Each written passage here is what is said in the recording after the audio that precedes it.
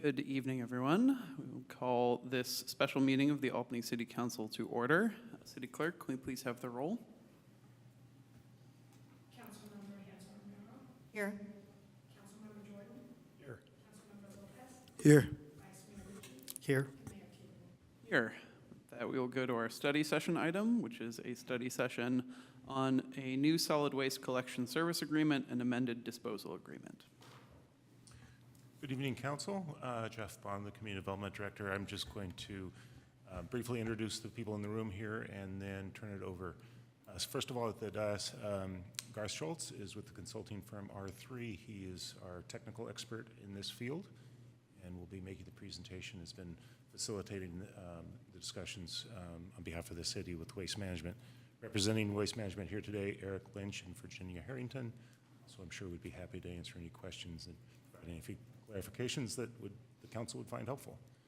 In the interest of time to go through a lot of different material that are part of these negotiations, I think I'm just going to turn it right over to Garth to make a presentation to you, and then we'll be available to answer any questions that you might have. Thank you, Honorable Mayor, council members, and Waste Management representatives, staff. Again, Garth Schultz. Just by way of background, to understand my qualifications for this work, 20 years in the solid waste and recycling field, president of R3, my consulting company. We work exclusively for local governments throughout the state of California. We don't work for solid waste service providers, so we're here at the behest of you, your policymaking and contracting objectives, and of course, ratepayers. Got my start here in the East Bay driving a truck 25 years ago, so I've been vertically integrated through the whole system. We'll go to the next slide. This is what we'll cover today. Next slide. Okay, so I wrote a novel of a staff report that made it your way, and so I'm going to try to summarize it as quickly as we can here. But the reasons we're here tonight is to make the presentation and then seeking direction from the council with respect to the next steps we might take. Next slide. So just by way of brief background for the context here, you of course probably already understand that local governments in California have the primary responsibility of arranging for your solid waste collection, processing, recycling, disposal, state compliance, that whole inclusive solid waste utility. Unlike things like water or sewer or power that might be aggregated on a more regional scale, this is one where the contracts, the services, the rates all devolve down to the most fundamental local unit, in this case, the city of Albany. You provide for those services to residents and multifamily dwellings and commercial businesses through contracts with Waste Management of Alameda County, WMAC for short, and those contracts were originally approved by the council, as you can see here, October 2011. A lot has happened. We'll cover that in a minute in terms of the last 12, 13 years of solid waste policy and regulations in the last decade or two. The first and foremost amongst them is SB 1383. Those of you who've been on the council for some time have certainly heard about SB 1383, the short-lived Climate Pollution Reduction Act. The short version of it here is it's an important state law to mitigate climate change and reduce greenhouse gas emissions by removing organics, things like food, grass clippings, anything that really came from originally from a biological unit, removing those from landfill disposal, because when they go into a landfill, they create methane as a potent greenhouse gas, and getting those into things like composting or even reducing and reusing those. Because of this law, there's certain programs and services that the city needs to secure. In fact, you have it's what's called a corrective action plan with CalRecycle, the state agency that's responsibility for oversight of this regulation. So there are a few things that you need to address. The city and WMAC have been in discussions around this for a few years, originally starting in 2020. And you've gone through a process already in terms of original negotiations with Waste Management, a subsequent competitive request for proposals, RFP, for a new contract, and then here we are with a new round of negotiations with them. And so you've leveraged your best options for securing those services already through this process. Next slide, please. A little bit more on the SB 1383 regulations. It affects everyone in the state. The city's not alone in this. You've already passed a mandatory ordinance amending your municipal code requiring residents and businesses to participate in this program, as you were required to do by the state. And there are a few outstanding items that remain that the city staff has been seeking solutions for. One, and this is a fairly significant one, is standardized colors and labeling for all solid waste collection containers throughout the state.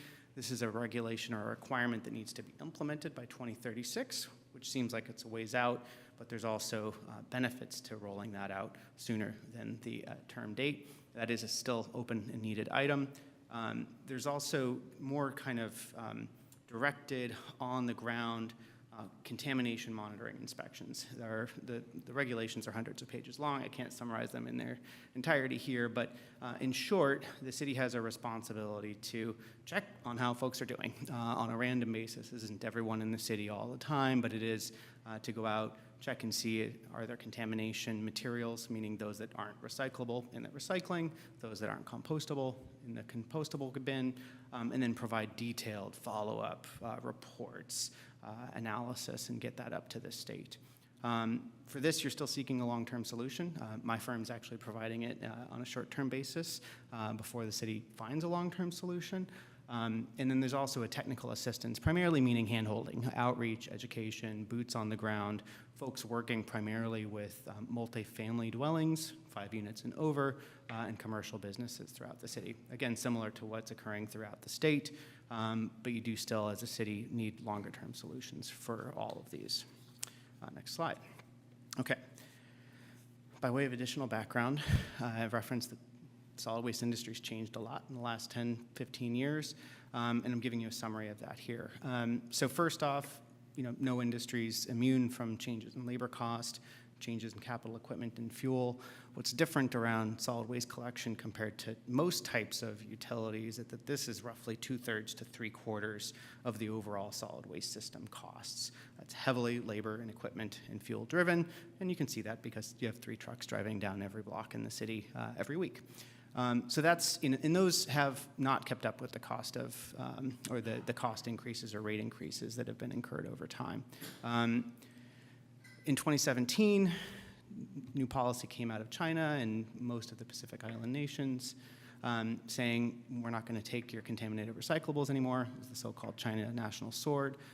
It turned effectively what was a pretty revenue-rich stream, a commodity that could be sold on the marketplace, into something that was much less valuable, which therefore drove up the cost of responsible handling and recycling of those materials. With SB 1383, that organics law I mentioned, there's also been increasing demand for organics processing services, and in typical demand and supply economics, we've also seen the cost of those services increase, partially in response to demand, but also in response to new regulatory requirements. The air and water boards have really come down on these facilities in the last 5 or 6 years, again, driving up the cost of providing those services. So that's just a quick summary of increases in cost of service over the last 10 to 15 years. The flip side of that is what's happened with rate revenues. You have in your agreements with Waste Management, it's what's called an RRI. It's a refuse rate index, short for, it's a CPI that's amalgamated to approximate the increase in cost in the solid waste industry. From the staff report I put in, your average increase to rate revenues has been in the order of like 3.5% for the last 12 years. Costs have gone up well in excess of that over the course of time. That's true here, that's true statewide. And another aspect that hasn't really kind of kept up with the state of the industry is these economic incentives for waste reduction and recycling that we all, people like me and others, put into these rate packages 20 plus years ago in order to incentivize people to recycle and compost, provide them with a lower rate. Well, that hasn't kept up with the cost of providing those services, and contrary to popular belief, costs the same amount to recycle or get rid of an organic material as it does for landfill material. Same amounts for collection, roughly the same amounts for the post-collection, end-of-life processing, disposal, and handling. As a result of these conditions, which I could write a book on, but I have on one slide, we see rates across California increasing. There's this wholesale shift up. It's been affecting virtually all communities and ratepayers. When I put the slide together, I just said all, but I can contemplate maybe there's one out there that it hasn't affected. But all communities and ratepayers in the state have been seeing adjustments over the course of the last 5 to 6 years in response to all of these source conditions. And what we see, what's really interesting about the way in which those rates are increasing is we're seeing rates increase as a result of competitive procurements when new contracts term out. We're seeing them as a result of extension negotiations in advance of new contracts terming out. And we're seeing them midstream on contracts with haulers coming forward to say they've got extraordinary increases in the cost of doing business. So really, irrespective of the mechanism, the outcome has been roughly the same throughout the course of the state. Next slide, please. Okay, so with that backstop, the next several slides are just to give you a sense of what we achieved through negotiations thus far. And the intent is to give you the highlights of what would eventually be in the drafted agreement. As a backdrop to this, just please recall that you have current programs and services that are provided by WEMAC in the community. If I don't address them specifically, they're still going to be provided under the new agreement. We're really covering the things that would be different or changed.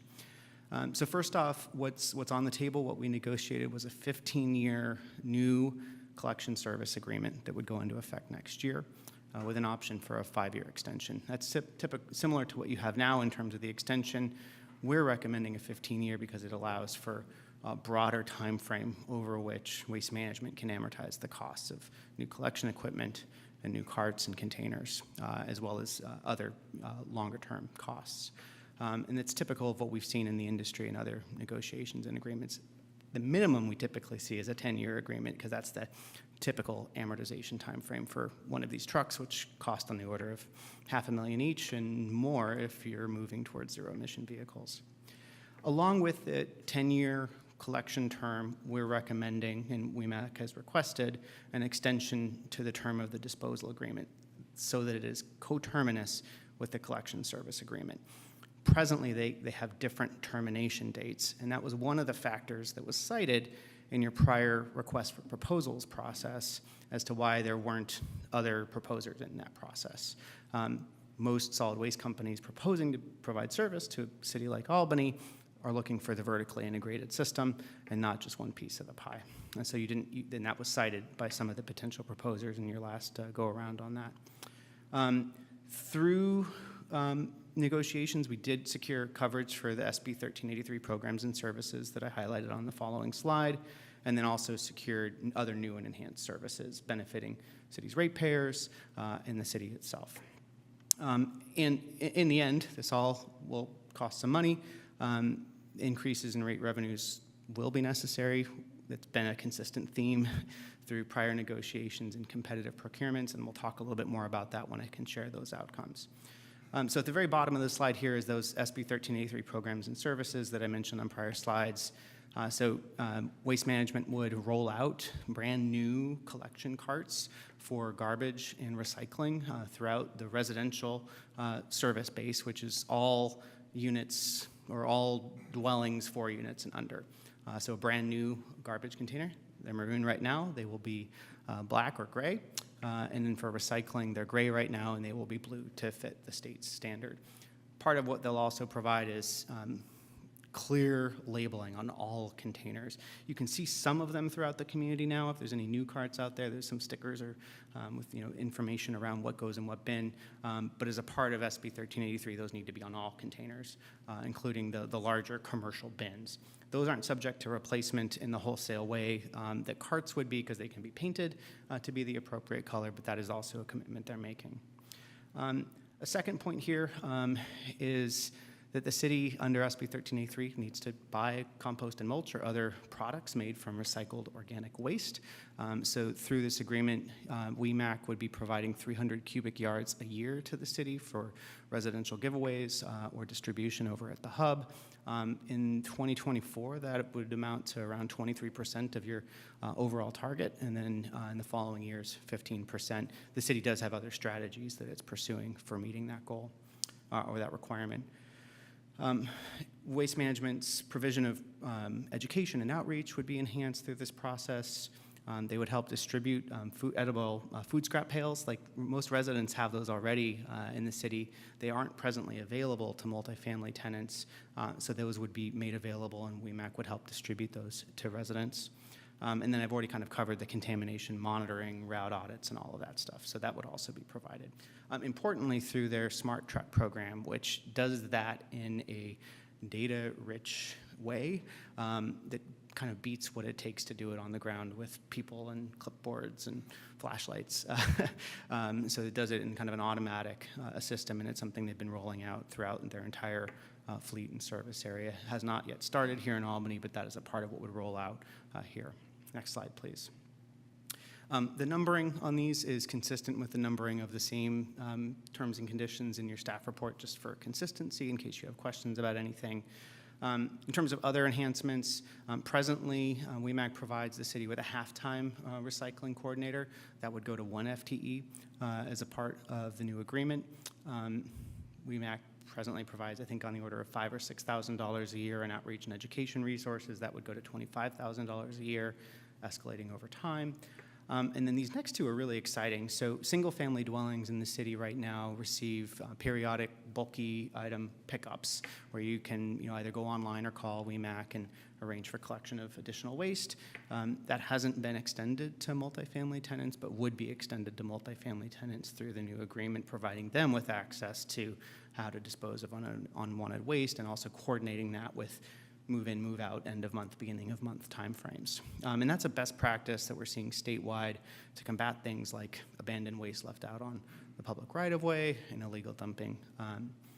A second and related item is there are programs elsewhere here in the Bay Area that provide for reuse of bulky item materials that are set out. In discussions with Waste Management, they will also help to provide a program that would do that. Not with every bulky item collection pickup, but coordinating more of a reuse program around those items that are unwanted but still have a useful life. And along with that, this idea of, look, there are other hard-to-recycle materials out there that we know have some potential marketability, certain kinds of plastics that maybe aren't recoverable through their typical channels, certain types of textiles or other fabrics. And so they've also made a commitment to work with the city to roll out and implement those types of programs where feasible.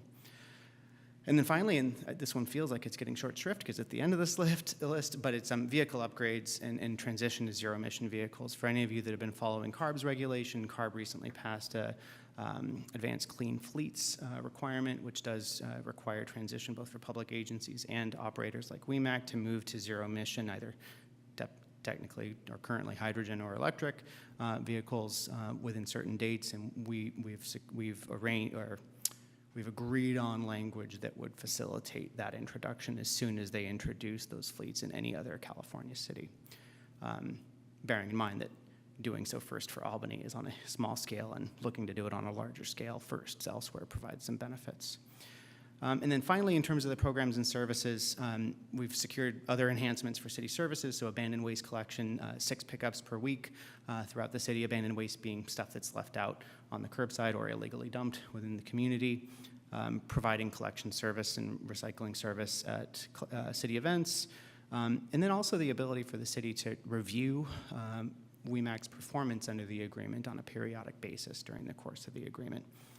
And then finally, the city has expended some resources since 2020 in undertaking this process, and WEMAC would issue a payment to the city to cover its costs associated with those endeavors, so as a reimbursable effectively.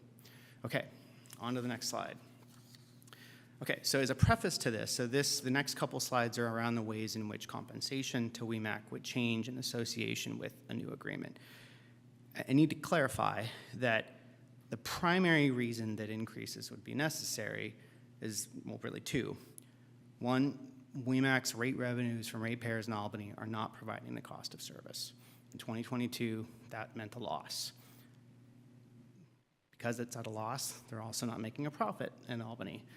So most of what we're looking at in terms of rate readjustment is to fix that condition, which ultimately doesn't set up WEMAC to provide sustainable services to the city. There are, of course, new programs, new services, other things that enter into this equation, but we need to kind of clarify this isn't all for SB 1383. It's to uncover the difference between the cost of providing service and what rate revenues have done over the last 12 or 13 years. So with that backdrop, we'll cover residential rates, which mean those under 5 units in the city, and then we'll move into multifamily and then commercial rates. So first, the definition of residential rate will change. Presently in the agreement, it's 3 units and under receive effectively the same package that single-family residents do on one. It would extend it out to complexes that have 4 units as well. So it's covering a larger range of the population. Additionally, WEMAC would provide a low-income discount. If folks demonstrate that they're enrolled in the PG&E Care program, they'll receive a 25% discount on their monthly rate. Along with that would be a cessation of the senior discount, which I can explain.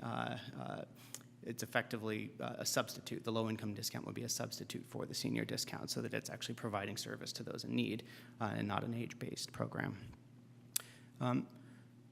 WEMAC would discontinue the 10-gallon service offering, which there are around 460 residents in now. Most communities do not offer a 10-gallon collection service. I think there was one other in Alameda County that I was able to identify.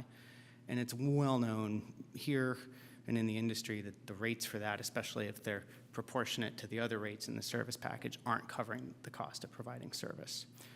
So therefore, it's a subsidized program. And also one that's prone to some difficulties in terms of overages and incentivization to actually take extra garbage and put it in things like the recycling or the organic bin. The 20-gallon service, which is the next service offering up, would be set at 90% of the 32-gallon rate. And the reason for this is that the 20-gallon service also has historically been subsidized and therefore not really covering the cost of providing service. If we look to the south, City of Berkeley just implemented new rates that do a very, very similar action, and we've seen this in other communities. I think Burlingame is going to be considering a very similar approach here in a few weeks. Beyond those adjustments in items 1 through 4, the base garbage rate for residential customers would increase by 28% in May of 2024, and then be back to your regular annual adjustment programming as per prior agreement practice. And you can see what the kind of initial change in rate would be here on the slide. So this is just to note, there's just one base readjustment of 28%, and then in future years, you're back to the RRI in the agreement, which has a cap of 7.5% and always has.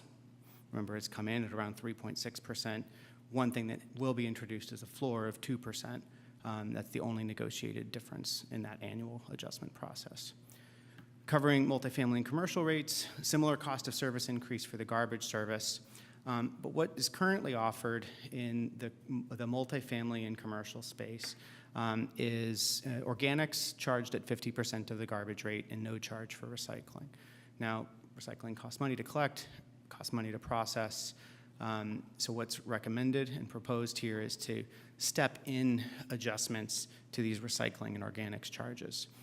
First, by bringing the recycling charge to be equal to the current organics charge, which is 50% of the equivalent garbage rate.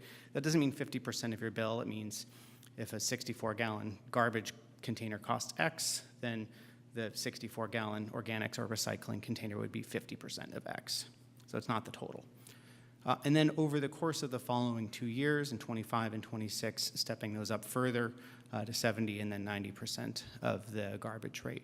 Bearing in mind, again, that the costs to collect and process and dispose of these are roughly equivalent. It's not cheaper to handle organics or recycling. But we still want to send a little bit of an economic signal to folks to divert and do the right thing. So this is the resulting change for that first year. You can see in 2024, I put December 1st. That's when that first recycling charge would go into effect.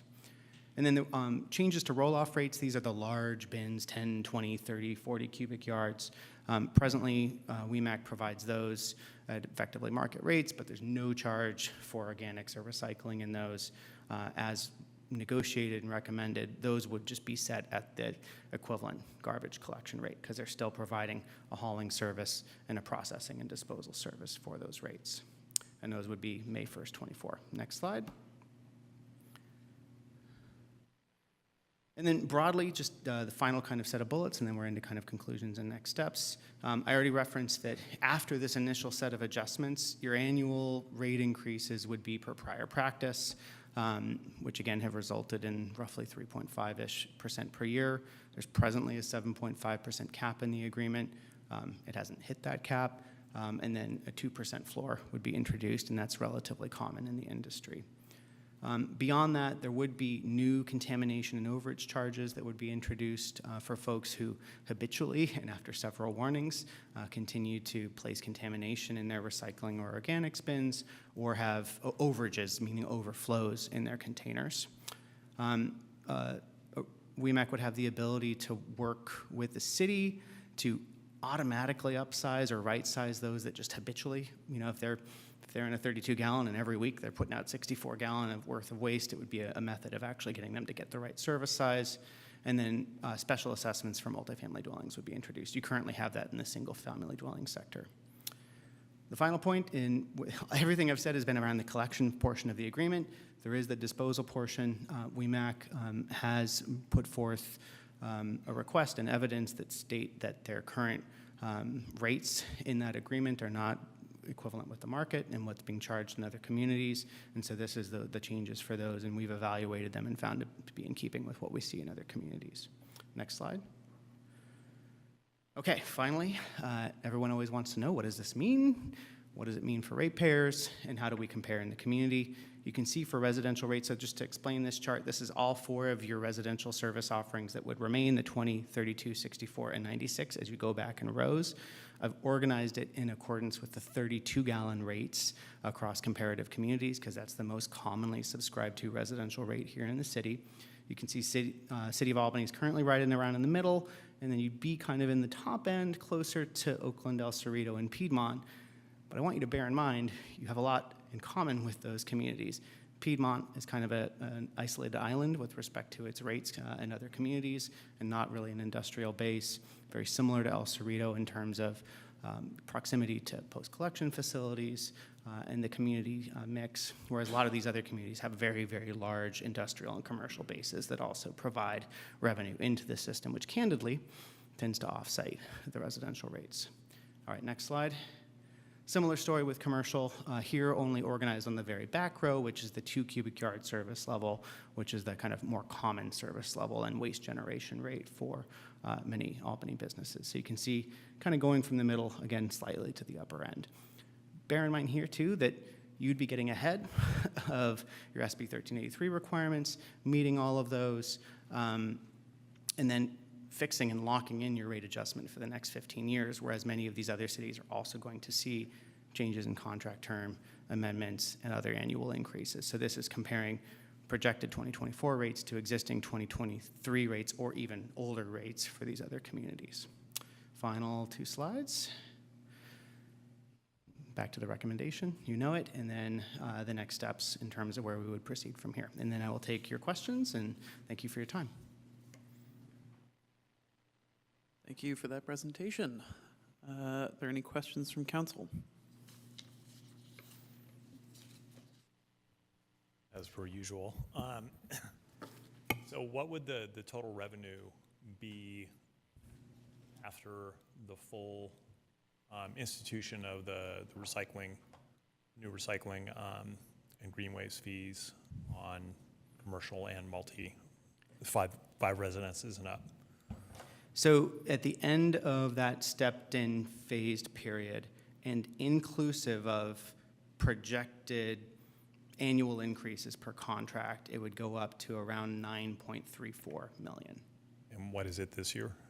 This year it's this year I don't know because we're in the year. Okay. As of the end of 2022 is around $5.8 million, which did not cover the cost of providing service. Right. But just to put round numbers on it, so it's like a 60%, 70% increase by the end, not in constant dollars though. Correct. Okay. Let's see. Does the city have another extension on the collection agreement available that would take it to 2031? The city does have the ability to call for extensions through to 2031. Okay, because that was not clear to me last time. I thought we had maybe one more extension, but it can only be 5 years. Well, not being present for that last time, I can't Sure. tell you. But reading that provision 2.02 of the agreement, it does look like you have the ability to call for it beyond that. Okay. With the knowledge that that may also be at rates that would not cover the cost of providing service for that term. Yes.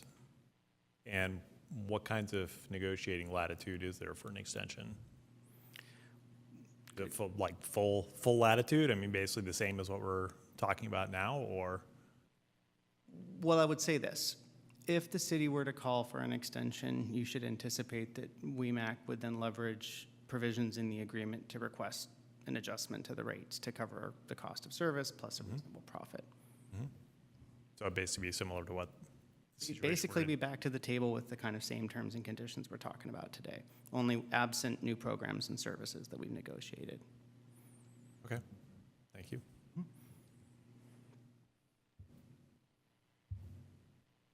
No other questions from council? Let's go to public comment. If anyone would like to comment in the public, raise your hand on Zoom. You'll have 3 minutes.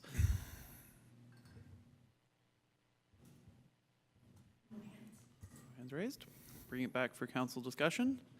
Anyone want to start us off? Sure. Steep increase, and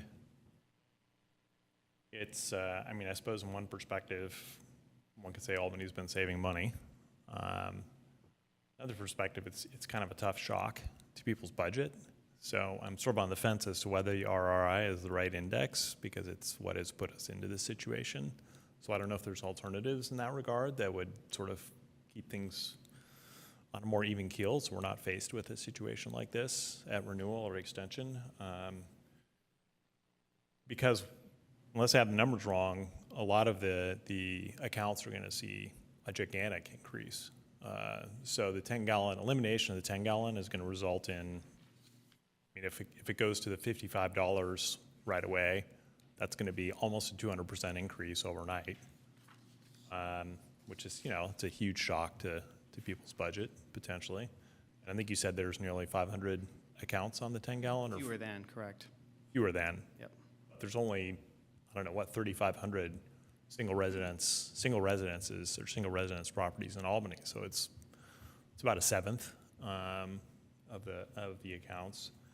And then for those accounts that are subject to the institution of a recycling and green waste fee, I mean, they're going to see, I don't know, 140% increase by the end of this, 150% increase by the end of this. And I can't do those numbers on the fly. My brain's not as sharp as yours. But I also want to introduce, I forgot to cover a few mitigating factors. So at the end of your comments, I'm happy to share those. I did neglect to share those. Okay, sure. I certainly appreciate the stepping in of the green waste, so that happen, of the green waste and recycling cost for those accounts, so that it happens over 3 years instead of 1 year. Guess I'm wondering about some kind of a step in for the 10-gallon. I mean, I know they would go to 20-gallon right away, but rather than hit them with a nearly 200% increase overnight, if that could step in over some period of time as well. And what I'm hearing you say is that the extension, I mean, I have some inclination towards the extension, because then it could align the collection with the waste hauling agreement, which would put us in a better position potentially for putting out an RFP at that time. But I don't know if that's going to gain us anything given what you're representing. And I know we're getting the SB 1383 compliance, but that's, from what I know, and tell me if I'm wrong, I mean, that the cost of that compliance for those parts that are other than the color of the containers, well, you would know, because your company's been doing the work. I mean, it's hundreds of thousands of dollars, not millions of dollars like we're talking about. So I don't see that necessarily as a huge incentive to sign a new agreement, the inclusion of that versus the exclusion of that. Now, I understand the city's been paying, I presume, unless the city manager says otherwise, the city's been paying that several $100,000 cost, whatever it is, out of general funds, as opposed to getting it from the franchise agreement. But if it's a trade-off between the city paying those several $100,000 or the residents of Albany getting hit with millions of dollars, then I'm going to figure out how the city can pay for it, so that as the city as a whole, we're better off financially, not obviously the institution of the city as an agency, but the city as a whole. So those are some thoughts. If I may, Mayor, with respect to commercial, multifamily, and institutional customers, there are few strategies that they'll all be able to employ in order to mitigate the effects of rate changes.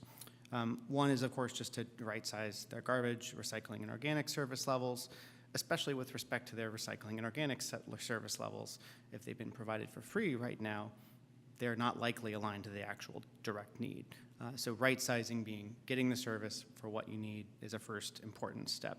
And some of that has been factored in. We know that that's going to be an outcome of this because it sends a price signal to say, hey, I've been oversubscribed to service.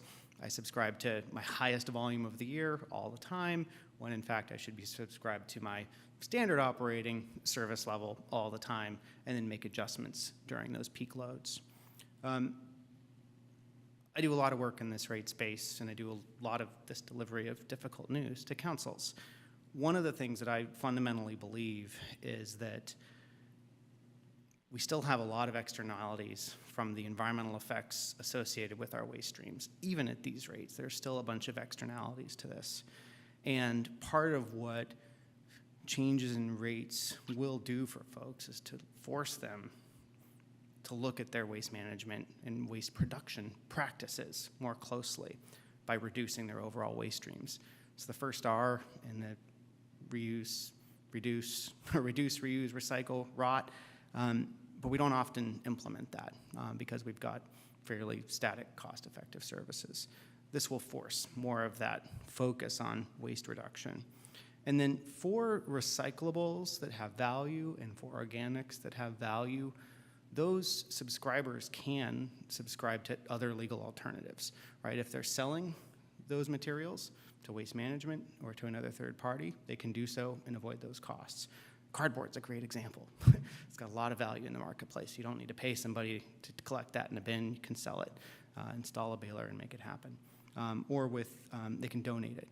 So there are other alternatives that they can employ to responsibly manage their waste and mitigate the effects of these increases. And I apologize for not providing that context earlier.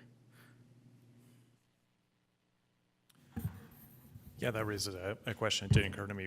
What will be the size of what will be the relative size of the bins to each other? So let's say an account has a 32-gallon bin. What would be the size of its recycling, and what would be the size of its green waste? It depends. It depends on their service level needs. Okay. Yeah. Because right now, I think at least for the single residence properties, all the recycling and green waste bins are the same size, no matter what size of waste receptacle they have, to my My knowledge. understanding is you can subscribe to different levels of recycling bin now, because I called and changed mine sometime during the pandemic when I needed more service. I'm not sure about green waste, if there's variable size offerings there. There are, okay, getting the Really? thumbs up. Well, that's a little known. Did anybody else here know that? Wow, I didn't know that. That's pretty interesting, and I tried to read that mail. And if you go to the website and you kind of search for it, you can kind of see the options and the price effect. Okay. Yeah, I thought there were only options for the waste bin. I have tried to use the website at my family's behest and failed, so I'll try again, I guess. I got really frustrated. But currently, isn't the single residence property bills are predicated solely on the size of the waste receptacle? Correct. So what incentive does somebody have to scale down their recycling You receptacle? just don't want as much in your yard, or you're producing more of that material. So it doesn't have an effect on the rate, but you still do have the ability to get those changes in overall size. Okay, I guess that's why not have the biggest one if it's free? Am I misstating that? No? Okay. Okay.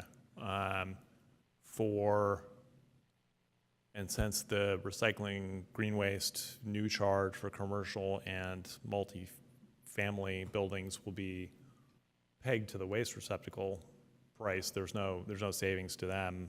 If they eliminate the recycling altogether because they're selling it or they have some other way of handling it, then they'll save money, but there's no scaling there, all the scaling is still on the waste bin. No, so for multifamily and commercial, they separately subscribe to their appropriate service level for recycling and organics. Okay, because And that's what I mean, is I think right now it's likely that for recycling it being free, they've just got whatever's out there, and for organics, you know, they're paying half the equivalent garbage rate. But as these stepped-in increases unfold, they'll be able to, and working with WEMAC and the city with proactive outreach and education, understand those options so that they can further mitigate. Yeah. I guess because I thought I read in the staff report that it would go from 50 to 70 to 90% Correct. of what the waste receptacle is. So I just presumed it was, And meaning the equivalent. So those rates for, again, just presume we're talking about 64 garbage, Okay. 64 organic, 64 recycling. okay, The rates for those will be set at, 50, 70, 90% over time of the equivalent rate for the 64. Okay. But you could, if you're a business, you can subscribe to a 64 garbage, a 32 organic, and a 96 recycling. oh, okay, Yes. okay. And but each with those rates, it's just that the recycling and organics charges are pegged to the garbage rate. And are the recycling and organics charges, those separate charges, or are they rolled together? Separately programmed into their billing system. As to whether they show up separately on the bills, I would presume so. Yeah, it's a line item on the bill. So if a client had 64, 64, 64, would they be getting charged 90% of the waste bin for the recycling and another 90%? That's correct. Wow. So it's more than 140% that they're going to get hit. If they have equivalent size on all bins, they're going to get hit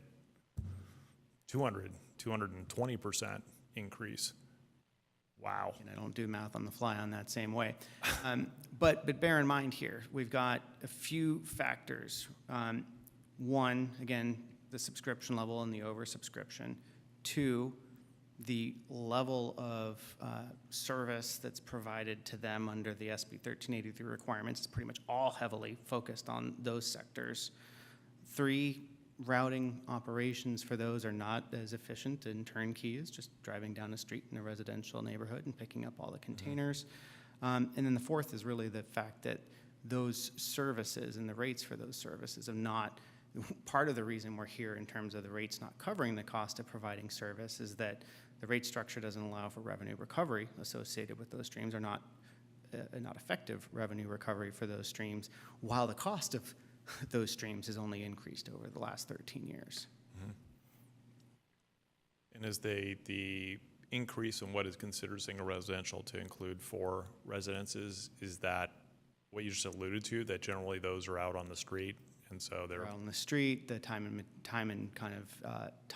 not materials, time and motion Right. associated with those is just bang, bang, bang. You're doing Right. one every 30 seconds. and when you get up to the 5 residences, do the bins tend to be, They tend to be You have to go- located off the street. Operator They're has to go get fewer them. and far Okay. between. Exactly. okay, I also want to be mindful. I'm sensitive to the choice before you, and in terms of the overall revenue increases, I've worked with agencies who stepped in 56, 58% increases over the course of 3 years for all community members. Mhm. When they go out and do their noticing of those rates changing, they're getting back 70 total comments out of thousands and thousands and thousands. So, and I think looking at the percentage can be misleading. When you look at just the standard dollars, we're still within the range of comparability within Alameda County. We're still within the range of what we see in directly neighboring communities in El Cerrito and Berkeley. So I know that percentages feel big, but if you look at the dollars per month and if you look at how those compare in other communities, we're still within the range of what we really should rightly expect. We're not off the charts, and we are still comparing within current, future dollars to current dollars well with other communities that I would expect would show up similarly, both in terms of the annual rate and just the gross annual dollars that it takes to run this utility. Mm-hmm. Yeah, and my job is I have to be able to represent this to whoever course. it needs to I be know. represented to, so. I'm trying to arm you. That's why I'm grinding away. Thanks so much.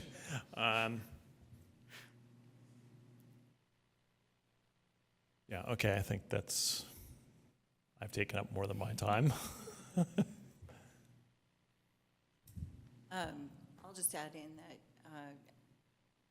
saying. I'm a little concerned with the smaller container, just because I know some of our older community members may, use a lot less and not need larger cans, or maybe not have physical ability to handle some of the larger cans and stuff like that. Now, I know, as you said, I think on one of your slides, it mentioned if they qualify for the CARE program, that they could get that discounted It's a- fee. Do you know? 25% discount, and all they got to do is say, yep, here's my PG&E bill with the care discount on it. Okay, so, and will that, I'm assuming that'll, information will be put out to Absolutely. them as well? Yep. Okay. And then just on the 10-gallon, the 10-gallon and the 20-gallon container are actually the same footprint and size and profile. The 10-gallon is just an insert into the 20-gallon container. So in terms of ability to move it around, it's no different. It's the same shape and overall size. It's just that the 10-gallon has an artificial insert that comes out just built into the liner of the container. Gotcha. And still, and so why then is the cost that much not effective? Or It's because the rate that's been extended for that, historically, rate structures have been pay as you throw, so that the very largest waste generators paid the most proportionately, and the lowest paid the least proportionately, in roughly in a straight line accordance with the number of gallons of their garbage container service. So that's what they pay. In truth, the actual cost to service them is minusculely different from the smallest container to the largest, because it's the same truck with the same driver driving the same routes, and it's only the processing and disposal of the contents that is the variable element to that rate. And so that's why it's been a subsidized rate. We've got this revenue stream over this expense stream. and I'll also just add, like, for example, for me, I'm a renter, so my property provider actually pays for my garbage. I'm sure this will be kind of a sticker shock for her. So, but also, I don't know if many property providers sometimes are aware of, being able to offer their tenants maybe smaller cans or something like that, or adjustments in can size. So, just as a little side note of something that I've noticed, more of just a comment. So, yeah, thank you. Thank you for your presentation. Thank you.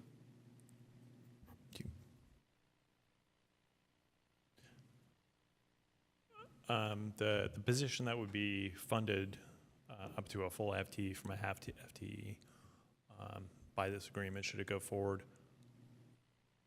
will that position be a city position, or will it be a WEMAC position? It's a WEMAC position responsible for the face-to-face interactions, both with the city in terms of implementation of services, programs, outreach and education, and then also working with representatives of the business and multifamily dwelling community to enact the technical outreach, education, and other services provided under the agreement.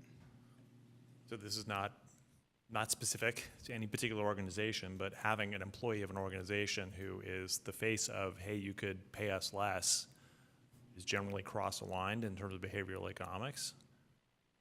So having that be the frontline person who, in theory, is going to educate people that you could have a smaller container and pay us less doesn't feel great, doesn't usually work out that well, or at least creates risk that it won't work out well. So that might be another thing that I'd be interested in having explored. Having served in one of those positions, I can both understand the concern, but also attest to the fact that it's all about the person on the ground doing it and the backing of their management. And what I know from discussions with staff is that what you've received here is not really subject to that perverse set of incentives, right? They're there fully to actually implement the terms and conditions and programs under the agreement. And, I think they've had a history of demonstrating that, but certainly it's something we can kind of explore in the terms and conditions. The weeds of this moving forward is just some assurances around that. Yeah, because it's, if this is to be a 15-year agreement with a possible 5-year extension, everything may have been great, but as we have seen in our nation, things changed over time. So I wouldn't want to presume that past is prologue to the future, like any sort of investment. in that regard. So I'd rather not have the possibility of those incentives being misaligned. Lovely, thank you.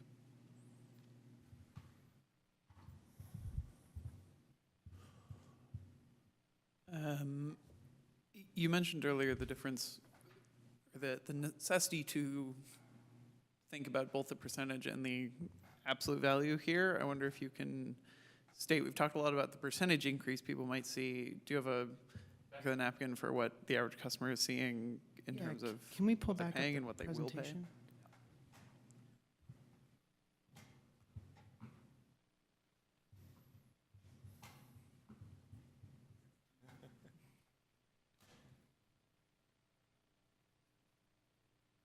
While that's coming up, so I can say for residential rates, for your 20-gallon ratepayer, in May of 2024, they would see $12.49 increase per month to their rate.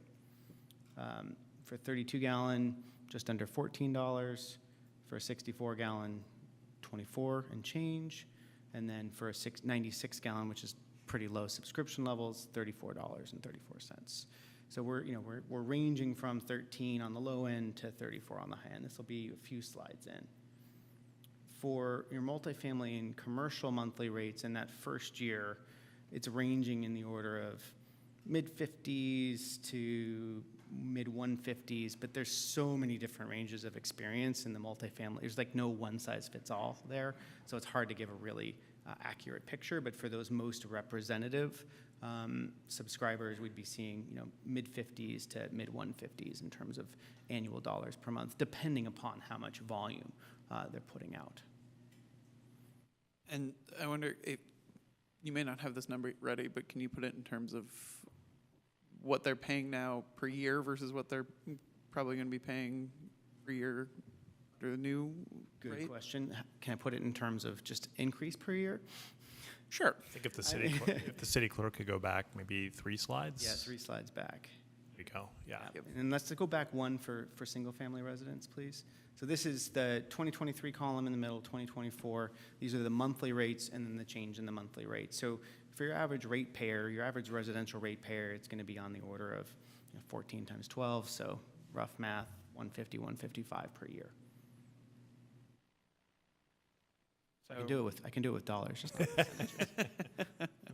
Right. So as you mentioned, percentage-wise, this can look huge, though.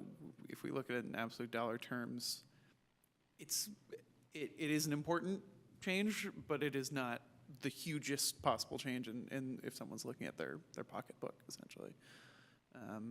And it's good to emphasize there is that discount for low-income customers through if they can show they're in care, which I think is good to have in there.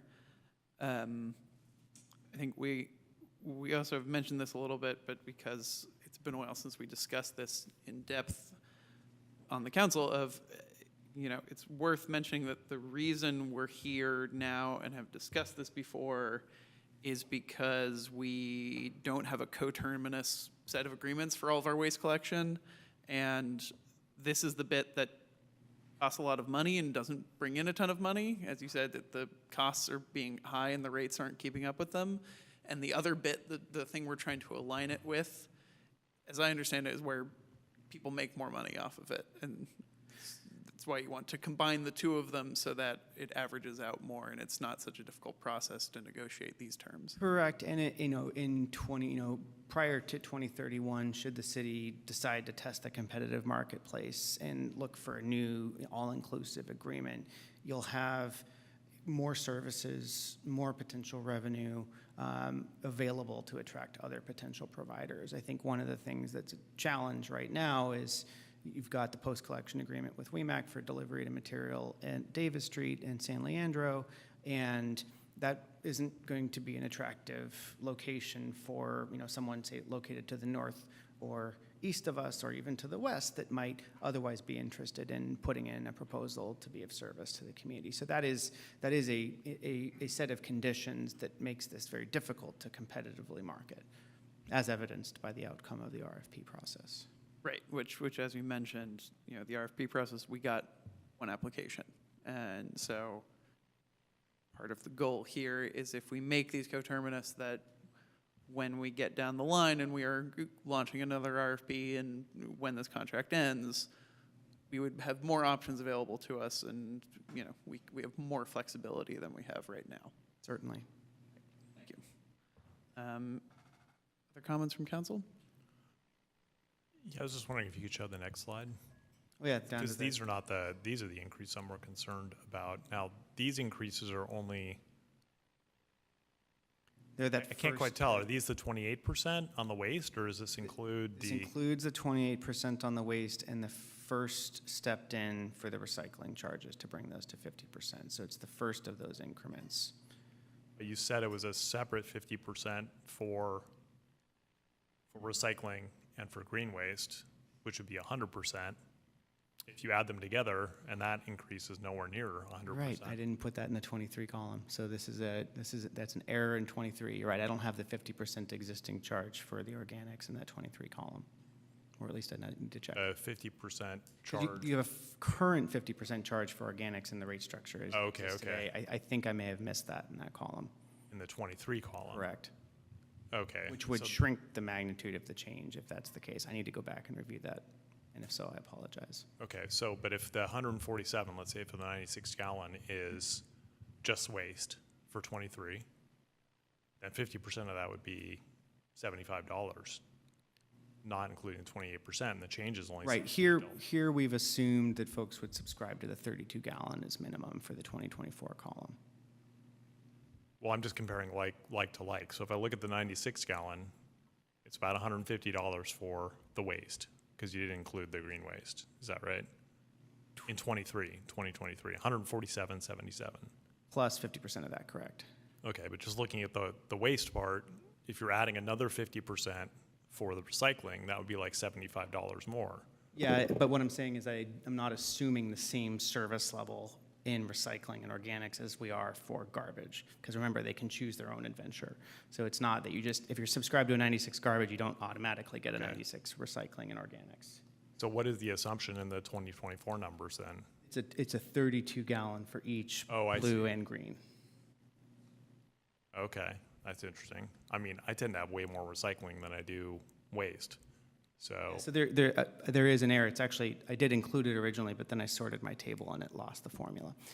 So there's a missing charge in the 2023 column here. okay.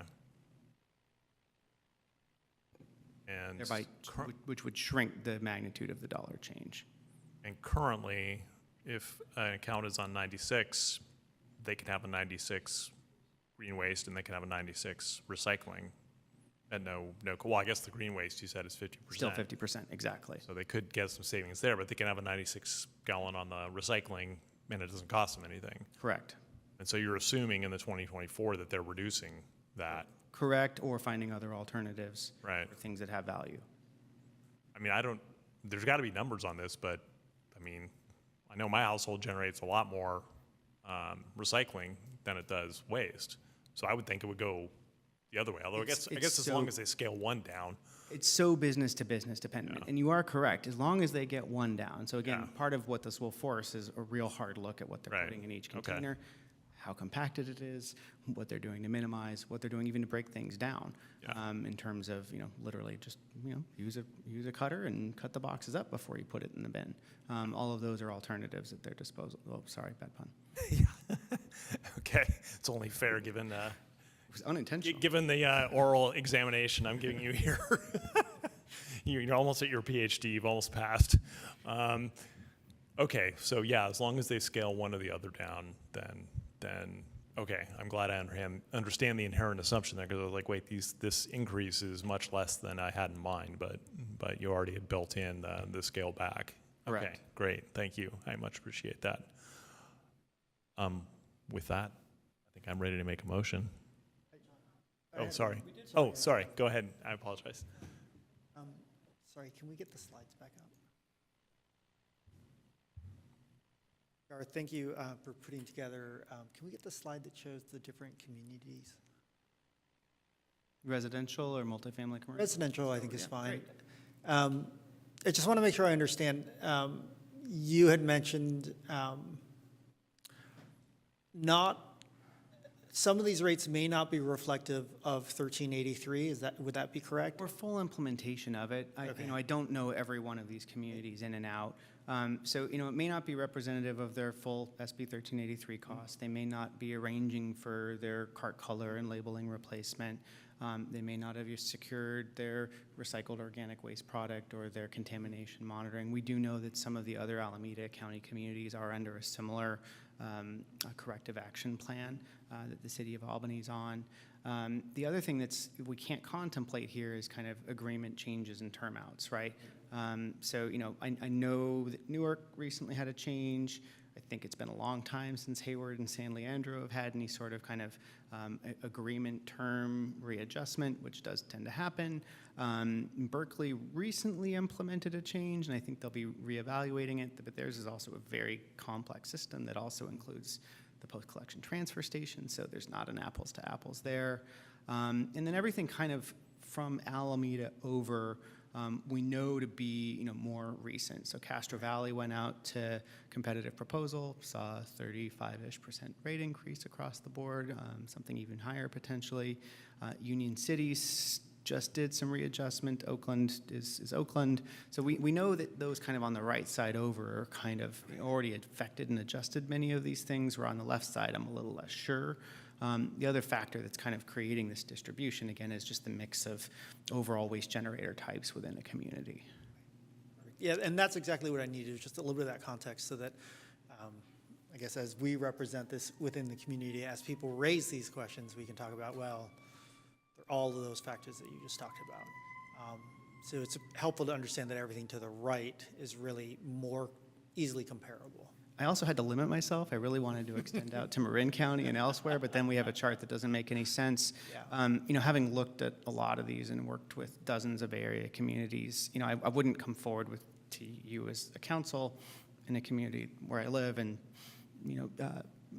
make findings that we're going to be in a kind of market comparative position if I didn't really have a level of confidence in it. The fact of the matter is it's very difficult in a rate comparison to come up with something that's apples to apples. You can always drill down a little bit further and uncover things that make it more comparable or less comparable, but this, I think this is the best way that we've found to be able to demonstrate it and showing you kind of everything all at once. Thank you. Did you just mention you live in Albany? I live in Albany. I live a block and a half away, yes.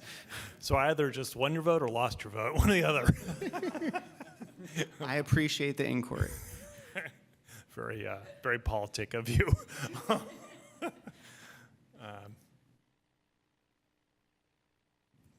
I apologize, Vice Mayor, for jumping in there. I'm good.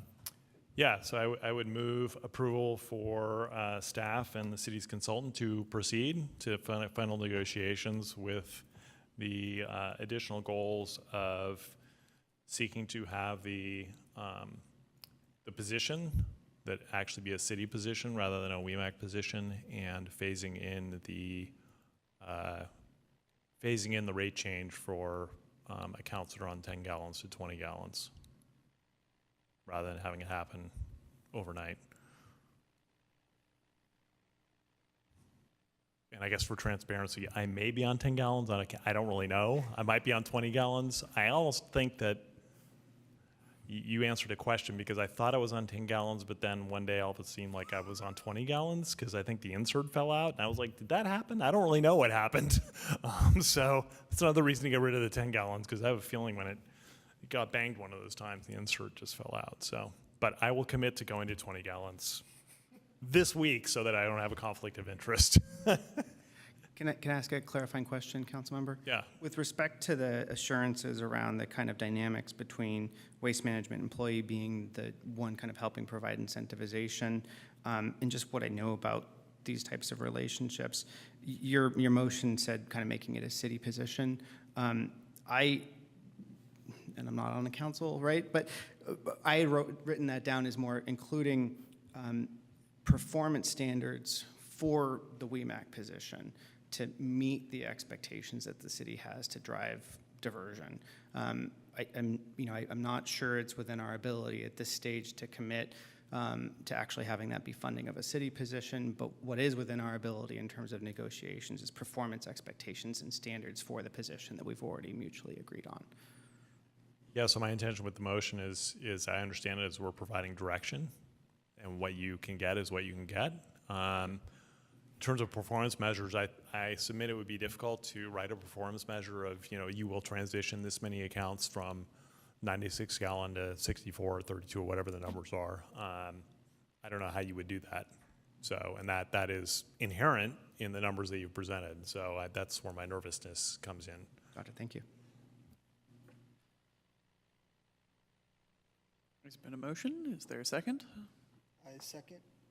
Been moved and seconded. City Clerk, can we please call the roll? Sorry, Yes? just trying to figure out when discussion happens. Because you don't discuss until there's a second.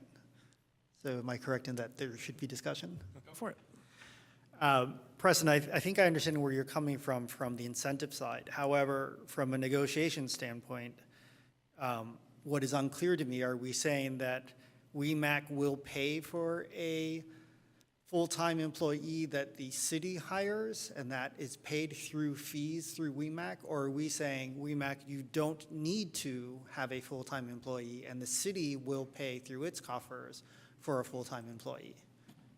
Thank you for the clarification. My intention was the first, that WEMAC would be, sort of similar, but obviously more money over time, similar to how the franchise agreement as negotiated at this point would reimburse the city for the cost of the consultant to negotiate and potentially other staff time. It would be the same. The franchise agreement would include a monetary stream from WEMAC to the city to pay for that, to pay for the city to hire that into that position.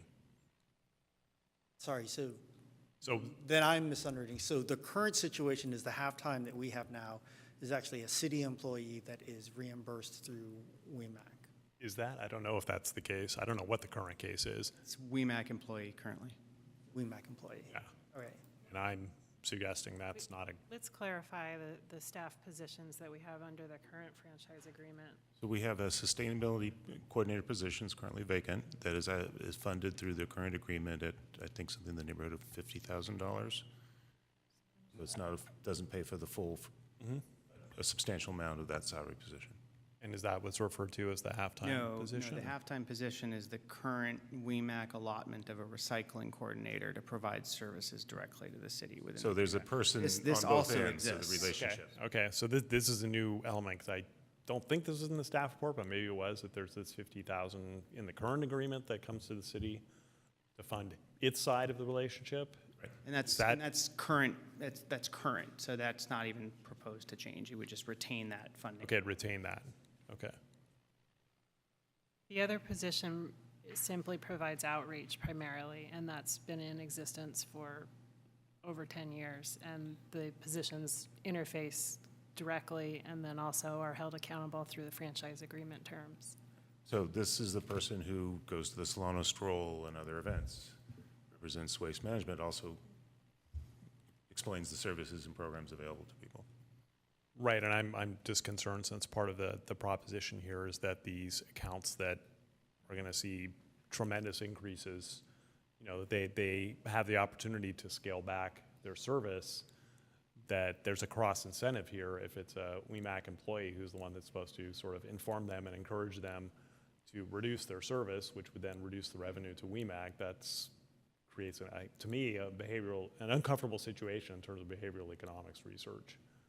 I don't think we've experienced that with the particular people that we're dealing with, but I understand your concern. Yeah, and as I said, if this is going to be a 15 or 20-year contract, then none of us will be here, and we don't know how the culture is going to change of each organization over that time period.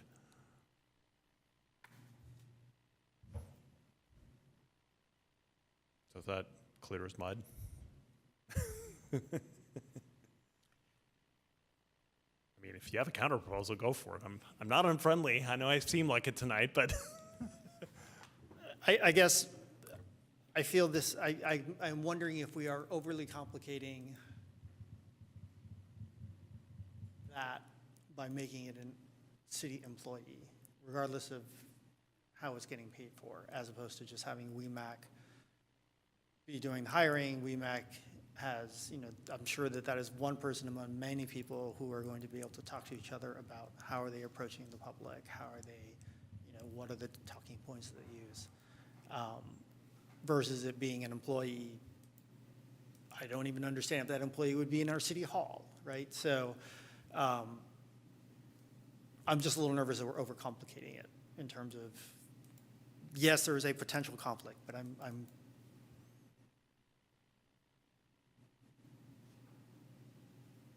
worried that by making it an official city employee as opposed to truly figuring out what are the measures by which we would want to ensure that they are having a balanced approach to the costs, which would be better, I guess.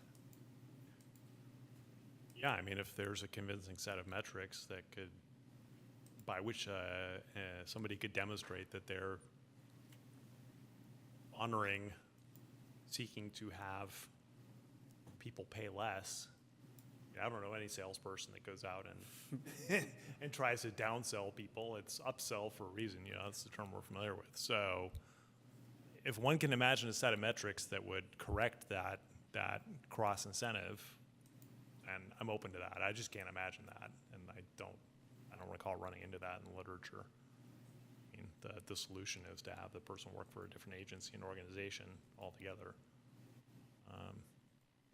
Yeah, so if you can think of if you can think of a set of incentives, then by all means, or a set of performance I measures. absolutely cannot at the dais.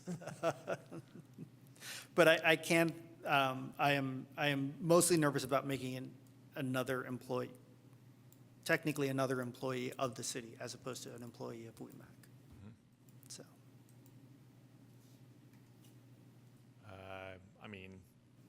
I guess if I was to offer an amendment or a counter motion, would be everything that you said except removing the being an employee of WEMAC, of the city.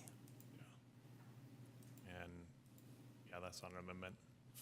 Except, so we'll have to see how it goes and take it from there. Yeah.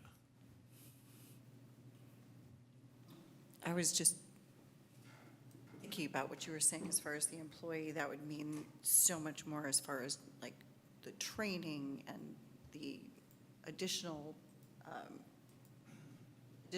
key pieces that would go around that we're not really set up for, as well as I don't know if any additional fees like healthcare and the everything that goes into having that employee housed. How much more would that actually cost us in the city than it would be for one to step in who's already, I'm assuming, doing this job, that we then would just take on as that person. So I'm more concerned with, adding to that dynamic of things where they're not maybe really even set up or trained appropriately for this kind of job position, and who would oversee it, and how affected would that really be, and what are their incentives?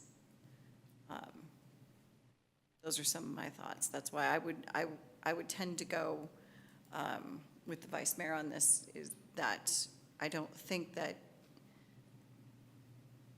it's really within our purview to do that, to add this employee that we really have no capabilities of helping them function properly in this position. So that's my concern. It's a whole brand new ball of wax, whole new position, whole new everything that we don't have those capabilities set up for right now. Yeah, so to use the analogy in the teamwork, this would be an above the water part of the iceberg to start with.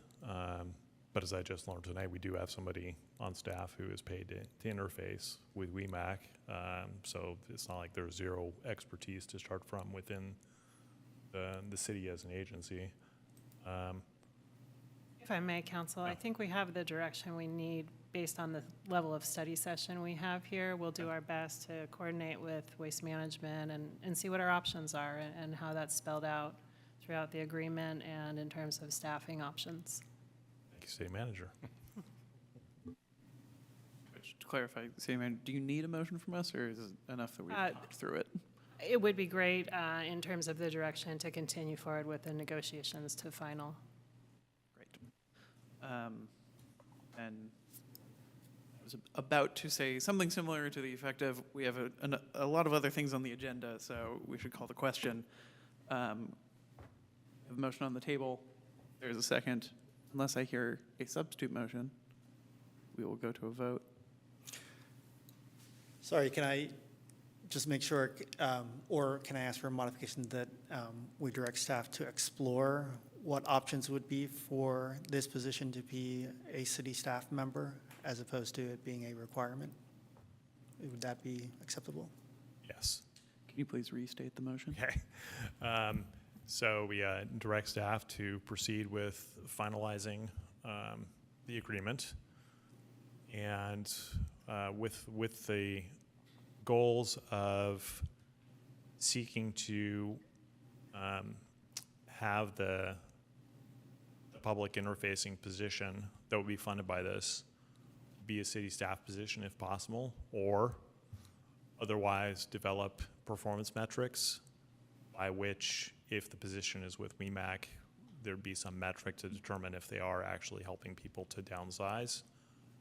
And the other goal to be phasing in the transition in cost from 10-gallon to 20-gallon rather than having it hit all at once. Seconder, does that still work for you? That means we have a motion and a second. City Clerk, can you please call the roll? Councilmember Lopez.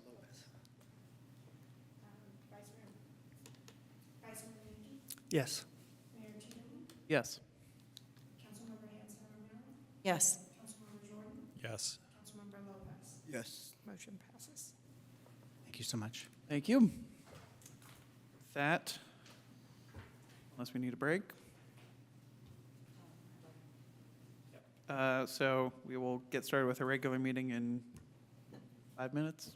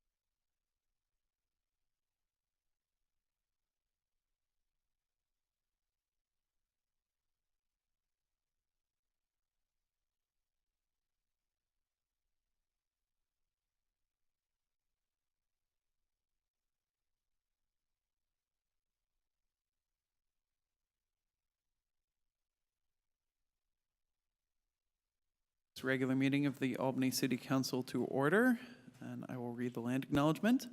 The City of Albany recognizes that we occupy the land originally protected by the Confederated Villages of LaShawn.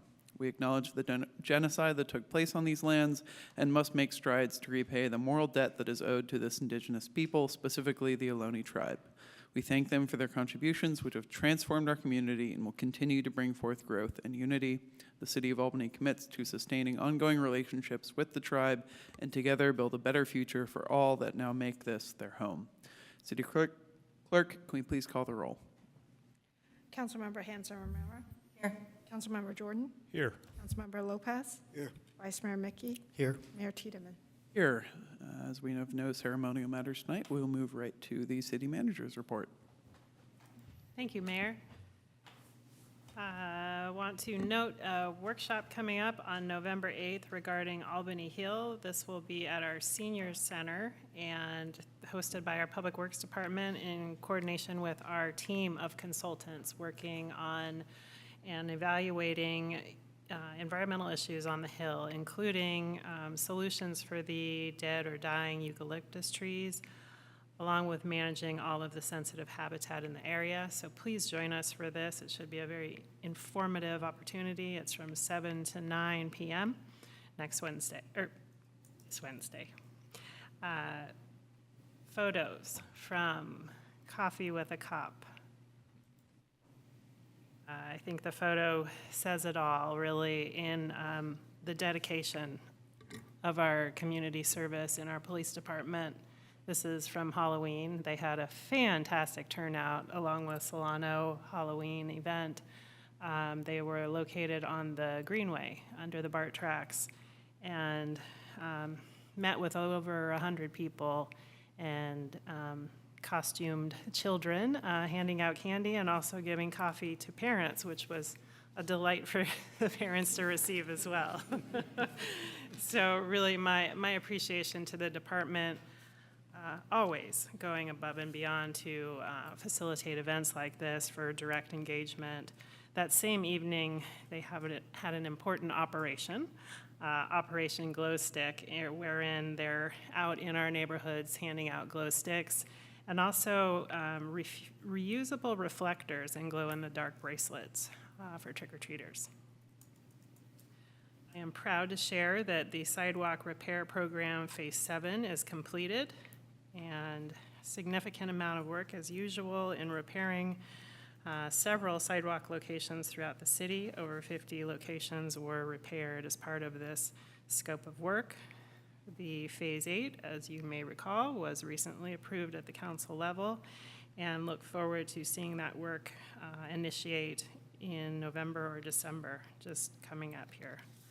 Again, this is as provided through Measure P1, sidewalk parcel tax revenues, which continue to be an absolute asset for this program.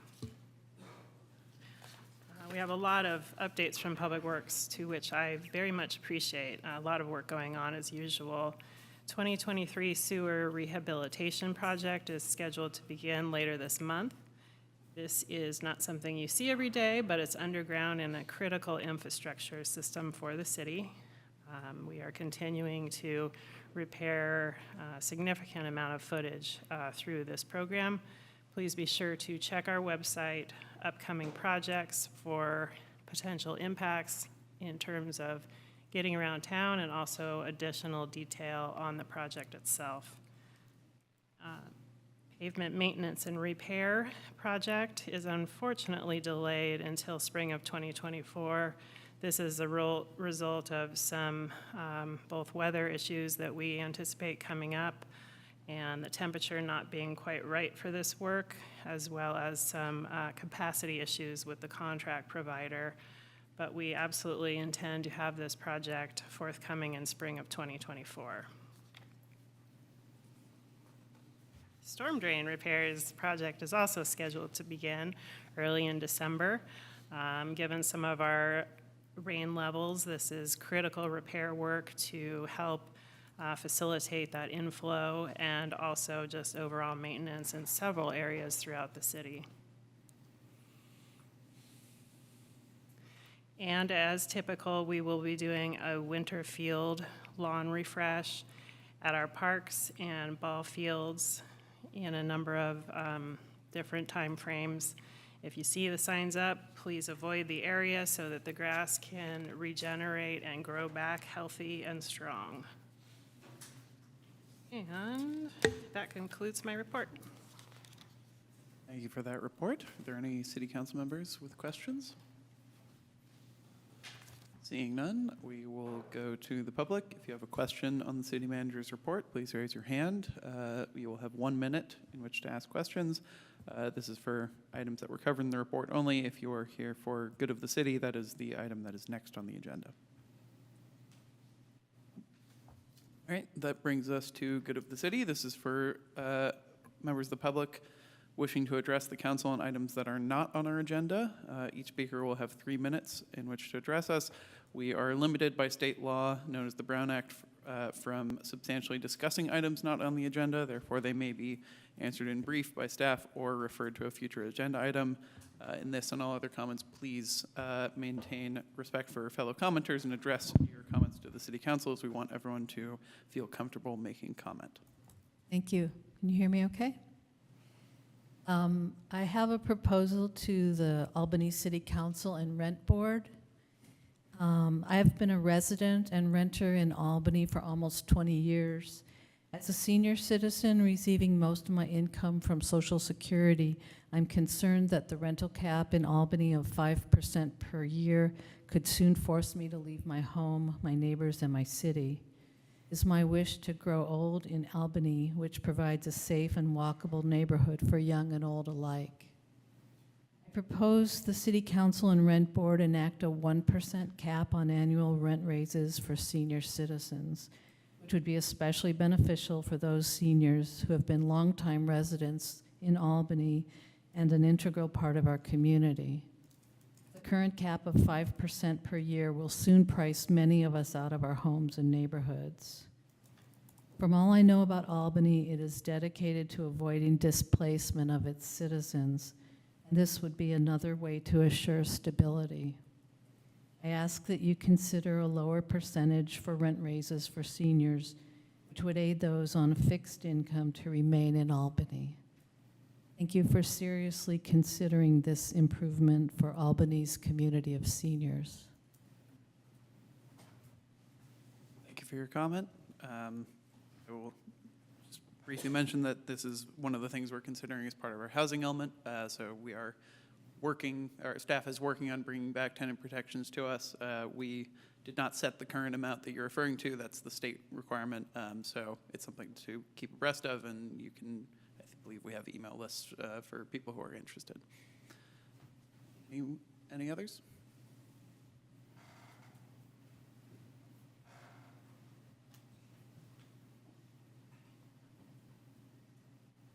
Hi, thank you for the opportunity to address the council. My name is Nick Peterson. I'm founding member of Albany Climate Action Coalition. I urge the City Council to declare a climate emergency and require that all city actions incorporate recommendations of the Climate Action and Adaptation Plan and make climate action a top priority.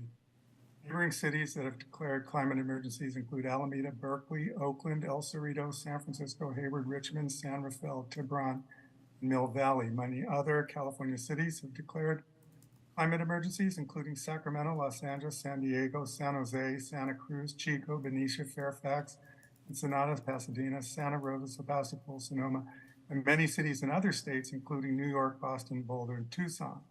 Climate emergency declaration by our city is actually long overdue. Our residents are deeply concerned about climate change, as indicated by the passage of Measure DD in 2020.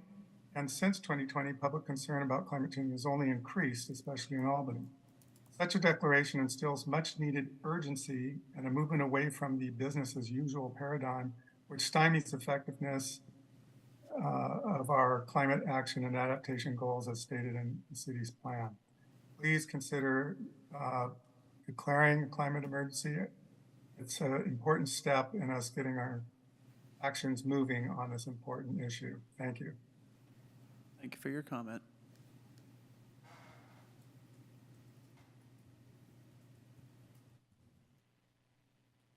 My name is Lucinda Young. I'm a longtime Albany resident, and I want to echo the previous speaker's request that the City Council declare a climate emergency. I think the question really is here with so many cities, so many countries and jurisdictions across the world having already declared a climate emergency. The question is really, why hasn't Albany by now? Scientists are telling us that we're now seeing temperatures hotter than anything that has been seen on Earth in 100,000 years. We've all seen the increase in intensity and the frequency of wildfires, the flooding, the heat waves across the country and the world, which has caused significant loss of human life and billions of dollars in property damage. As the previous speaker mentioned, many cities, many of our neighboring cities have already declared climate emergencies, and I would urge our city to step up and do the same. Thank you.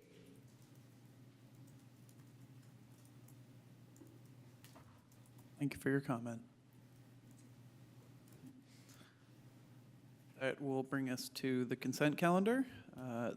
Items on the consent calendar considered routine by the City Council and will be enacted by one motion unless otherwise specified. By enacting it, we enact the staff recommendation, and there will only be separate discussion on these items if a City Council or a member of the public requests that discussion. Are there any items that any council members would wish to pull for separate discussion? 7-4. And 4, any others? I was going to say 7.4. Okay. Any members of the public? And this is just for a specific item that you would like to discuss. We will take your comment when we get to that item.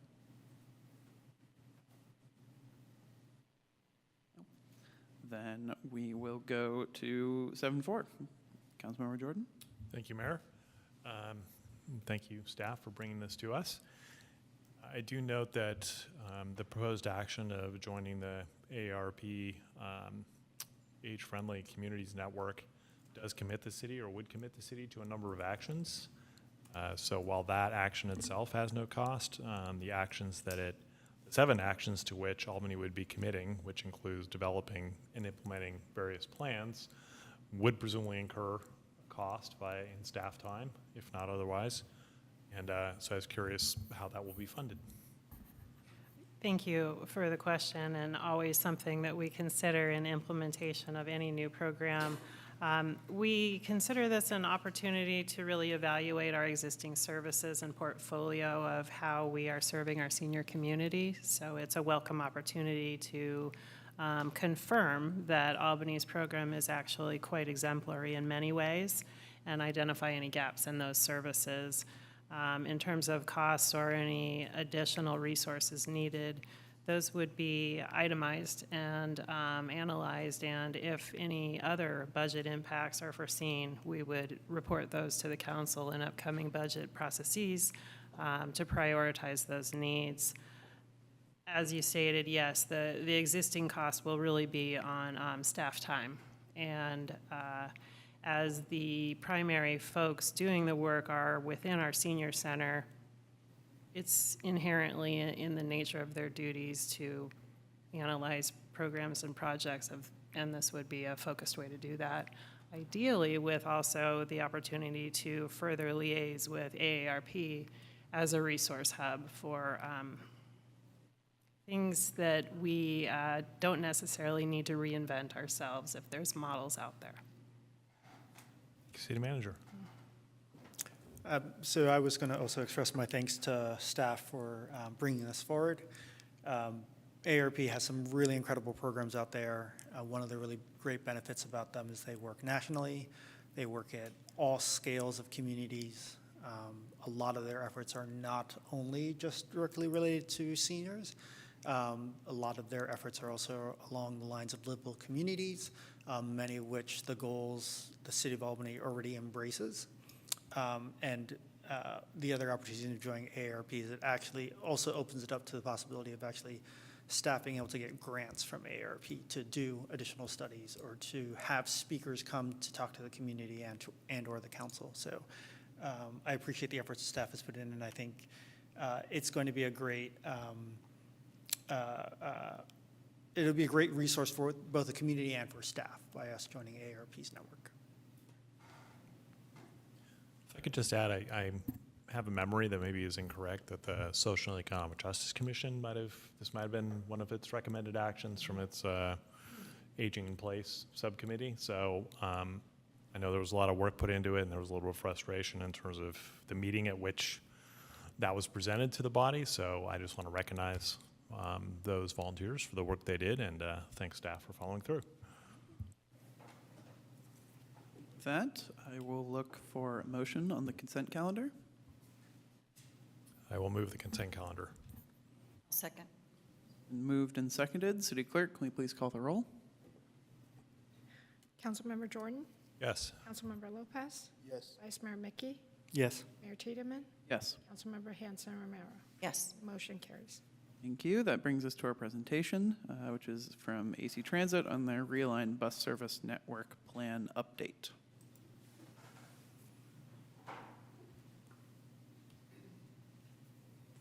Good evening, Council. Justin Freed, Transportation and Sustainability Manager. I'd like to invite up Stephen Jones and Owen Getzi from AC Transit to present this item.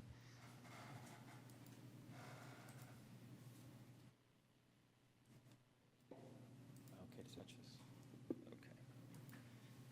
Okay. Good evening, council members and community members. My name is Stephen Jones, External Affairs Representative at AC Transit. I'm joined tonight by Transit Planner Owen Getzi, and we appreciate this opportunity to update you on AC Transit's Realign effort. So the COVID-19 pandemic dramatically changed the way the people move about the region. Realign is AC Transit's effort to remake the transit network in the wake of the pandemic, one that best meets the needs of our riders. So tonight we'll be sharing an update on that effort and how the community can provide feedback on those proposals.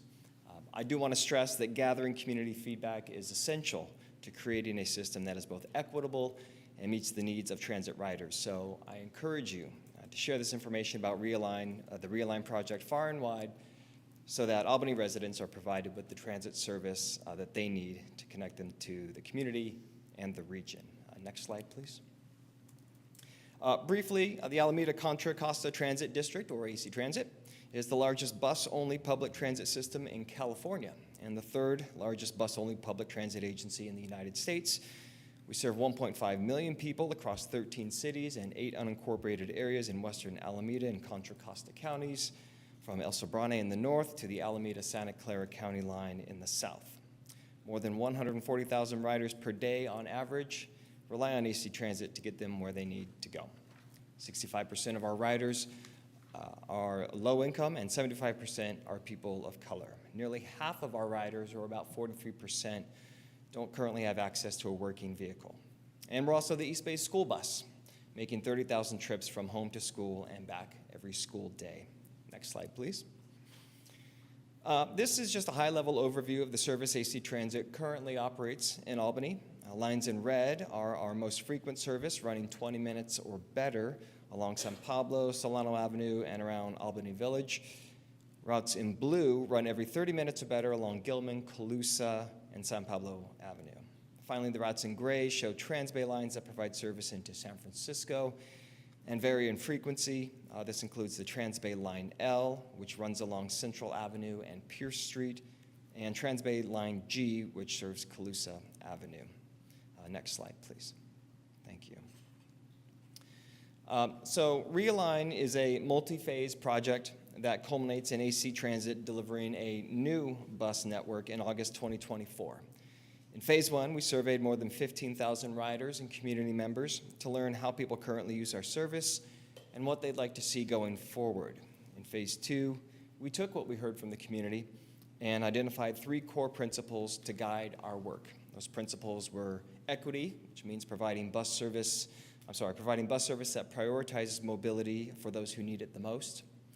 Reliability, that of course means more reliable and predictable bus service.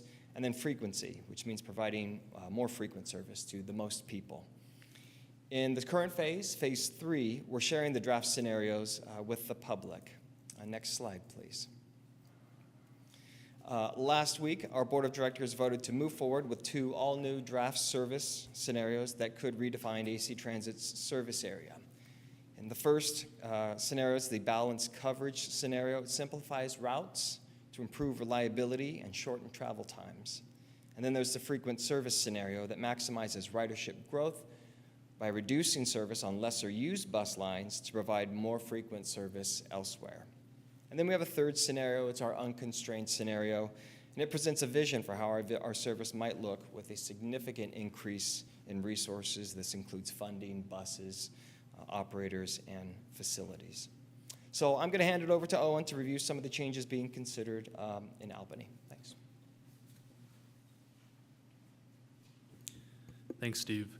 We'll provide a broad overview in this section, but please note there is much more detail on our website at actransit.org/realign, including profiles of each line, maps, and an interactive tool that allows you to make comments on specific lines.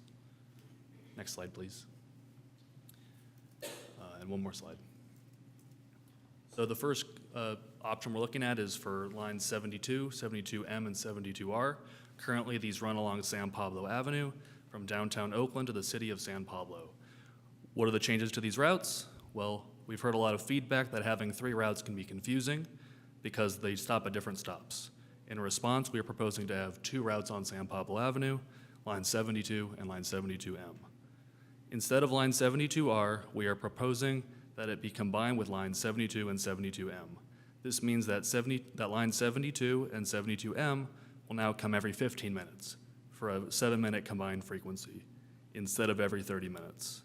We're also going to space bus stops out more so that buses can come on time and be within comfortable walking distance. Instead of rapid, think reliable. We're planning this corridor with ACTC's San Pablo Corridor Project in mind, and our goal isn't to remove service, but rather increase frequency and reliability. I'd also like to note that line 52 runs along San Pablo Avenue in Albany, providing for more service options along this corridor. Next slide, please. So the next one is line 18. Line 18 currently starts at Albany Village and serves Solano Avenue, downtown Berkeley, and Martin Luther King Jr. Way, before terminating at Lake Merritt BART Station. The proposal is to extend the line 18 up to Montclair via Park Boulevard, as shown by the purple line on the map, with bus service every 15 minutes instead of today's every 16 minutes. This route will continue to serve Albany Village and Solano Avenue. Next slide, please. The new line 27 replaces current line 79 service along Colusa Avenue. Line 27 is proposed to run every 30 minutes from El Cerrito Plaza BART, along Colusa to downtown Berkeley, Ashby Avenue, and Emeryville Amtrak. The purple line on this map shows the proposed routing. Next slide, please. Line 52 is proposed to run every 15 minutes and starts at Albany Village before serving San Pablo Avenue to Cedar Street, and then makes a loop around UC Berkeley. The proposal is to extend line 52 straight down Cedar to provide direct crosstown service from Albany Village to UC Berkeley campus and North Shattuck. This is shown on the green line on the map that runs through North Berkeley instead of the dashed blue line, which is the existing service. Next slide, please. Line 12 is proposed to run every 20 minutes.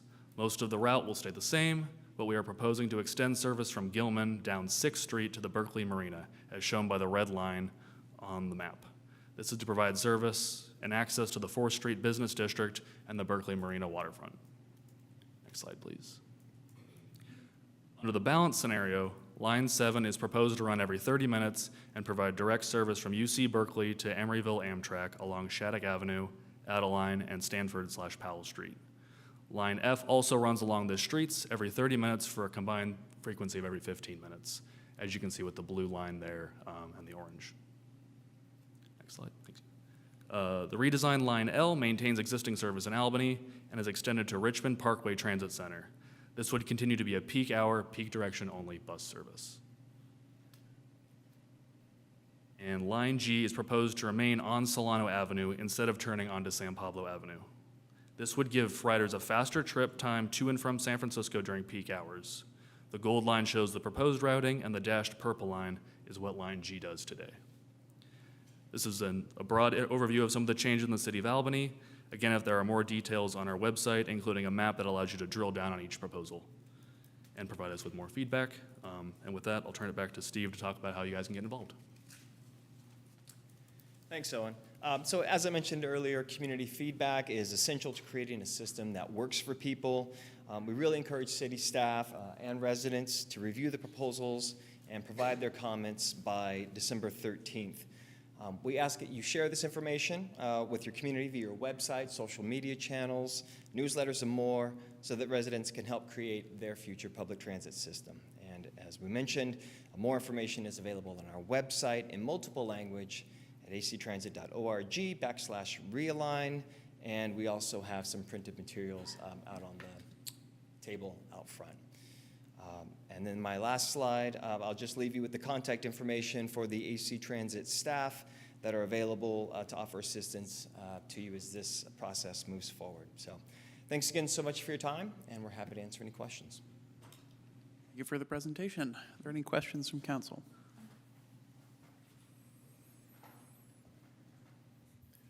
Thank you so much for the presentation and for all the work that goes into redoing the network and looking at it. The elimination of some stops of 72 ends up kind of between the current 72 and 72R.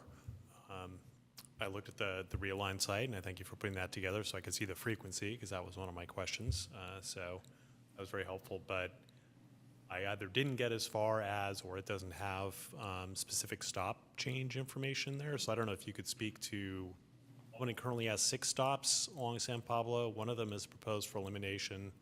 It's a part of Alameda CTC's project, one in Marin, which makes a lot of sense. I imagine there's some others that would be slated for removal, so I'm curious, or proposed for removal, so I'm curious if you happen to know that offhand. So I think our idea right now is to take sort of the service alignment proposals and see what the community thinks, what we're going to keep, what we're not. And once we have a better idea about that, we would drill down more into individual communities to talk with local residents and figure out where the exact stop spacing would be. So likely similar to what the ACTC project would do, but obviously with public feedback, we can change what might end up happening. Okay, thank you. I noticed that it was primarily just, well, it was commute hours on along Pierce Street, and probably one of our most dense populated areas. And I for myself, live on Pierce Street, and I've heard from my neighbors and stuff like that, that they wish that there was more connection along Pierce Street. And this is one of the things too, is a business-related side of, you know, if we can't get people who are living in those specific areas up to Solano to shop, they're gonna go to the city next door, and we just lose that branch of revenue going there. So that's one line that I would like to actually see beefed up more. I'd actually like to see more connectivity from that highly densely populated area to bring that and branch that out further into our community.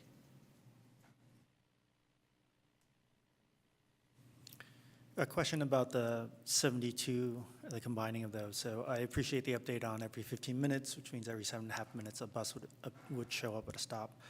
The current 72R stops in the lane of traffic has bulb outs. Is the intent as 72R is combined with 72 and 72M that the 72 and 72M would also continue to do that? Or is that too far down the road yet? You haven't gone that far. It is a little bit further down the road, but yeah, the idea would be with the ACTC project, I believe for Albany and Berkeley, it's a pedestrian and bike safety project that would have some bus improvements, whereas in the Oakland and Emeryville section, it'd be bus-only lanes with dedicated boarding islands. The ACTC plan talked about at the 72R stops that there would be the potential for bulb outs, but that's not all of our stops. So when we're combining them, is there any understanding or thought process yet on whether or not we would add more of those? Just so you know, I'm in favor of those. So, we'd love to hear that. I think we'd be very open to working with the city of Albany on more of those in lane stops if the speeds are at a safe level for operating transit. Okay. Yeah, I'll just reiterate that, that the Alameda CTC project on San Pablo plans bus pull-outs at the Solano stops, but not any of the other ones because they weren't 72R. So it would be useful to hear what's the impact of having mixed pull-out and in-lane stops. I mean, obviously every in-lane stop improves the service. And ideally, it would all be in-lane, but Alameda CTC's project is already in engineering, so I kind of imagine not easy or even possible to add bus pull-outs to those other stops. I think it's an unfortunate disarticulation in timing between the two, but it happens. Thanks. Just want to say first, thank you for the presentation. Just want to similarly echo some of the concerns that Councilmember Hanson Romero had brought up about folks from Pierce Street more or less feeling disenfranchised in terms of access. I don't know the level of participation in the initial surveys they went out there or where I'm at in the UC Village. I'm looking at the proposed 52 line, and I can say, being a resident there, 52 going in a loop through the village at times seems very redundant, but also at times presents a pretty significant safety issue. I encourage you to chill out in the village at the corner of Ohlone and Jackson for a good couple hours, and you'll see oftentimes those bus drivers make very poor turns. I know it's difficult because the roads are already narrow, but sometimes they don't even stop. It's frustrating. And I do already have plans to talk with our representative on the AC Transit Board about that. But again, I'm looking at this proposed line, and I see adjustment, clearly made to 52. Could there be an opportunity, instead of making that redundant loop around the village, to extend the line back down to Pierce Street and loop back out there so that there's at least some way to get connected to the primary corridor of at least San Pablo Ave. I don't know how feasible that is with line 18 right now. It looks like there's been quite a bit of changes already. Would be lovely if that could happen to line 18 though. But I see potential changes with 52 as low-hanging fruit there. I do hope, as I share this out, more people from the village and Pierce Street will give more input, and you're not just hearing from a couple frustrated electeds. You'll hear from a wealth of frustrated community members. You've got all that, you're the planner, so Yeah. you know. Okay, great. So I will just underscore, that we're working really closely with as many community organizations as we can to help, drive this message about realign and these opportunities. But I'll just go back to my earlier comments, we also need the help, from the city council members, residents in general, just to raise awareness about this. That's exactly the kind of feedback that we're looking to get. Your concern is really appreciated, and we'd love to have more of it. So I'm glad we captured that, and we'll make sure that that gets incorporated. And if there's anything more you care to do, to increase the number of voices participating in this, we sure appreciate that. Any other questions from council before we go to public comment? I do have one more. Now I know it's just talking about bus lines, but along the thought process of the actual stops, one of the things that I see while I'm out and about is some of the stops, and some of them were recently changed stops, but need to have more trash cans, recycling cans, stuff like that, coordinated with that, because we're getting a lot of just people dumping stuff on the sidewalk. And I'll give you a perfect example where the bus stop moved to in front of Max's Liquors, is there's no garbage can. So what's happening, and I walk and pick up trash in the morning doing this stuff, so that there's oftentimes bottles, candy wrappers, cans, just everything, and they're sticking them in the businesses' planters along there right now. Or also I've had complaints over people relieving themselves there as well. So that's kind of one of my concerns too is just making sure that these stops have adequate, resources there at these locations. We're not- Comment at all on just the general relationship between cities and bus stops? Sure, yeah. So generally, AC Transit, the only property we own is the bus stop pole, and so we coordinate with the individual cities for additional amenities, particularly bus stop benches, garbage cans. And so I think we're very open to working with that as long as we can continue to serve the stop and be able to, deploy the wheelchair ramp for folks that need that sort of extra support onto the bus.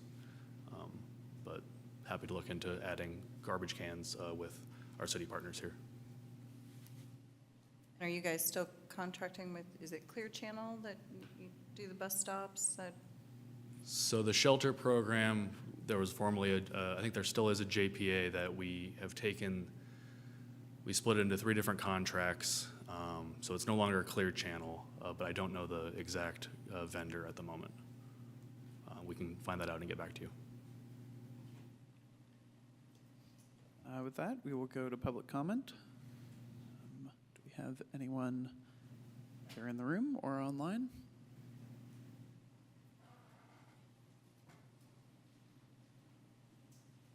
I just want to say that for the public to be aware of this, first of all, the timeline is pretty short.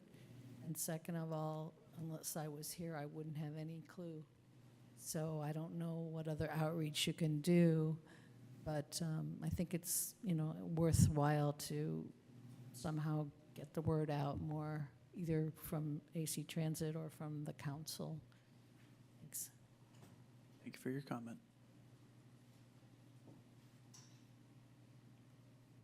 Hi, Ken McCroskey, speaking for myself. First of all, I want to thank AC Transit for bringing this here, and there are a lot of moving parts. It's not easy. I know that. I want to thank council members for bringing up Pierce Street. It's a high-density, mixed-income area, and as Albany goes, it's our lower-income area west of San Pablo. That's not a hard and fast rule. It's just a general rule of thumb that it's mixed on that side, more mixed.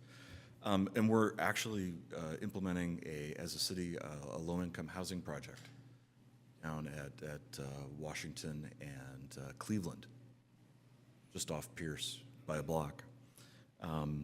And we have the Target, which has a lot of folks who probably aren't getting paid enough to keep a nice car. And they can't take the lettered buses because they're Transbay buses, and you can no longer take those locally. So those sort of disappear off the map for anybody working locally. So I would challenge you to try and come up with an option for those folks. I did have one question. The 72 option of combination and having them come more frequently sounds intriguing. What does it do to travel time when you switch from a rapid bus to combining the lines? Thank you. Thank you for your comment. Anybody online?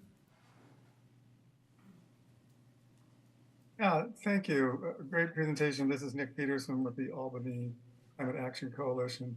One of the interesting things that's come up on the Climate Action and Adaptation Plan is having the city partner with transit groups like AC Transit to think of ways to creatively bring in emissions-free transportation. I know AC Transit has been doing pretty good.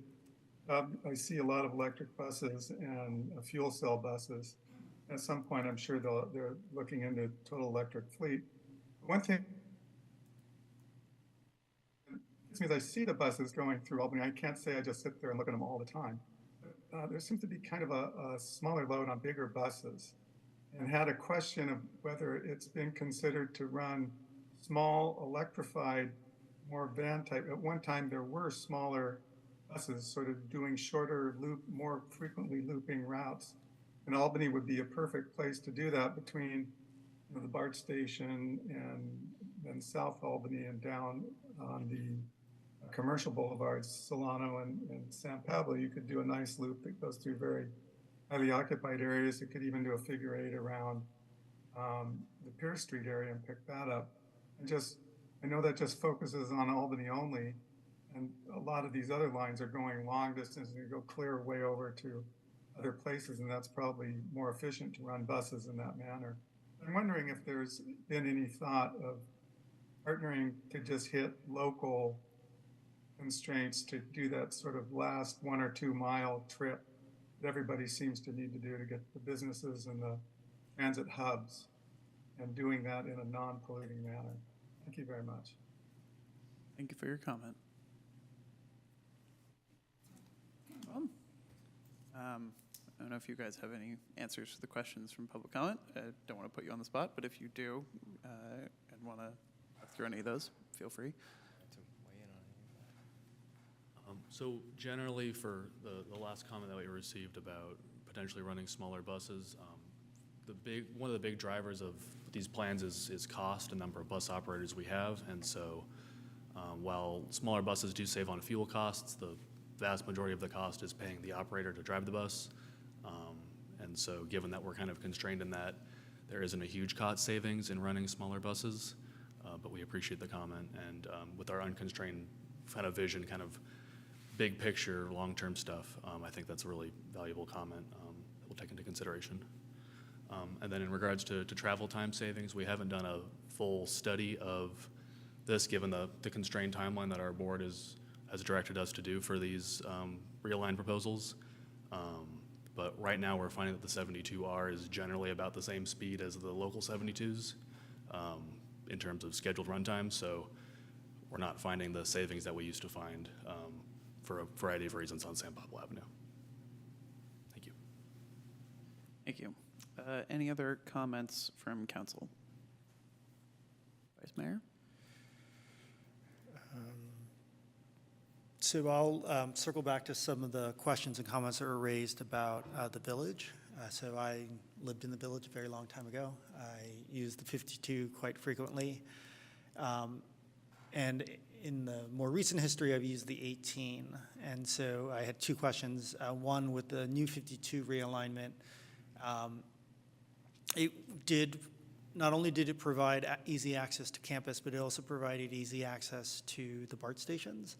And in the new realignment, you will no longer be going directly past any of the BART stations. So you'll be 800 feet away from any of the BART stations. So I would just take that into consideration. That is a captive audience, low car ownership. There are no, I mean, you would have to take the 18 essentially to get to BART, and you'd have to take it to get to downtown BART. I don't know where the 52 stop would be on Cedar, so that could be as close as 800 feet. It could be more closer to a quarter mile, depending on where that stop is. So I would just take that in consideration. And playing off of some of the comments that were before, the idea of being able to somehow connect the village and Pierce Street into one of the networks that you all are already proposing would be, I think, advantageous both for the village residents to be able to access the shops on Pierce Street, and also for the residents along Pierce Streets, and particularly in the towers, to be able to get to downtown Berkeley, to the BART station. So other options than just using the Transbay lines, I think, would be advantageous. The last thing I would note on the 18 is I used to ride the 18 when it went from the village to Montclair. And I know there was a realignment that actually broke it into what it is today. I will tell you that on the rides home, the bus was, when it used to go to Montclair, was almost never on time. But you have a wonderful app, Next Bus, so you can find out when the bus is coming. But I also found that the drivers were often very much conscious of how far behind schedule they were as they went down Solano, because they recognized that they could miss their break or not have a break. And so I'm a little nervous, I mean, this is an operation side question, but of the line now again going from Montclair all the way to Village, because of the number of traffic spots that bus goes through in terms of downtown Oakland, MLK, downtown Berkeley, Solano Avenue. So love the 18. I think the Montclair line could work, but I remember the bus drivers being in a very much of a rush to get to their rest stop.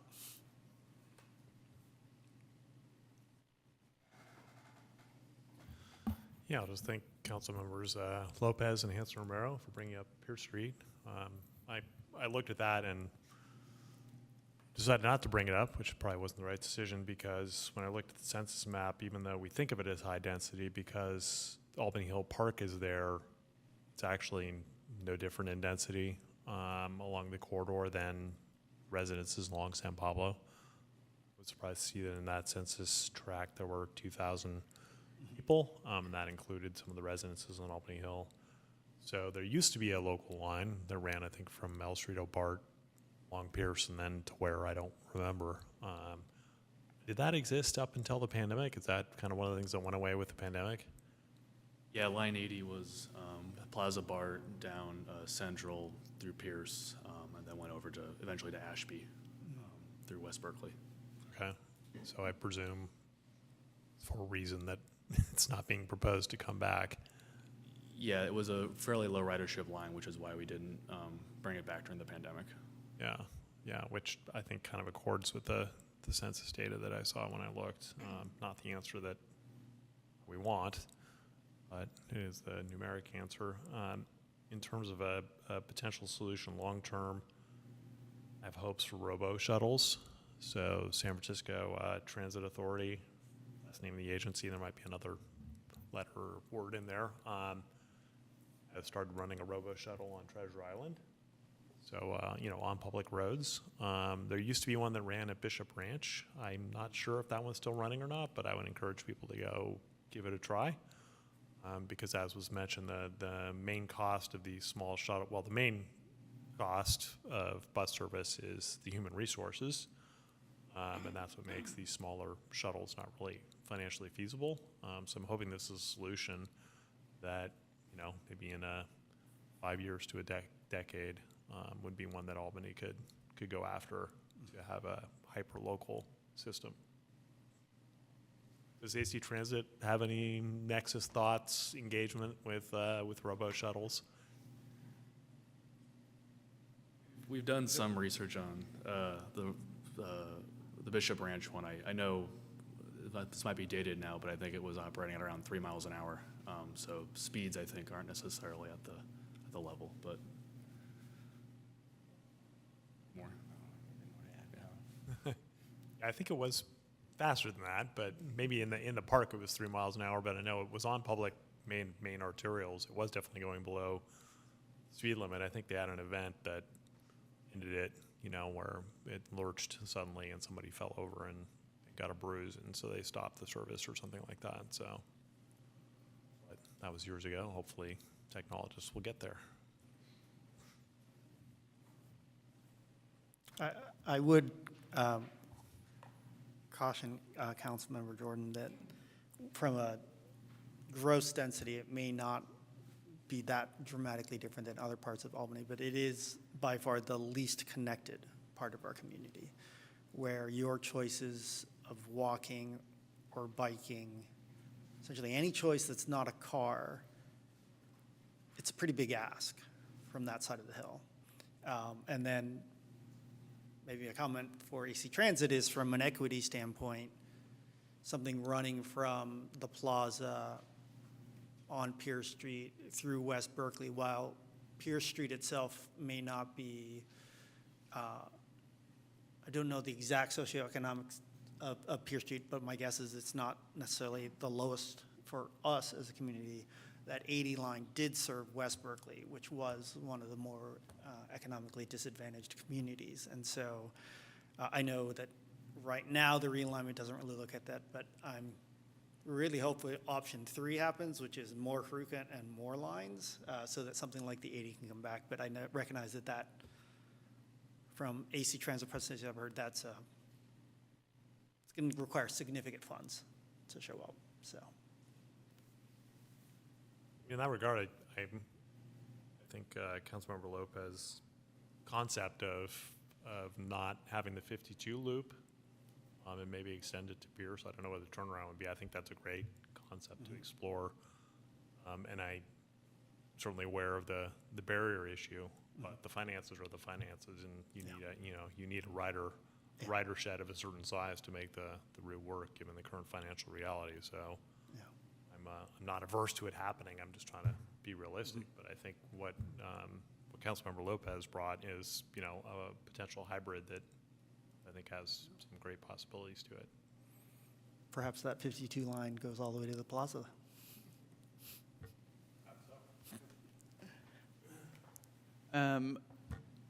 Thank you guys very much for the presentation. I've lived in Albany my whole life. I've never owned a car. I have relied on pretty much every one of these lines in my daily life, except for the L, I think.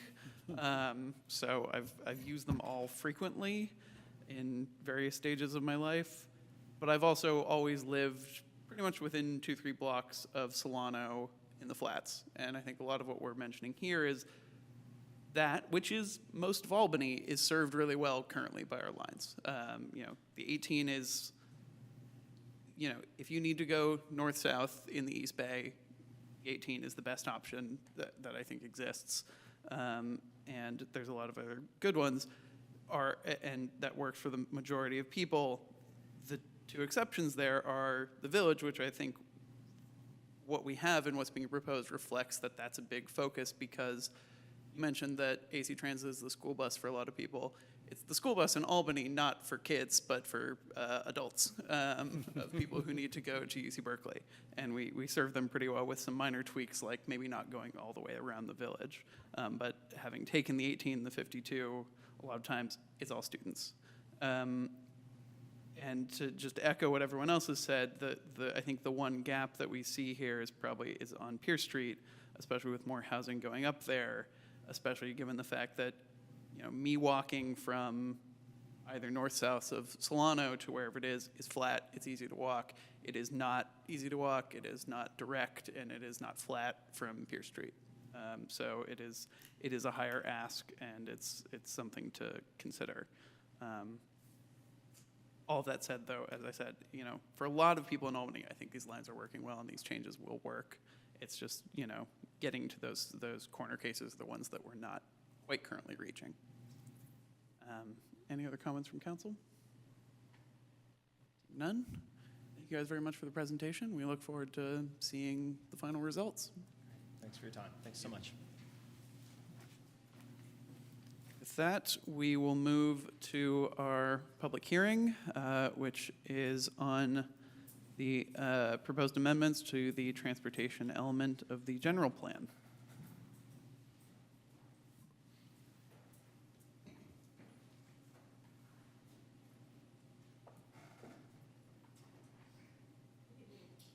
No. Hi. Good evening. I'm Leslie Mendez, Planning Manager. And our contract consultant, Jeannie Eisenberg, will be presenting tonight. I will say that there are amendments proposed to both the land use element as well as the transportation plan. That was a change. We did kind of a search of parking. So since we were updating one, we're going to update the other, as well as to the ordinance. So as a continuation from the last meeting, considering parking minimums, removing parking minimums citywide, as well as a consideration whether to adopt parking maximums. And with that, I'll turn it over to Jeannie. Okay, thank you. Good evening, Mayor Tiedemann, members of the council. I'm Jean Iceberg with Lexington Planning, and we're back tonight, as Leslie indicated, to follow up on implementation of AB 2097. So I'm going to briefly recap the Assembly bill and the applicability here. I'll recap our meeting last time we met in July and then talk about some of the changes that we have before you tonight. So Assembly Bill 2097 eliminates minimum parking requirements for residential, commercial, most uses within a half mile of public transit, including bus transit and rail transit. And what that means for the city of Albany is that most of the city is covered by this Assembly bill. And so the applicability that we proposed here is actually citywide to make things equitable across the city and easy to administer, with the exception of the waterfront district, which does require voter approval. And so that's excluded from this proposal. So when we met in July, we got the council's feedback and support for removing parking minimums citywide. support for implementation of transportation demand management measures by resolution, so not as part of this ordinance, but in that way to just as we're removing parking requirements to increase opportunities for transit, in the future updating bicycle parking standards. There were some concerns expressed about the potential impacts of reduced parking requirements, particularly for people with disabilities, for households that cannot rely on transit, maybe people who work at night or early in the morning. There was also support for maximum parking standards for properties within a half-mile of BART, but mixed opinions about the idea of establishing parking requirement maximums citywide. And so we'll talk more about that in a minute.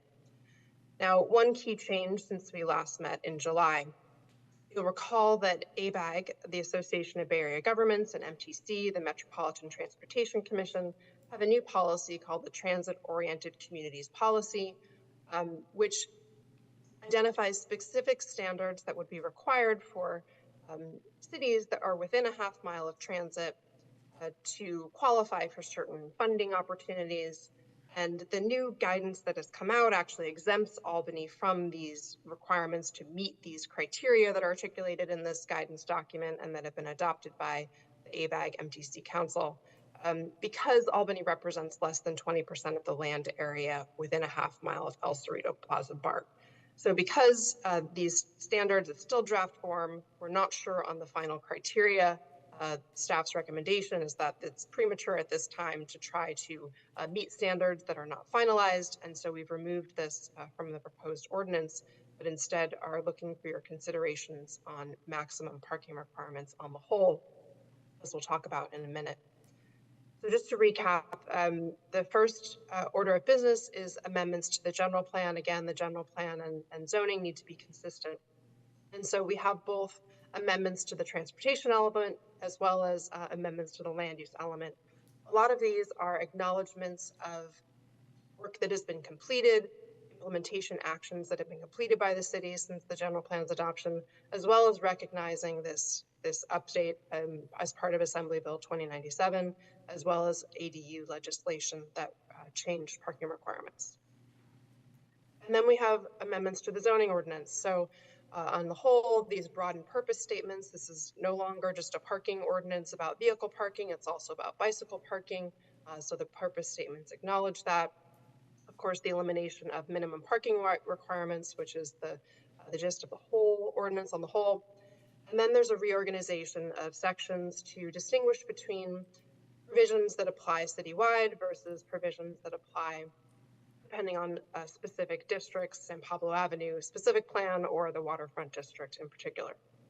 And then lastly, the ordinance removes processes that are no longer relevant or necessary once minimum parking requirements are removed. So that includes the request for waivers, reductions in parking, things like that.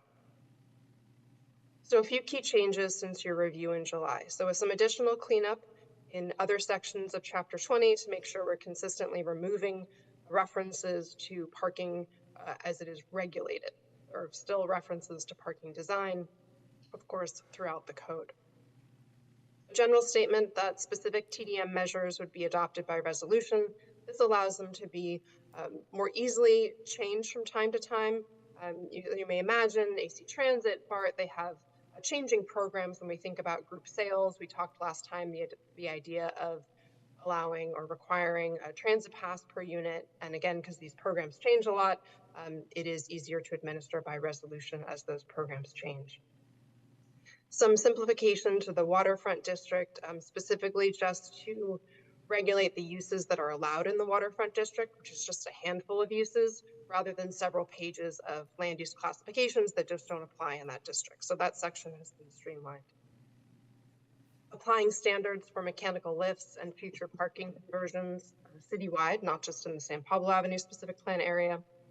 And then, as I mentioned, removal of the separate maximum parking standards within a half mile of the El Cerrito Plaza BART because of that change in the guidance document from ABAG MTC. And then last but most important for us is this choice of whether or not the city wants to regulate maximum parking requirements. So what you see in the draft ordinance and the annotations in the margin, you see a proposal to regulate maximum parking. So to include a maximum parking standard, but the annotations in the margin offer the choice, if the council does not want to pursue that, which sections of the ordinance would be struck, and we can come back with that at second reading. And so that's the key question for the council tonight, is considering whether or not to regulate those maximum parking standards, or just to eliminate the parking minimums. And so why might we want to choose one of these options over the other? The staff report goes into some detail about this, but just to summarize, so creating maximum parking standards could demonstrate support for multimodal transportation, could encourage the use of other modes if parking is indeed reduced in projects. This can help support the city's transportation goals, climate planning and climate action goals, and has the potential to reduce housing costs. If less parking is provided in a project, that reduces the construction costs, which can or may get passed along to the tenant or the buyer. On the other hand, regulating maximum parking just might not be necessary. As we showed in the staff report, recent residential projects are not providing more than the one-to-one, one space per unit parking requirements on the whole. And so we just don't really see that projects are exceeding the proposed maximums here. But as we discussed, regulating maximum parking could affect lower income households, people with disabilities, who again are tend to be or can be more reliant on personal vehicles. We've received a number of public comments to date. In general, community members have been supportive of removing parking minimums to support equity across the city, sustainability goals. There have been some concerns expressed about spillover parking, potentially, particularly for businesses such as on Solano Avenue. Support for improving equity across the city, regulating this citywide rather than based on certain locations, and support for removing the waiver process as a way to, again, eliminating fees associated with those parking waivers that were typically being granted. And then lastly, interest in the effects of this on electric vehicle parking and on ADA parking. So the staff recommendation first is to approve a resolution amending the general plan to reflect these new parking standards and related implementation updates. Second, to consider amending the zoning ordinance to remove minimum parking requirements. And then third, determining whether or not to establish maximum parking requirements. That concludes my presentation. I'm happy to answer questions. Thank you for your presentation. Are there any questions from council? Seeing none, we will go straight to public comment. Are there any members of the public wishing to speak on this issue? And so, Mayor, I think you opened and closed the public hearing. Sorry, yes, I'm opening the public hearing, and seeing no public comment, I am closing the public hearing. Thank you. I had that in my head when we started the item, and then I forgot it in the interim. I'm sorry, there is one hand that went up late. I am reopening the public hearing.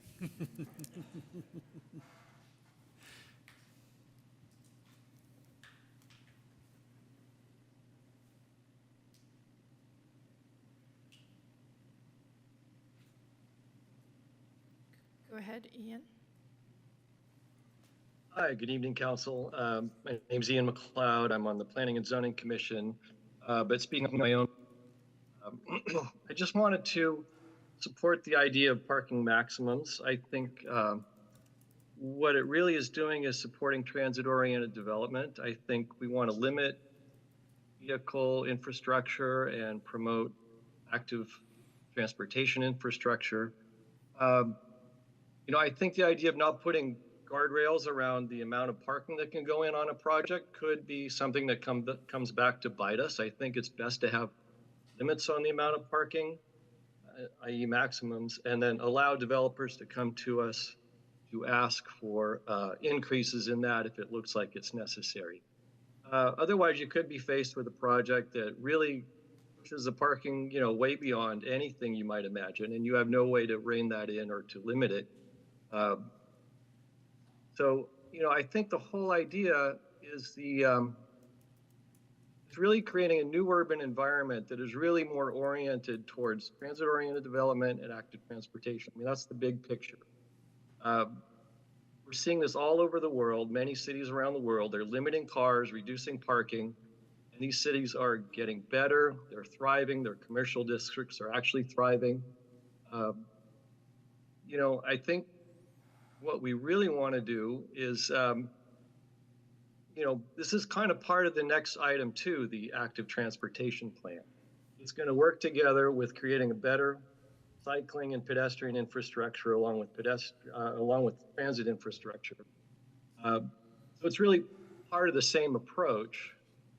You know, the other thing about parking maximums and reducing parking is that it will help lower housing costs. It's expensive, and it does allow for more units to be created. So I think that's also in line with our housing element and what we've committed to in that respect. So I would just urge you to adopt parking maximums and create a transition to a greener, better, more livable city. If you want more car infrastructure, you get more cars. If you want less, you limit it.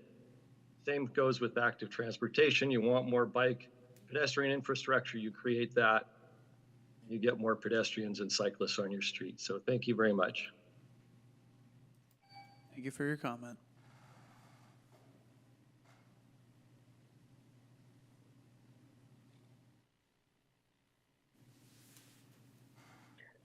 Good evening, Council. Nick Pilch. I will speak fairly briefly.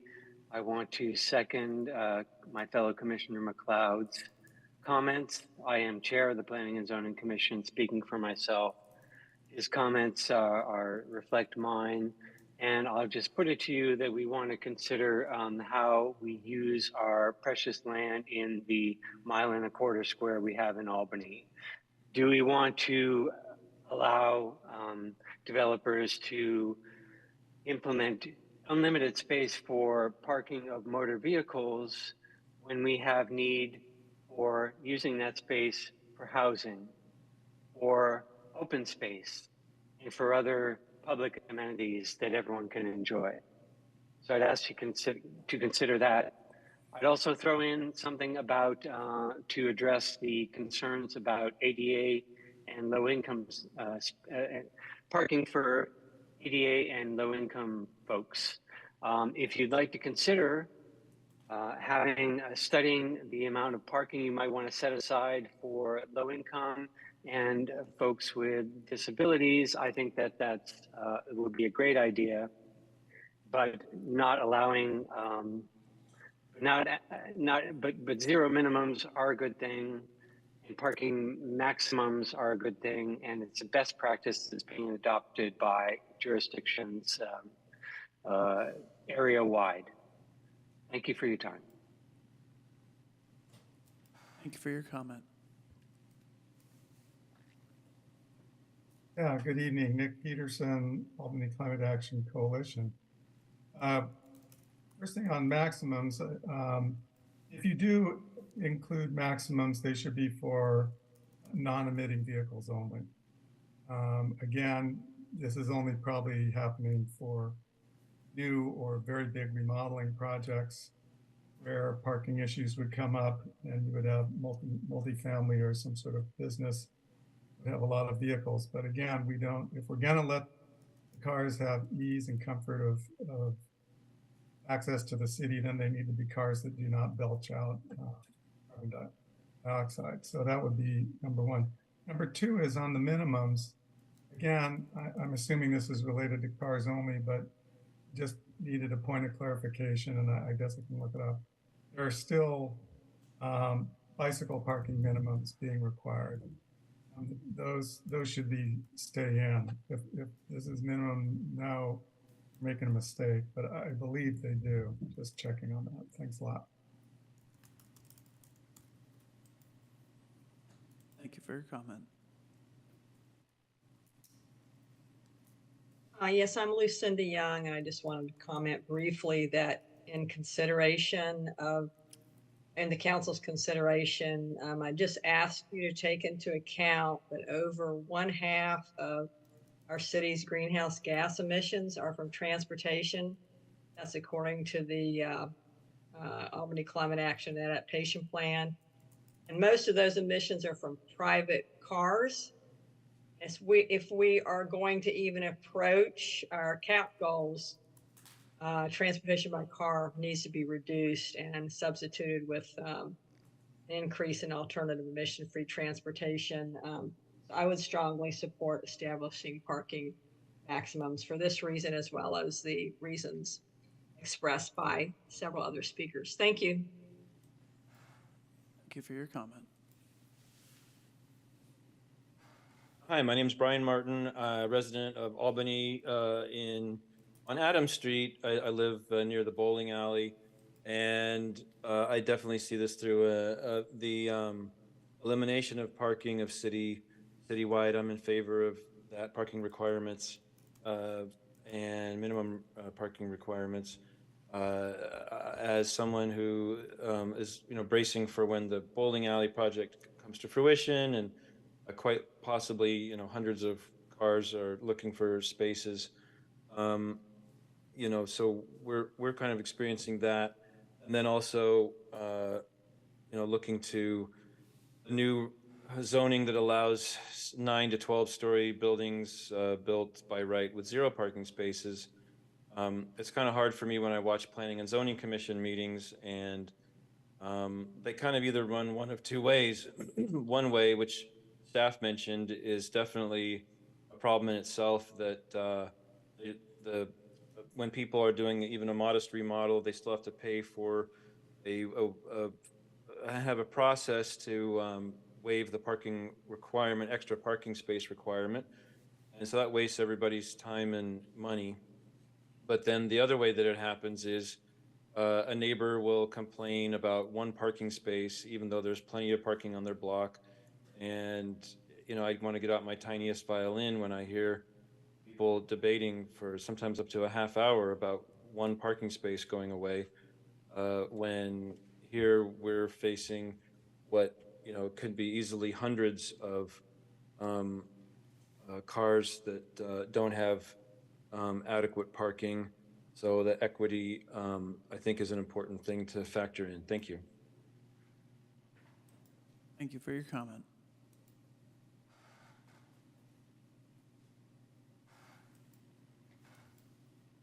Hi, I'm joining this based on an invitation from Nick Peterson, but I find this to be very interesting. My name's Jean Wu.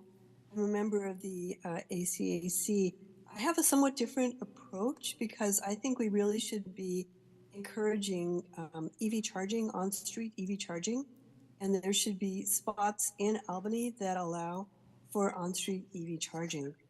This can actually be standalone. It doesn't have to be connected to even the grid.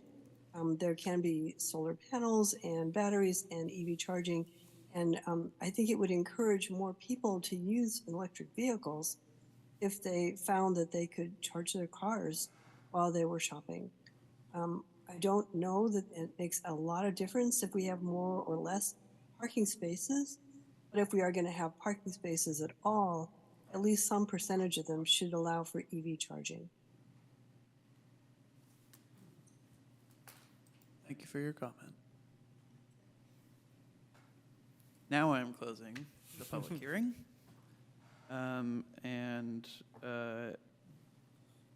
There was one question there on does a removal of parking minimums affect bikes? I think the answer is no.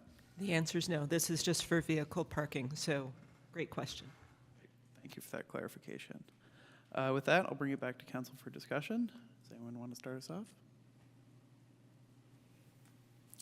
Can we don't have to accept this, but can I ask that we talk about the general plan and parking minimums as one thing, and we talk about maximum separately? That sounds like organize to the me. conversation. Yeah.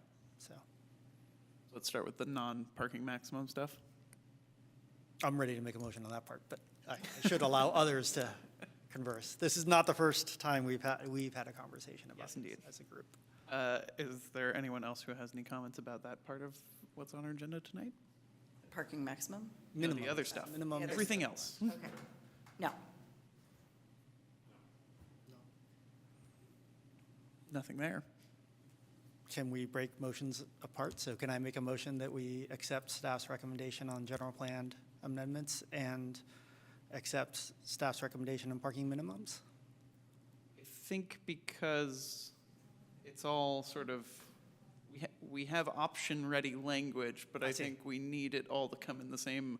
Same motion. Okay, It's all that's okay. mixed up in the ordinances, if We, I'm we, right. we have Yes. consensus on the minimums. So we will take a motion that does it all later, Okay. but if Sure. you want to start a discussion off on the maximums. oh Yeah, my you God. know, one, I am super excited that we're in a place where we're having a conversation about minimums and that there is consensus on, appears to be consensus on the council about minimums. I am fundamentally very torn on maximums. I believe for commercial, for non-residential uses, maximums make a lot of sense. For residential, where I run into issues is more on, from an affordability standpoint, from those who don't have options outside of a car, because not, I guess what I would say is regulations or this kind of change most often hurts those who sometimes need it the most, but also are the least able to make that transition on their own. So those who are working multiple jobs, those who are working jobs that start early or end late, where transit is not an option, they are the ones that are most hurt. I will also, on the flip side, say that a parking maximum, having one or not having one, does not necessarily help them in either case. And so that's a little bit, that's why I'm torn on this. And so I'm very excited that staff and the consultant have moved forward with the idea that we should have a conversation at some point about TDM through resolution, because that is a way of supporting people through a transition where they may be a family that finally is able to find affordable housing, but now they only have the option of one parking space. And they might be a family that needs multiple cars. And so TDM is a way to help that transition. And so last meeting, I feel like I came off really strong against parking maximums for residentials, and I just wanted to be really clear about where I'm coming from, because I think in the long term, I want us to be a community where our grandkids are growing up and they can have your experience no matter what their what the mayor's experience was growing up in Albany, where no matter what economic level you are from or what part of the city you live in, you are not dependent on a car. But it is in that transition of getting to that place, those that will suffer the most are those who don't have a choice. And so that is generally where my concern is. If we agree for maximums or not, what I would offer is that my concern, either way the vote goes, there is more work that needs to be done to address those who need, from an equity standpoint, assistance to make sure that that transition essentially doesn't exclude them from living in Albany, I guess is the way I would say. Sorry, I usually wait to go last but this is one that I felt like I had to be really clear about where I stand. I'll go up next. First, I just want to express my thanks and my gratitude for city staff for taking all our feedback and bringing us something that feels very workable. Because I know last meeting kind of felt, I think it felt like John and I were just kind of ripping it apart. And I just want to applaud city staff for bringing something to the table that makes me personally feel more comfortable with engaging in dialogue, knowing that we're likely going to reach a good, comfortable point where it doesn't need, we don't even need to talk about, we need to make sacrifices or compromises here. I am not going to express everything that's on my mind currently, because I think that would just feel like I am carbon copying Vice Mayor Mickey right now. I don't want to do that in the interest of time, but I will say that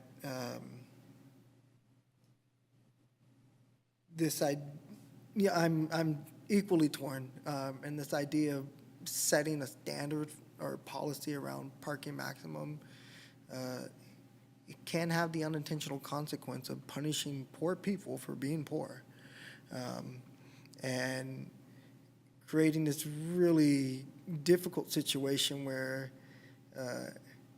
it's not us that have to answer to that. It's future council members who weren't at the dais making this decision, or it's city staff that is trying to retire comfortably and without issue, having to answer to very intense emails. And so before we get into this conversation of what can something look like that we could all work with, I just want to plant the seed that of a couple things. One, I love the idea of holding space for ADA compliant parking spaces. That was one of the biggest things on my mind. It still is right now, just given my personal situation with my partner and my son. And I think about the comment Vice Mayor Mickey just made in reference to Mayor Tiedemann. You know, I would love my son to be able to grow up and have those options too. If anyone's seen him on Halloween, you've seen the little president, and I want him to be able to enjoy that. I want him to be able to come and say this is the community he grew up in, without ever feeling like he's pushed out or anyone around him is pushed out. 'Cause it can feel like that at times for us. And when I say us, I'm referring to those of us who feel minoritized or feel economically and socially vulnerable. The other point or seed that I want to plant is perhaps we don't need to mandate an actual maximum, but we could recommend a suggested maximum with the caveat that if a developer or anyone else wants to exceed that, that there is an appropriate permit process that city explores and looks at an individual basis. I know I said I don't want to feel like, you know, using sometimes that word compromise feels nasty and naughty, but I'll plant that seed. I'm not married to that idea, but I think that might bring us closer to getting everyone at the dais close somewhere where we can move this forward and where we're holding ourselves accountable in terms of equity, but we're also holding ourselves accountable in terms of our responsibility in this climate crisis.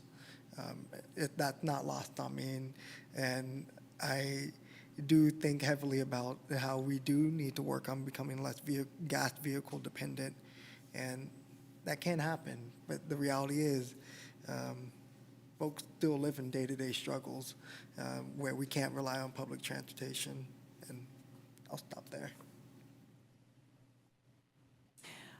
I'm not for putting in the maximum. I don't see any reason for it. It doesn't make sense. Even in a builder who's going to come in and build, of course, they're going to want to try to maximize their amount of units. So I don't think putting in a maximum really does anything for us. And I've heard a lot about talking about, you know, reducing, you know, the greenhouse emissions with the gas vehicles. Remember, electric vehicles are still going to need to park somewhere too. So I just want everybody to think about that process. Another thing that I'd like to say is, you know, if you have that space, you can use that space for other things in the future, even if you don't end up parking a car there. Maybe you do have a larger amount of space, and, you know, for example, parking lots have been used for a lot of different things, especially during COVID. It's been areas where people can gather and do martial arts or have fairs or in areas where there was overbuilt parking, say, for example, along some of the Pierce Street condos. Areas of those parking spaces have been converted into storage areas for people who need more storage, maybe even more, protected bike parking access. So the thought process of, saying that we're going to max out how many parking spaces just seems a little ridiculous and overreaching. And to me, it just doesn't seem necessary.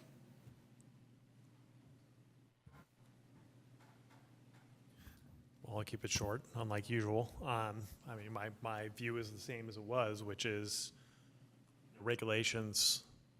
One of the main reasons for regulation is to align to when market incentives are not aligned with what society wants. In this case, the market incentives are aligned with what we want. I mean, parking is very expensive to create. I think we've seen from the projects that have been proposed that developers don't choose to create much of it or any of it in one case. And so I just see it as creating a regulation that we don't need, which could potentially, incur staff time cost, and yeah, I just don't see the need for it.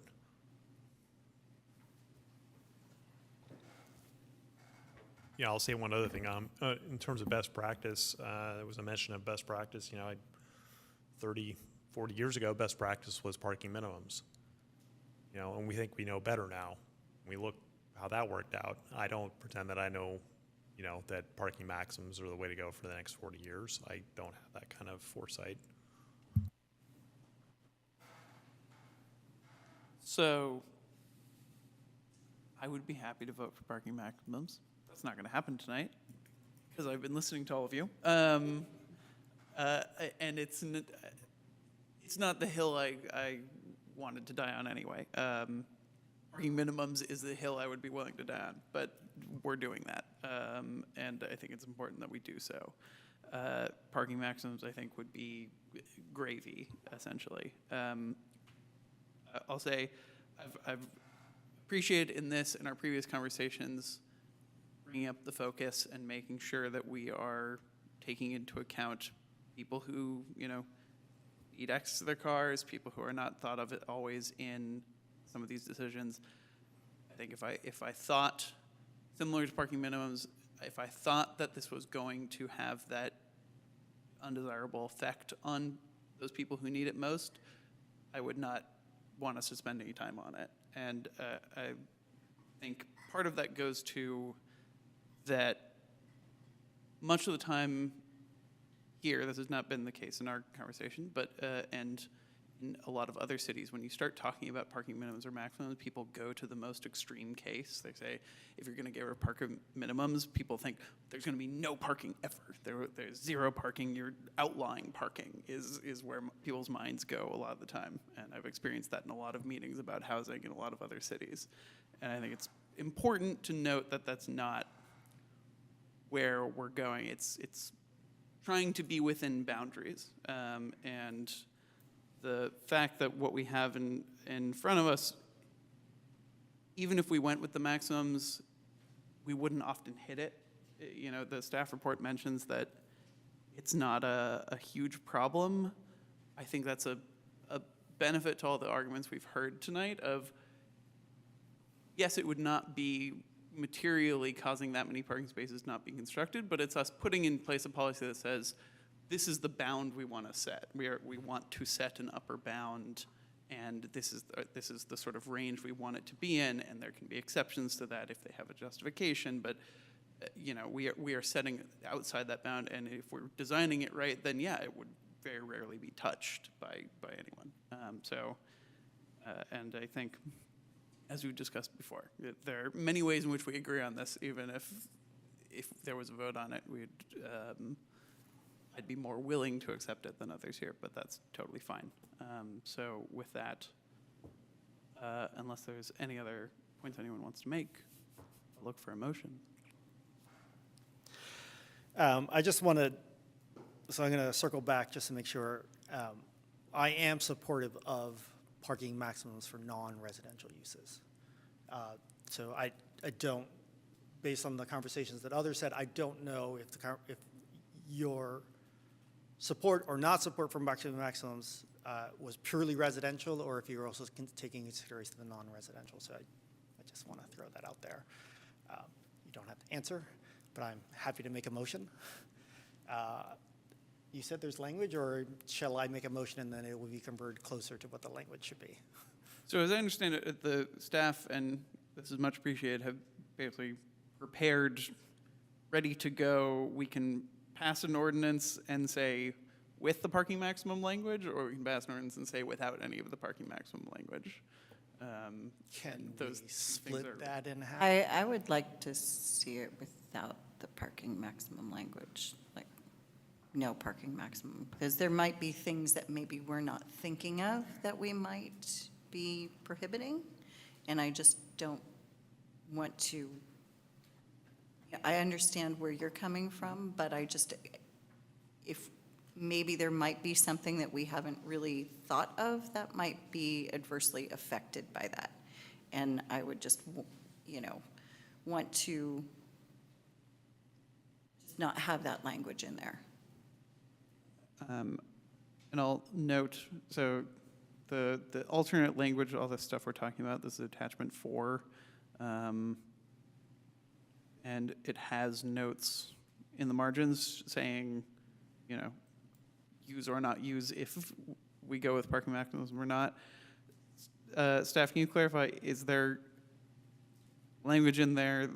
Is there one of those that's just about commercial and then the rest of it's about residential? I think there's a table on page 12 that has all those parking maximums laid out for different uses. Not sure I understand the question, but we do have the maximum set out for both residential and the commercial uses. So if the council were to vote to bifurcate it, to apply it to commercial, we could come back for the second reading with that cleaned up. Thank you. I'd like to make a motion to accept staff's recommendations to adopt a general plan amendment, to adopt no parking minimums, but I would like to ask that the parking maximums only apply to to non-residential uses. And this is your moving resolution 2023-59 and introducing and waiving ordinance 2023-6 with those changes? Sure, yes. So let me ask just a little bit, like, for example, Mechanics Bank parking lot, you would only have 4 spaces allowed? You'd have to do the math. So I think it says non-commercial uses, it's about 2.5 per 1,000 square feet. So I'm not sure how big Mechanics Bank's. Non-residential uses, you mean? Sorry, non-residential uses. So commercial falls into the commercial other category, and it says 1 per 400 square feet of floor area. So I don't know how big the bank is. Not that big. Yeah. It's not that big. I'm just looking at a lot of Mechanics our Bank businesses. is also grandfathered in. So Well, I know, but I'm talking like, thinking there was a whole thing going on with, the car rental place when that came in, or, when Sprouts came in, if we had only limited, 4 per, I'm just wondering how that would have affected those projects. Because I don't think, and that's why I'm kind of pushing back on some of this, is that I just don't think that overstepping that area is something that we would want to do, because maybe, for example, a bank of that area becomes all car charging stations. Maybe they're not parking spaces. Maybe I'm just thinking along the lines of, and where Ao Sen is right now, which used to be Sizzler, yes, part of that parking lot was converted to more housing.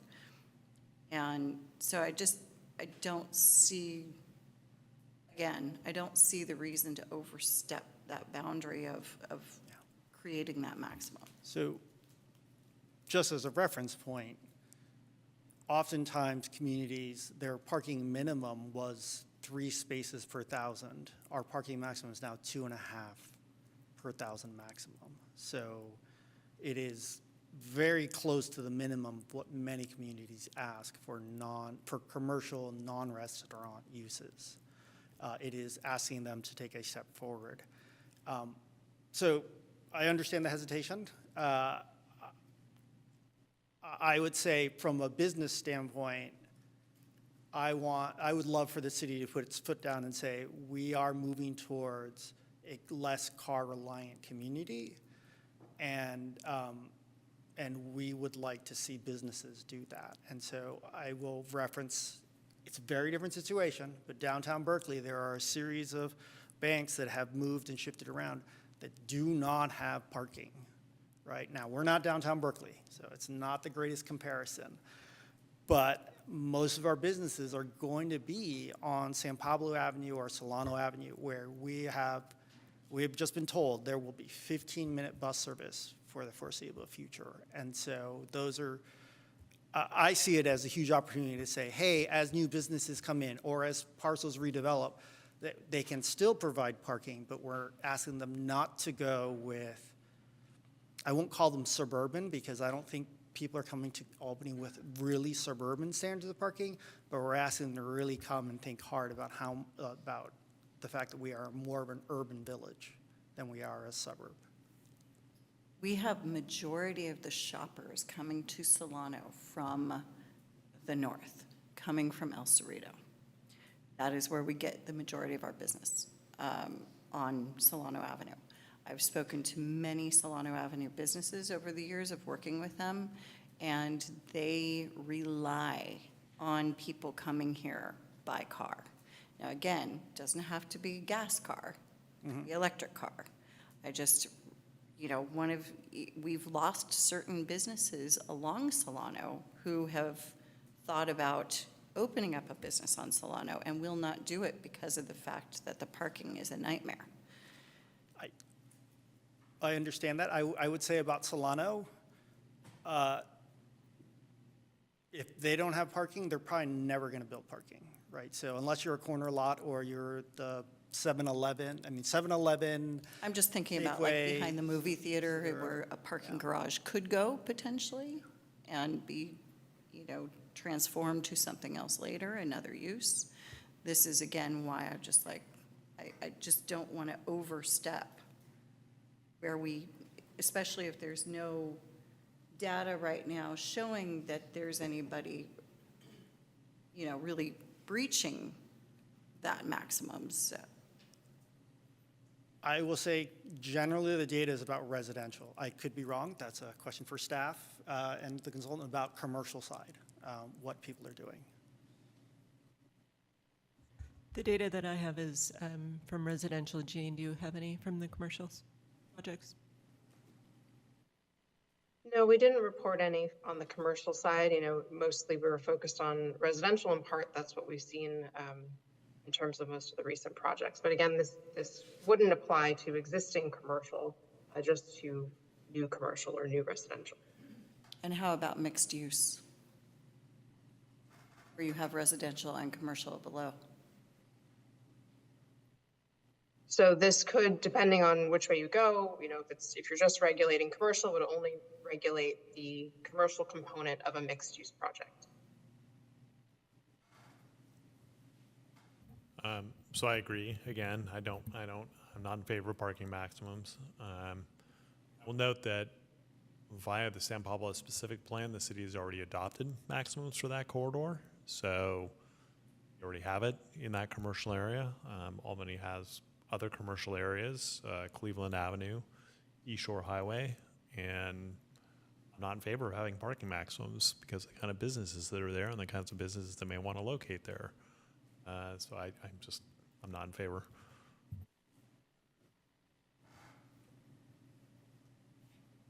I actually haven't also gotten a second, so. I was about to second your motion. Okay. To move us forward, unless there's any other discussion.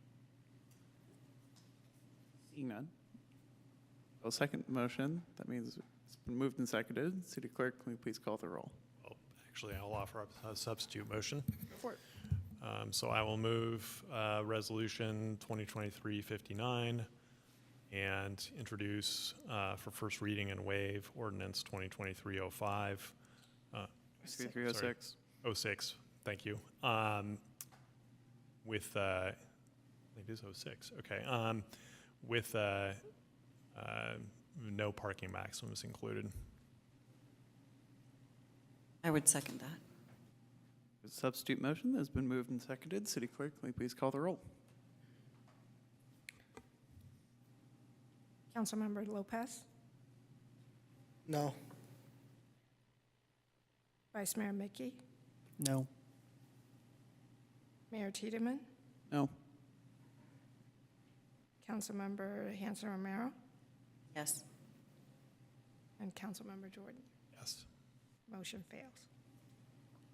There is now the original motion on the table that has been moved and seconded. City Clerk, can you please call the roll? Could you restate it? I was unclear whether it split, there was parking maximums only for commercial or parking maximums for everything? Only for commercial. Okay. Sorry, only for non-residential. Let me be really clear. Only for non-residential. Mayor Tiedemann, Yes. Councilmember Hanson Romero, No. Councilmember Jordan, Yes. Councilmember Lopez, Yes. and Vice Mayor Mickey. Yes. Motion carries.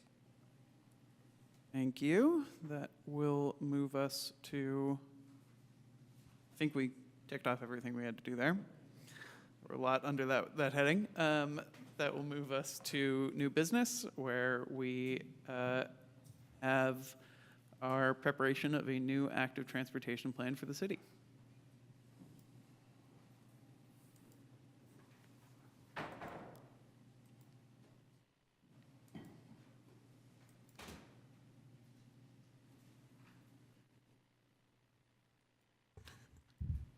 Good evening again in council. Jeff Bond, the Community Development Director.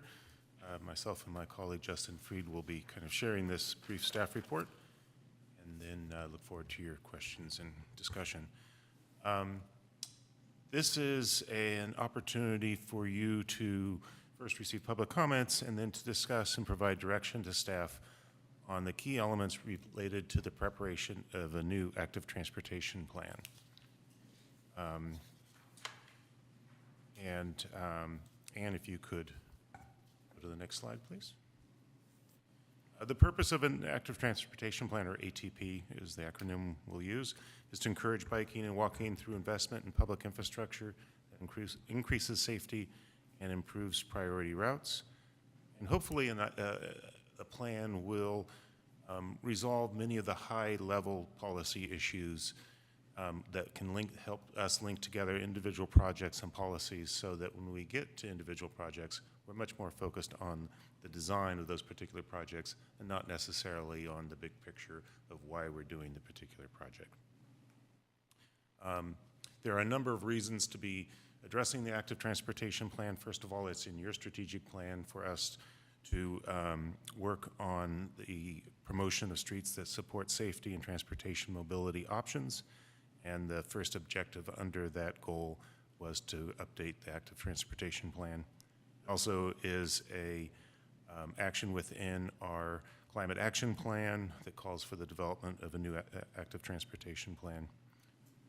And it's also an important social equity and inclusivity issue, something that our previous existing plan did not address in the level that we are now in our planning in the community. And in thinking about those kinds of issues, we have to think not only about the people who reside in Albany, but the people who travel through Albany from neighboring communities to their jobs or families or what have you in neighboring communities. There also have been at least a couple of projects where the discussions around those plans and projects have called for the ATP to help resolve some policy choices, specifically the Solano Avenue Complete Streets and more recently the Marin Avenue project.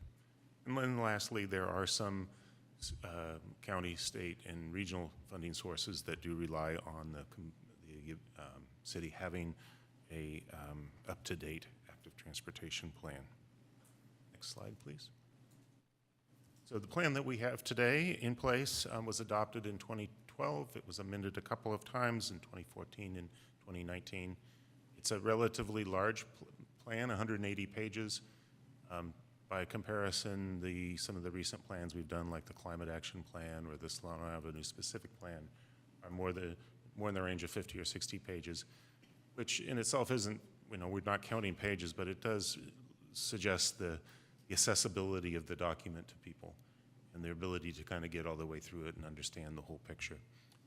Our plan today includes, as you see on the screen, a series of goals and policies and actions, and ultimately 27 projects, which is a lot of projects to identify in a plan. Most long-term plans, like an active transportation plan, tend to have a useful life of about 10, maybe 15 years. And 27 projects in 10 or 15 years is a lot.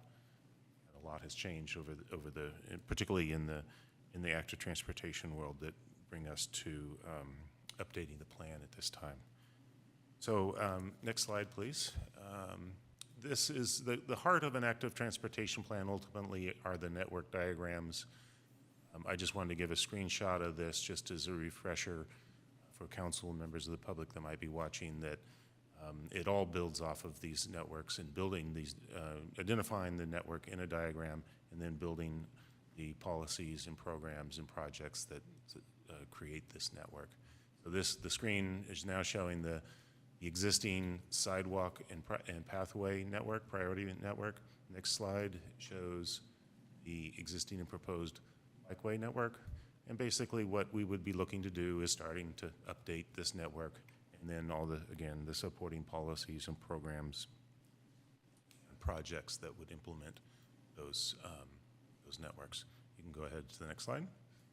Now I'll turn it over to Justin to give a little bit of an update on some of the work that he's been doing with the Transportation Commission.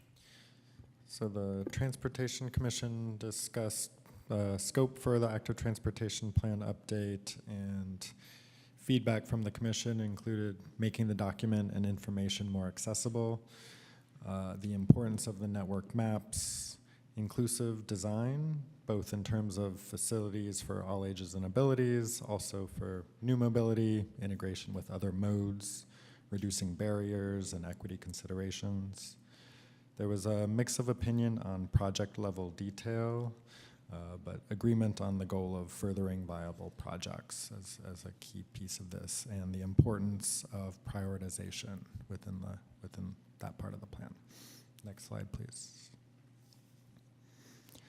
So the typical scope of work includes reviewing the context, plans, and existing conditions, developing the goals and objectives for the future network, data collection element, a lot of community engagement, both on the existing use and barriers within the network, but guidance for desired routes, facilities, and elements. Preparation of the network diagrams, as Jeff mentioned, is a key component of this, and development of projects. And that can be a range, especially in some of the recent active transportation plans from peer communities that we took a look at. It can range from a toolkit of design elements and an approach to specific project concept plans, or identifying future studies, or some combination of those. Also anticipate social justice and equity considerations within this work, and a conceptual level of costs to inform prioritization. Next slide. So just to go a little bit briefly into sort of the project level, because that was a topic of discussion at the commission, can range from a classification of street types and relevant design elements, as in this example from Alameda that focused on the pedestrian network for this piece. Next slide. To looking at identifying which specific corridors and facility types to key in for future study on the right here, or getting into actual conceptual level plans, that example on the left, both of these from Emeryville's active transportation plan. So both those plans that I just referenced do use multiple of these approach, whether they're talking about spot improvements that they want to get more specific on, or larger studies or different approaches for different corridor types or even different facility types, such as the pedestrian network treated one way and the active transport, the bicycle network treated a different way. Next slide, I'll hand it over. Back to me for a wrap up. We're quite aware that the preparation of an active transportation plan is a big deal for this community and for this city council. And so while it's a little bit, we don't always come to you at this stage of before we're crafting a request for proposals, we want to get it right. And I think there are some policy questions that you should start to think about at this stage. So a few that are on the screen, but there certainly could be others that I'll go into for just a moment or two. First of all, the amount of data collection that you would be looking for. We can spend a lot of time and money on data collection, and it can be helpful to some degree, but in other cases, there may be policy initiatives that you want to pursue, irrespective of what the data tells us. And so, having some sense from you of that, what data we have today, what additional data that you would like to help you make some of those decisions in the future, and particularly with respect to Solano Avenue, which I'll be talking about in a moment. We did recently complete the local road safety plan. It was adopted by council earlier this year, and we're aware that in that discussion there was kind of recognition of the limits of that particular methodology, which only looked at 5 years worth of data.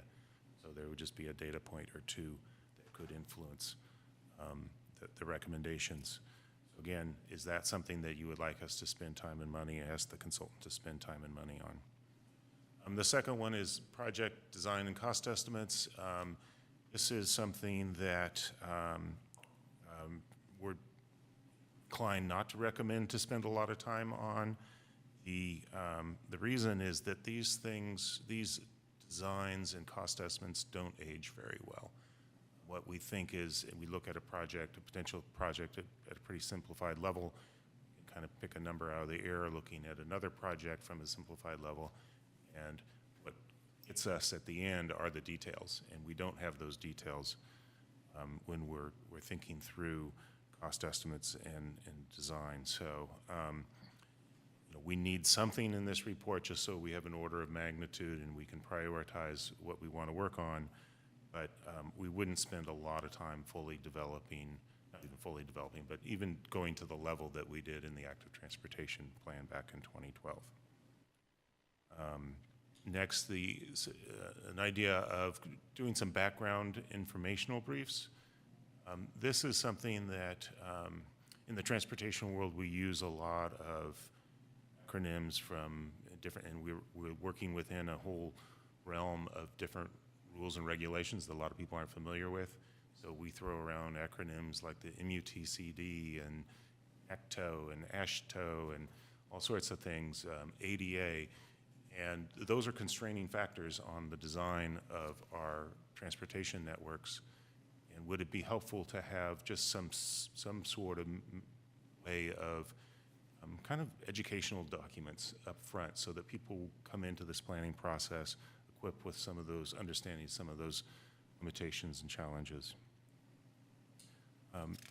Next, public engagement. Again, this is another area where we can spend a lot of time and money, and it can be extremely valuable, or we could spend time and money on something that doesn't resonate with the community or doesn't resonate with the council, in which case we want to make sure that we're engaging with people that works with them, but also that you see that the outcome from that engagement and find it useful information to help support your decision making.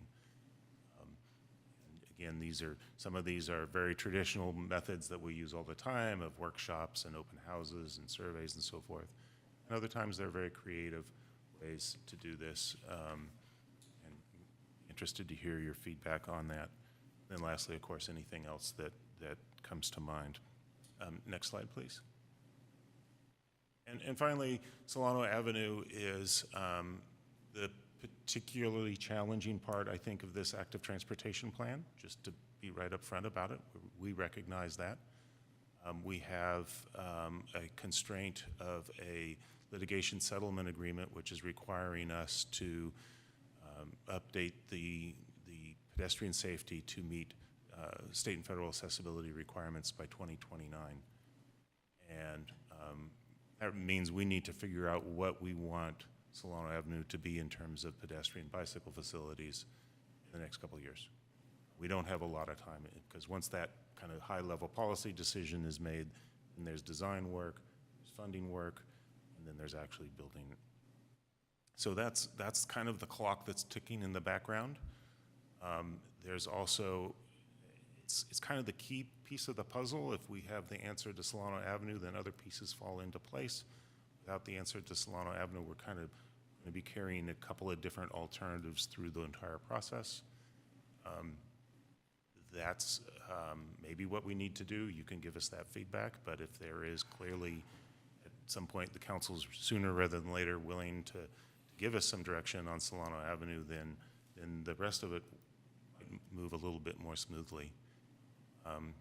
And then again, in this particular case, is there particular information unique to Solano Avenue that would help support the council in your decision-making process, or that you think we should develop to help inform and engage the community so they can participate in your decision-making process?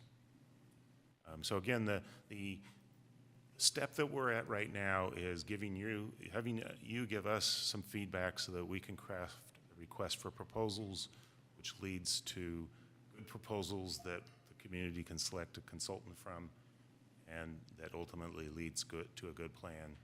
We don't want to get proposals from consultants that just don't resonate with you, and we're just kind of spinning our wheels. Meanwhile, that clock is ticking in the background. So I will pause there for any of your questions and look forward to your discussion. Thank you for the presentation.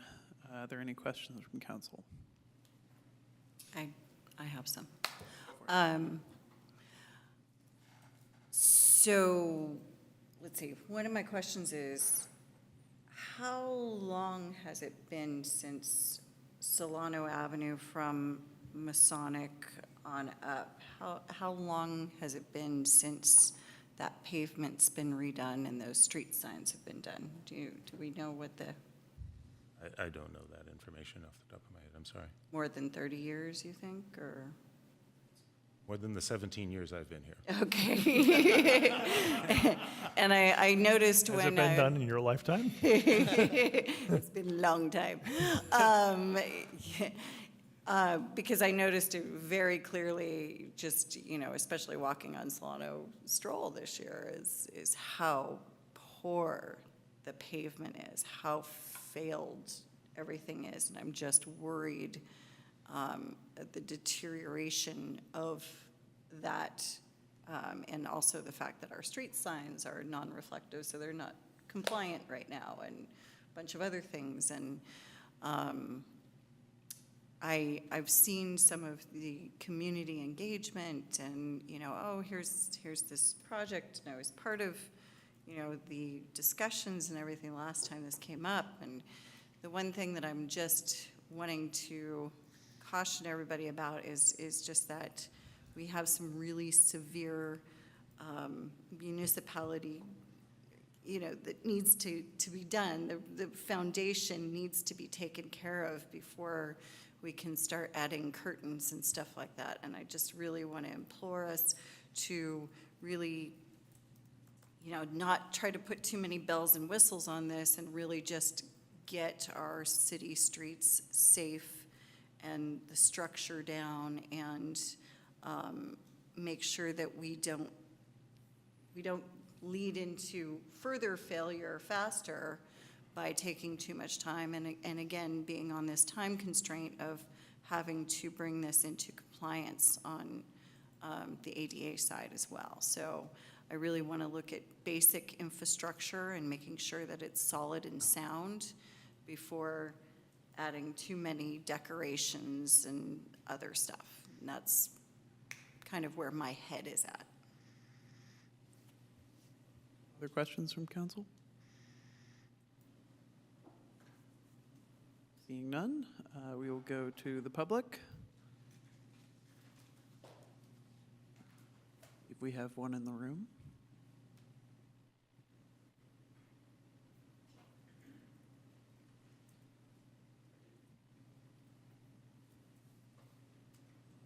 Thank you, and thank you to staff for bringing this forward. I've been involved with the ATP, previous ATP through its whole cycle, and it feels like it's time for a new one. And looking forward to more projects. And the tenor of your discussion tonight will set the tone for what staff brings forward, so this is really important. I agree with those who wrote encouraging the creation of a strong, forward-looking plan. I'm certainly willing to talk about, or to consider making the plan a little more bare bones, not so in-depth in plans as suggested by staff. I think, for example, Solano Avenue might be one of the projects that needs to be fully fleshed out if it's going to be planned in the ATP, because it needs to happen quickly. Somehow that planning process is going to have to go forward, and if the ATP is the place for that, great. Some cities have started adopting the quick plan model even before they complete their public engagement. They use it as part of that process.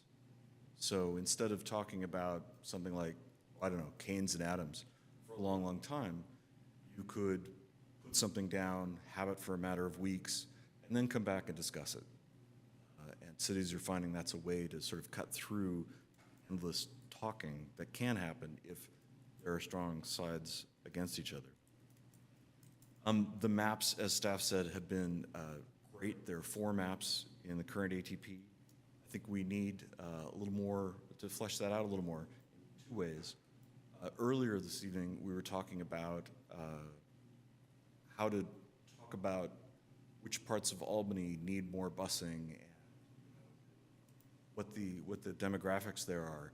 I think we need to put that into the ATP, maybe not in an in-depth way, but if we added some kind of map that maps looked at where family density is, where age changes are, where income levels are, that could really help us prioritize the projects that we look at and prioritize them for funding, make them more attractive for grants. The Climate Action Plan has reduced vehicle miles traveled as a criteria. How do you do that? You create places where people feel safe, walking, riding. Creating separated walking and riding places outside of the the motorized vehicle areas seems to be the most successful worldwide.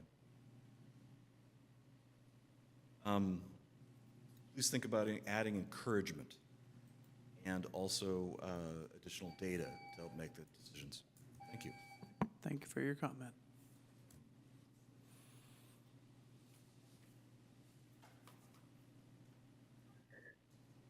Good evening again, Council.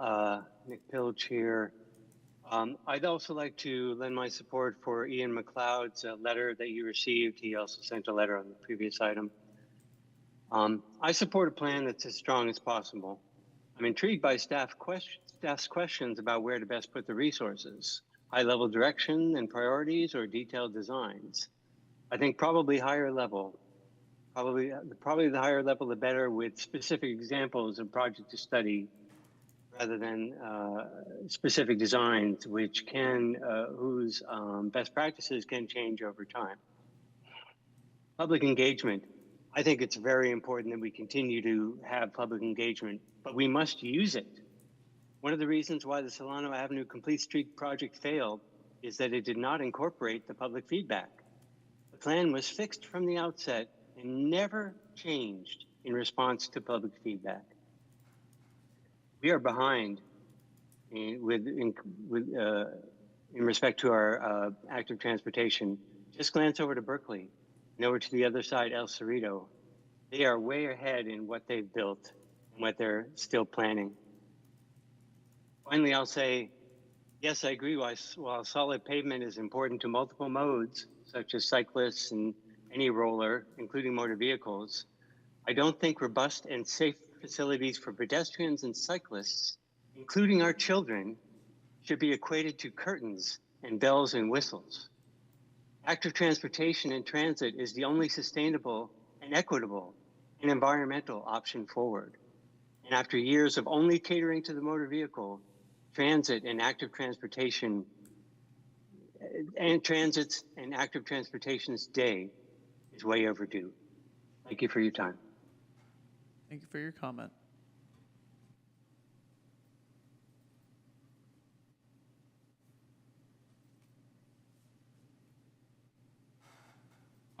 My name is Clay Larson. I think I'm speaking now.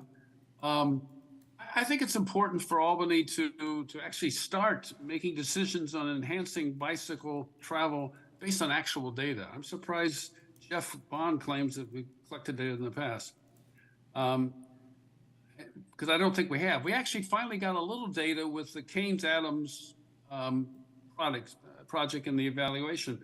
The numbers here were incredibly small. The pre-project data, I was particularly interested in Adams Street. The pre-project data for one location in Adams was 6 trips per day. To put that in context, to see how truly small those numbers are, Alameda County collects bicycle count data for 2 sites in Albany, the Albany Greenway at Solano and the Jackson Street Buchanan junction. The PM counts for the Albany Greenway were 140 trips per hour. Jackson Street was quite a bit less, 40 trips per hour. So the Adams Street's numbers are, as I say, incredibly small. So in the past, planning, bicycle planning in Albany has been a data-free zone. And our planning has been aspirational. We've adopted the, if we build it, they will come approach. That may have worked in the movie, but it's been a total failure in Albany. We built stuff and they didn't come. You know, I've heard advocates claim that they look forward to the day when Albany will look like Denmark with respect to bicycle travel. That's not ever going to happen. Albany will never look like Denmark. It will never look like Davis. It won't even look like Berkeley. Albany's a small town that lacks many of the business and services residents need. Many folks have to travel long distances to work. Many residents are older and bike riding is in the rearview mirror of the cars they drive. Many residents have young children safely ensconced in their car seats.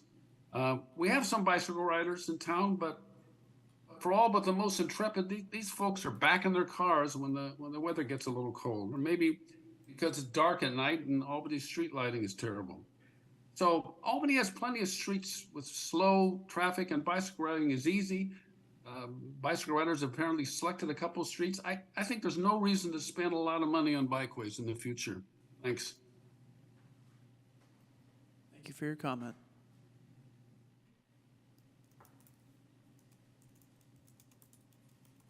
Hi, my name is Brian Martin, a resident of Adams Street in Albany, and I wanted to advocate for the prioritization of active transportation where there's a deficit in parking. So the city has just, as I understand it, eliminated a requirement for parking, in residential parking at least, citywide. And so as we start to see, maybe various neighborhoods will start having fewer cars than people are used to. Off-street parking than people are used to. But certainly along the San Pablo corridor, we're anticipating, and to some extent along Solano, anticipating many apartments and homes and condos being built with no parking or way under parked. So those areas, I would ask that the city in this ATP priority be thinking about those and prioritizing how kids are going to get to schools from these things, how families are going to get what they need for groceries and all kinds of, just to get around, which right now includes all Adams and Keynes as a good start. Thank you. Thank you for your comment.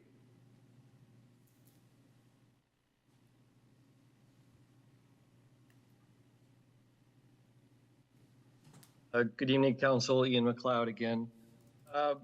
I just wanted to really support a new, robust, active transportation plan. The old one is completely obsolete, out of date.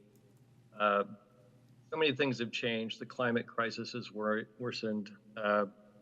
Standards have changed, et cetera.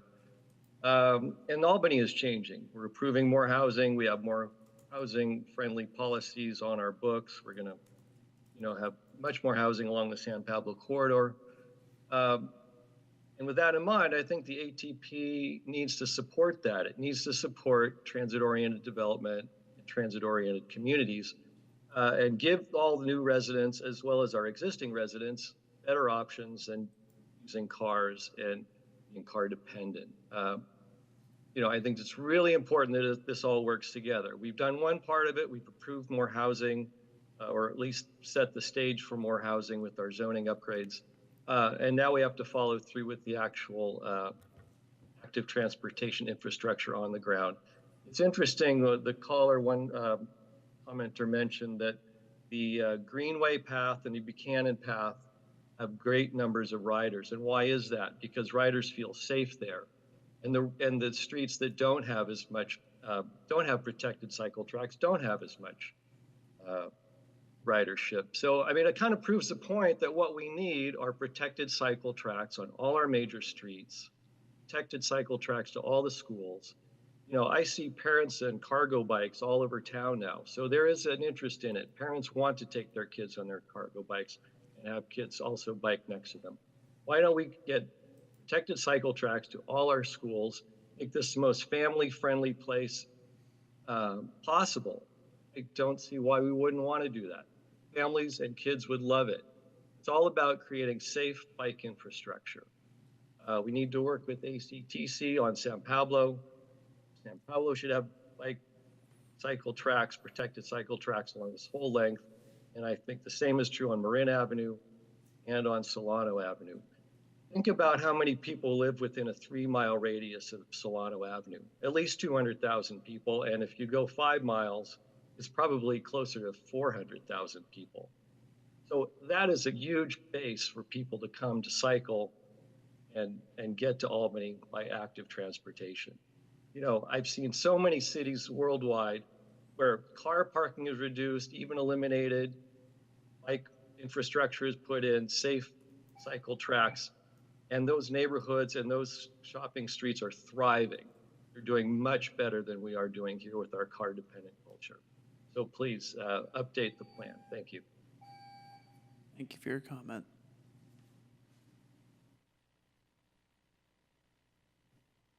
Thank you, City Council, for considering this and for staff for bringing it forward. This is very important. This is Nick Peterson with the Albany Climate Action Coalition. And because, half of Albany's greenhouse gas emissions for transportation, the CAP, the Albany Climate Action and Adaptation Plan, calls for reducing vehicle miles traveled.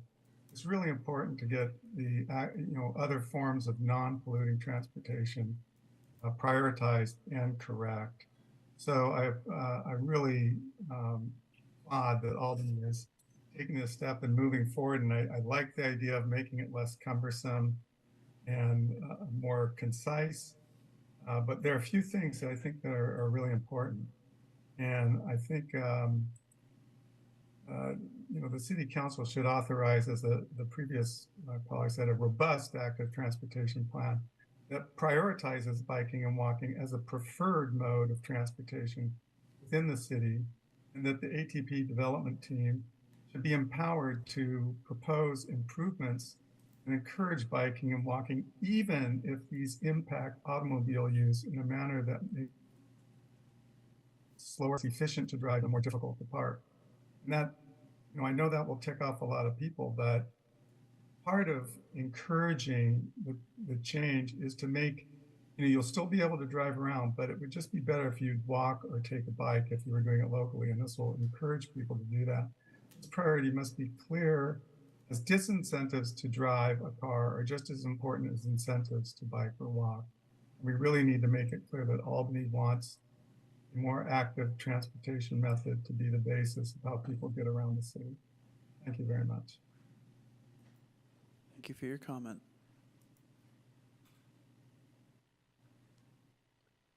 Yes, this is Lucinda Young, and I would like to support a very strong active transportation plan.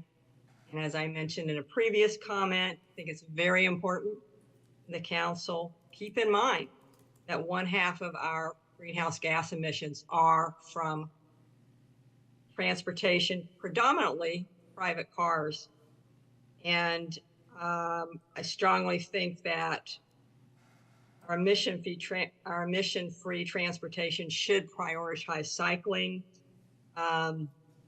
If you compare cars, even electric vehicles, the carbon output due to the combined manufacturing, use, and disposal of the vehicles, when you compare that to bicycling, cycling is far superior to even electric vehicles.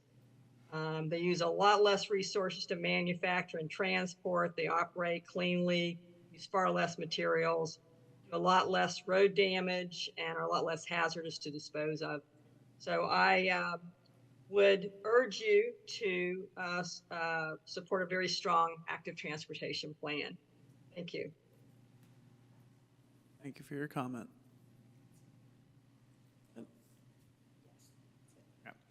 Then I will bring it back to council for discussion. Does anyone want to start us off?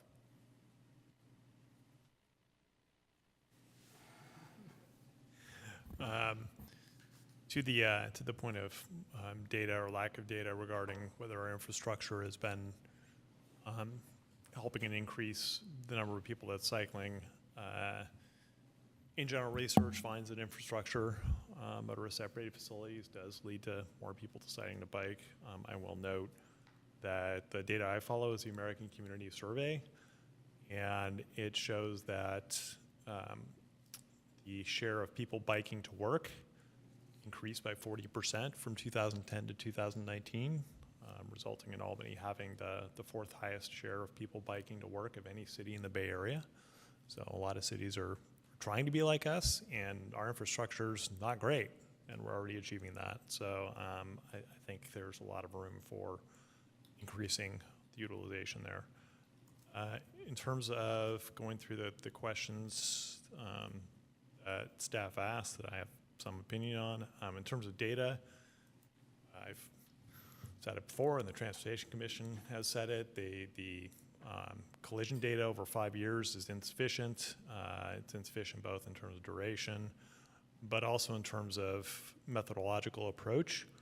So in risk, there's something called an incident pyramid, and there are, an order of magnitude or more near hits than there are actual collisions. And so if you're not paying attention to the near hits, then you're not paying attention to how you really need to correct your system. A lot of industries have moved to looking at near hits rather than only paying attention to collisions. The transportation industry is behind. Through the chair of the Alameda County Transportation Commission, EPAC, I was introduced to a company that is rectifying this. And so it outfits, in cooperation with governments, it will outfit people who self-identify with cameras, and then they can basically clip out segments where they had a near hit situation. And that can become the data, and then they map that, and then you can really see more rapidly where the problems are. It appears to be incredibly cheap.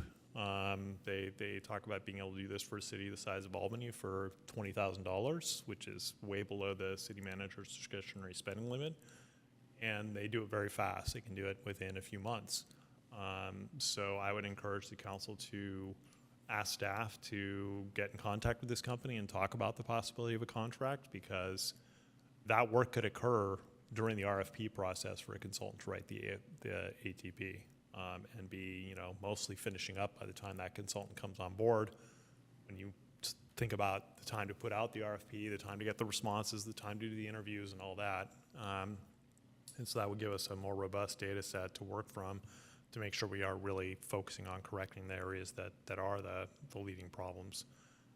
As far as project design and cost, my thought is only do as much work as is needed to make it more likely than not at a planning level that a facility type that is assigned to a route is feasible. So not like, we know it's feasible, but more likely than not that it's feasible. And then for, maybe the handful of highest priority projects, take those further to try to advance us further down the line towards being able to write grant applications against them. As far as information briefs, I can't really talk to that. I've been so immersed in this for 30 years that all the acronyms you said I know already, so I'm not a good person to weigh in on whether that would be useful effort on the part of a consultant or not. As far as what I would like to see in the plan, I agree. I think the focus needs to shift from what I call sort of Gen 0 or Gen 1, which is mostly paint on streets, to Gen 3, which is raised cycling facilities on the cycling side, obviously on the sidewalk user side in terms of both sides of the ATP.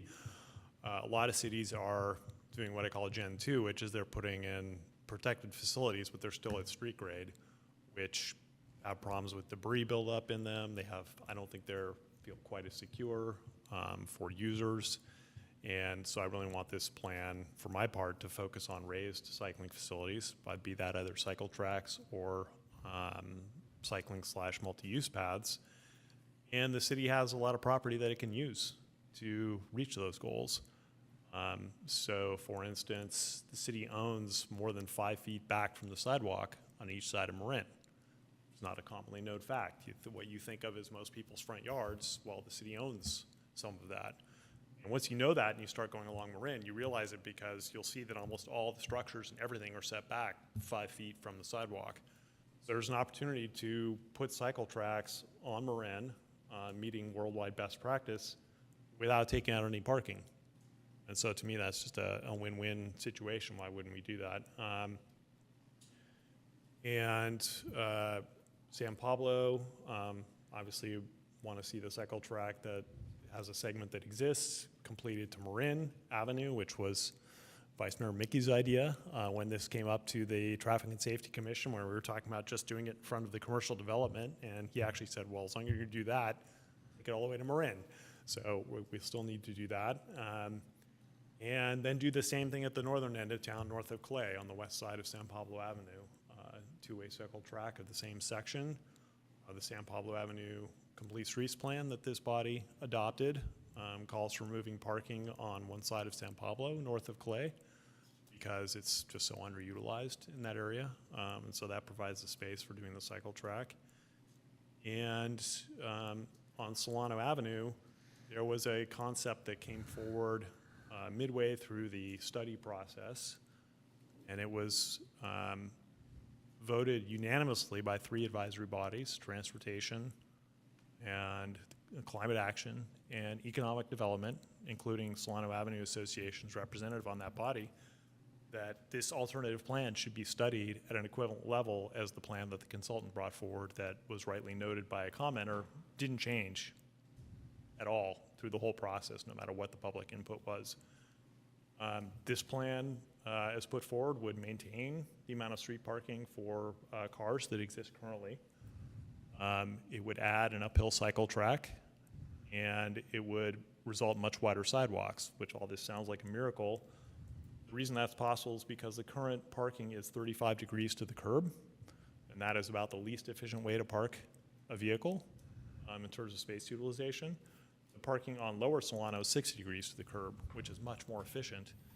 And so by turning the angle of the car parking on the south side of Solano to 60 degrees, and that frees up so much space that you can turn the car parking in the downhill direction to parallel, which would be much safer for people biking, and have the same number of parking spaces.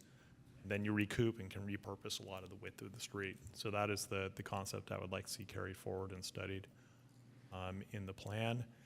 And there's a number of other paths that could be completed, that segments exist. I won't go through those. And in terms of encouragement, it's in the current plan, but to recommit specifically and particularly to education and education in the schools. So continuing to partner with the schools on funding that work for children to learn, how to use the streets in an active transportation sense. I know that would have benefited me a lot because I got in so many accidents when I was commuting by bike starting in second grade because I didn't have that. So I certainly wouldn't wish that on anybody else, and I think that's key for people before they get a driver's license to have some sort of insight into how motorists think.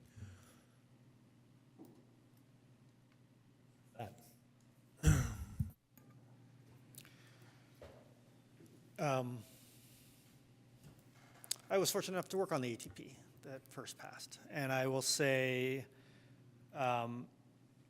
it was the plan that was feasible and acceptable for the time.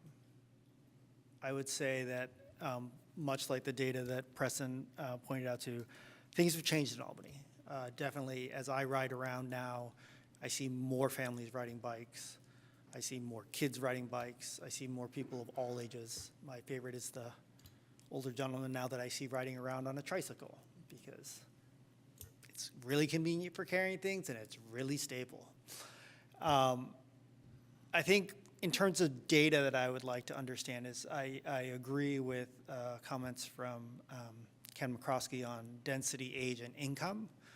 I think it's something that will help us in the ATP. I think it will help us in understanding how to invest as we think about our trees in the future, about our street lighting. I mean, it's data that we need to collect for a lot of reasons that will help us as a council prioritize. I would also like to see data and understand, and this is part of that education question that you asked, Jeff, what is the traffic on Solano and what kind of traffic are we getting there? So it is our bus route. It is our truck route. It is one of the few east-west roads that you on a car can take, right? It's people are trying to ride bikes, but what is that volume of truck traffic? Because whenever we go to do these redesigns, I love narrow streets. I love narrow main streets, right? Where you have cars, you have bikes, you have everyone going. Those don't usually have buses or worse, large delivery trucks going, semi trucks going up and down them. Because I think part of the conversation has to be, well, do we still want large semi-trucks going up and down Solano? And I know this is a really hot button topic because the only other possible route would be Marin Avenue. And not all businesses on Solano Avenue take deliveries from large semi-trucks, but we have some very large users who do have frequent deliveries. So even if we didn't have Solano Avenue as a truck route, we would still have to accommodate semi-trucks. Could go to the extreme and say no semi-trucks, but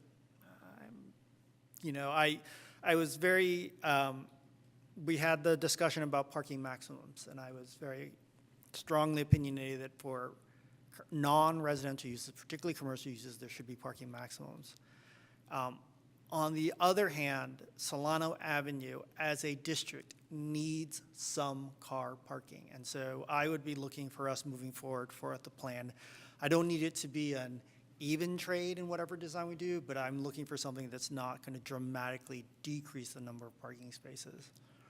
Do I think over time, in another 10 or 15 years when this plan gets renewed, that there might be the option to do that? Sure, but I don't think we as a community are there yet. I talked earlier about an equity standpoint of saying for those, for residential parking that, I want to be able to support people in transitions. It's the same thing that happens with parking. We have a lot of long-term tenants. We have a lot of people who are used to visiting Solano Avenue in a car. And so I would love not to see us increasing the amount of parking, but I also don't want us to dramatically suddenly lose a ton of parking spaces. The one side note I would add is, I think Councilmember Henson Romero made a good point earlier that by maintaining parking spaces, we as a council and we as a community can choose to use that public space in different ways. And so we can do parklets, right? We have approved parklets. And so I guess from a data standpoint, I've said what I wanted on data.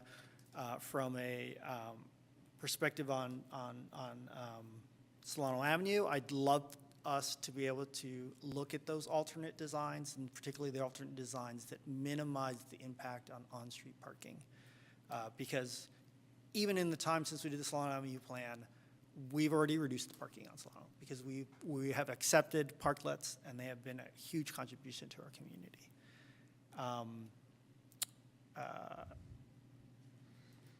Trying to think. Trying to think if there was something else. I would also note to some of the public comments, you know, I live in circles that talk a lot about Europe and what a beautiful place Europe is and what a great place it is to walk and bike. If you had visited in the 70s, you would have visited a nightmare of a place to ride a bike or walk in, because every public plaza was a parking lot. All the streets were filled with cars. They made a decision to transition. When I was there in 2000, there were still a lot of cities I visited that were not pedestrian friendly and bicycle friendly. But where they are today, for some of those communities, is incredible. And so this is an opportunity for us to take steps towards there, but I don't imagine a Solano MU that is car-free, for instance, because where do the buses go, where do the trucks go, what happens to our existing users, or our existing businesses, sorry, along Solano Avenue. Sorry. In terms of data that I would like to see collected and analyzed, interpreted, I think, you know, you already heard Vice Mayor Mickey share it and heard from one of our folks in public comments, but just want to reiterate, would love to see data collection around demographics,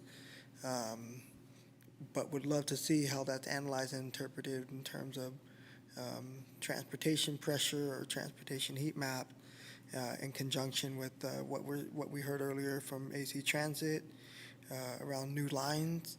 Sorry, I'll get this closer to me. And would definitely love to see actual raw data coming from folks in the community, and demographic data that could easily be pulled from census, AC Transit data, transportation pressure maps that could easily be centralized. But getting information, and I think this funnels into the public engagement part, which I'll tap into a bit, but would love to understand where people go and why,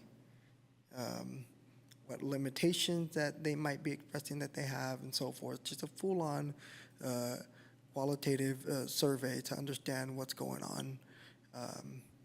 And I guess that's a good segue to talk about public engagement. You know, one vision I do see, and and I've seen work in my hometown city of Richmond, is literally just being out there on main points of the Richmond Greenway, the Albany Greenway, and main walking corridors along main streets, and just standing there with the QR code, a big tent. People are in a hurry; they don't want to stand and take a survey, but they'll scan the hell out of that QR code to get going. And I think there's opportunity to be said there with City of Albany to also allow our city staff to be more visible, allow council members to be visible and take up those opportunities to also collaborate with city staff and just be out there, be more visible, and get people interested and excited. Where are Albany swag, and let them know, like, this is for you. Of course, that only captured data from people who are presently active or currently active on those facilities. So I would also challenge us to look at what public engagement looks like and making sure we are getting every household, not just mailers. I don't know how that looks like. I'm not the expert in how we survey community-wide, but I'm sure we could get a lot of good information from previous consultants, upcoming consultants, like those who are doing racial equity survey. How do we best gather information voluntarily from our community members? In terms of Solano Avenue, because I know time is of the essence with that and recommendations you're looking for, I too am in agreement that I don't want to do anything that would jeopardize reducing the number of parking spots or spaces along Solano Avenue, those businesses, and the folks that come to those businesses are vital to that small town charm that Albany has. I would be open to seeing what a cycling facility could look like along Solano Ave, but I think I'm most interested in prioritizing investments around pedestrian safety along Solano Ave, pedestrian access, pedestrian facilities. I think that's paramount, especially because Albany, our population is nearly 25% of folks under the age of 18. And so I do think about folks like myself who are walking with strollers up and down Solano when we try to make our way up to a couple of the restaurants on the weekend, or when my 13-year-old convinces us to go get froyo.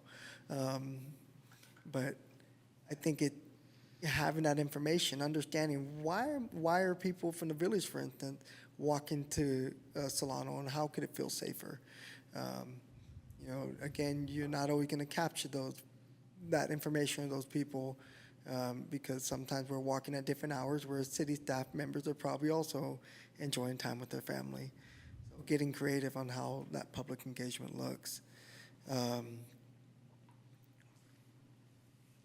In terms of, I have more thoughts around data. I could email you all the things that I have in mind that I've done for my own PhD work, and see what maybe city staff has done in the past before, or what looks feasible in terms of financial considerations. Last point I do want to make, though, is I did like the suggestion that Councilmember Jordan made around helping to document near misses.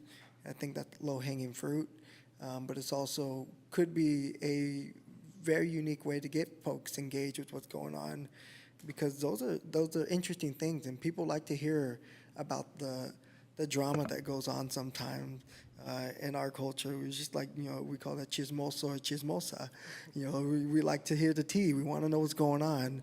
I see some people giggling because they know what I'm talking about. We like to hear that. And people gravitate towards that. And if you create a system that has the Albany tea, you're going to get more people invested in active transportation, whether they realize it or not. And they might help crowdsource to it, or look at the hyperlinks that are on that web page, that landing page, and become more involved, or take a qualitative survey that may be readily available to them.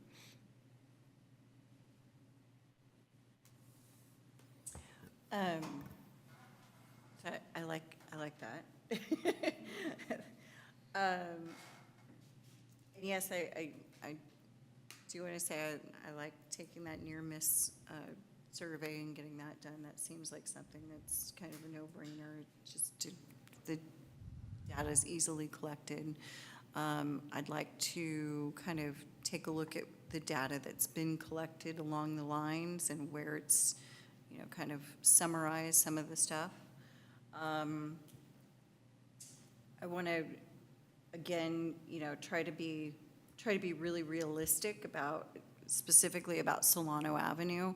Just be really realistic about what we can do, what we can afford to do, and the data that gets collected, from there or from the other commercial district parts is where are these people coming from to shop? Again, I made mention that we got a lot of data saying that we got a lot of people coming from, the North Bay and stuff. And so it's not just about the community that lives here, but it's the community that shops here too, because I'll tell you that the restaurants, the shops, all of them cannot solely be dependent on who lives here and can walk and bike here.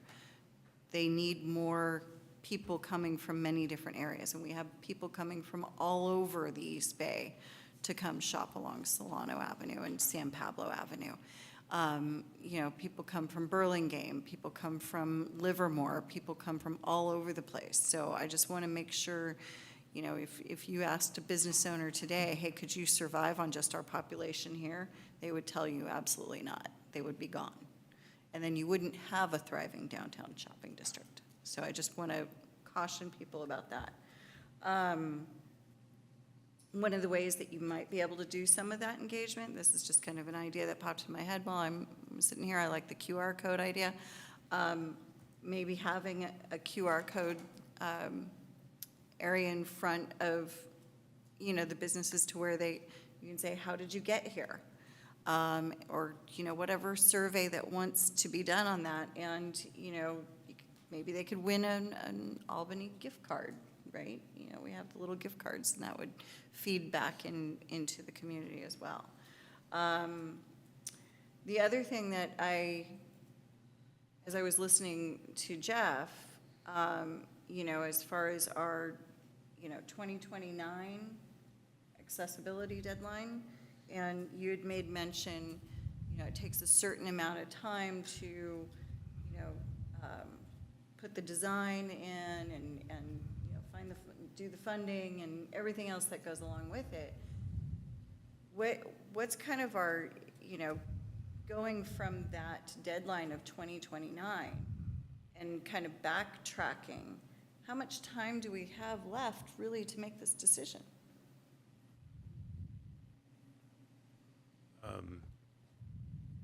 If the Public Works Director were here, he'd probably like the decision tonight, but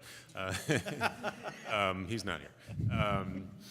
You know, I think we need to have a policy level decision in the next 18 months.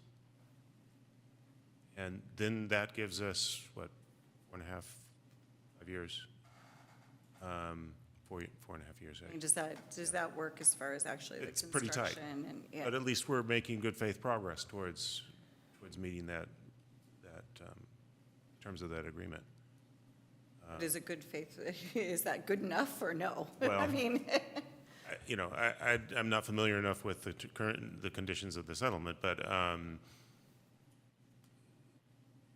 we need to start now, and I think with any planning process,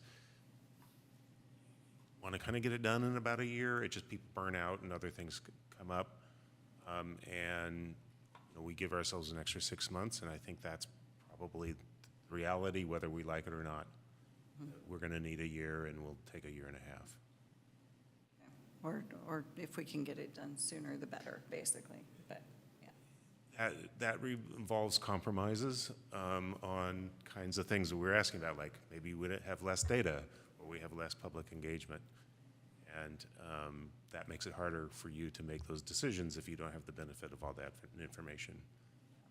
And approximately how much time do you think that takes for that data collection that you're hearing based upon what you're hearing tonight, kind of thing? Gosh. Could I jump in and actually make a suggestion? Sure. Because the surveying, I mean, while it can be a public engagement instrument, I don't know if it's a great instrument for actually collecting the data that people are interested in, because there's a lot of self-selection there. When I work with Alameda CTC on the bridge over the freeway at Gilman, that's pretty much done now. Got a planning process, and they or one of their consultants purchased cell phone data, aggregated cell phone data. And because my intuition was that most of the demand for that bridge, not most, but a majority of the demand for the bridge was going to come from the north, because there's already a bridge at University. Mm-hmm. And so that even though they were putting the bridge on the south, they need to address how are people going to get there from the north. And so they said, okay, we'll buy this aggregated cell phone data. And it was great. It happened to bear out what my suspicion, but the point of it was there, it was fast, it wasn't that expensive, it was objective, it was complete. And these companies that do this aggregation now can, basically by looking at the pattern of how the cell phone moves, they can figure out, is this person walking, biking, or driving to the destination? And so if we want that kind of data, I would suggest we go after it that way because it's much faster, it's much more complete, and it's probably costs a lot less. And then we'll have the actual answer of what does the mix look like currently, which isn't necessarily, you know, to say that's the mix we want to keep, but at least we'll have objective data that we're working with. As far as the public engagement, I hadn't really thought about that with this particular company. You know, they would contract to outfit a certain number of community members, but it also is an open platform so that anybody can outfit themselves and start submitting data. And so in that way, it could sort of snowball where you get more people saying, hey, you know, I want to do that. I want to contribute data. So just a thought. Sounds in general like there's some interest in getting that. So I'll introduce staff to the principal of the company so that there can be a conversation around that. And as far as this other schematic plan for Solano that was unanimously voted should be a subject of study by 3 bodies, which I've never seen that happen before otherwise in Albany in the 30 years I've been here almost. The consultant plan had 6-foot wide sidewalks on Solano, which is substandard. That's just too narrow.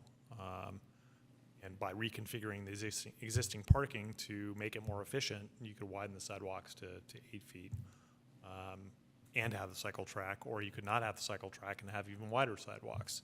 So I think no matter what happens, the car parking needs to be reconfigured for efficiency because we're just wasting so much space in such a valuable portion of our city.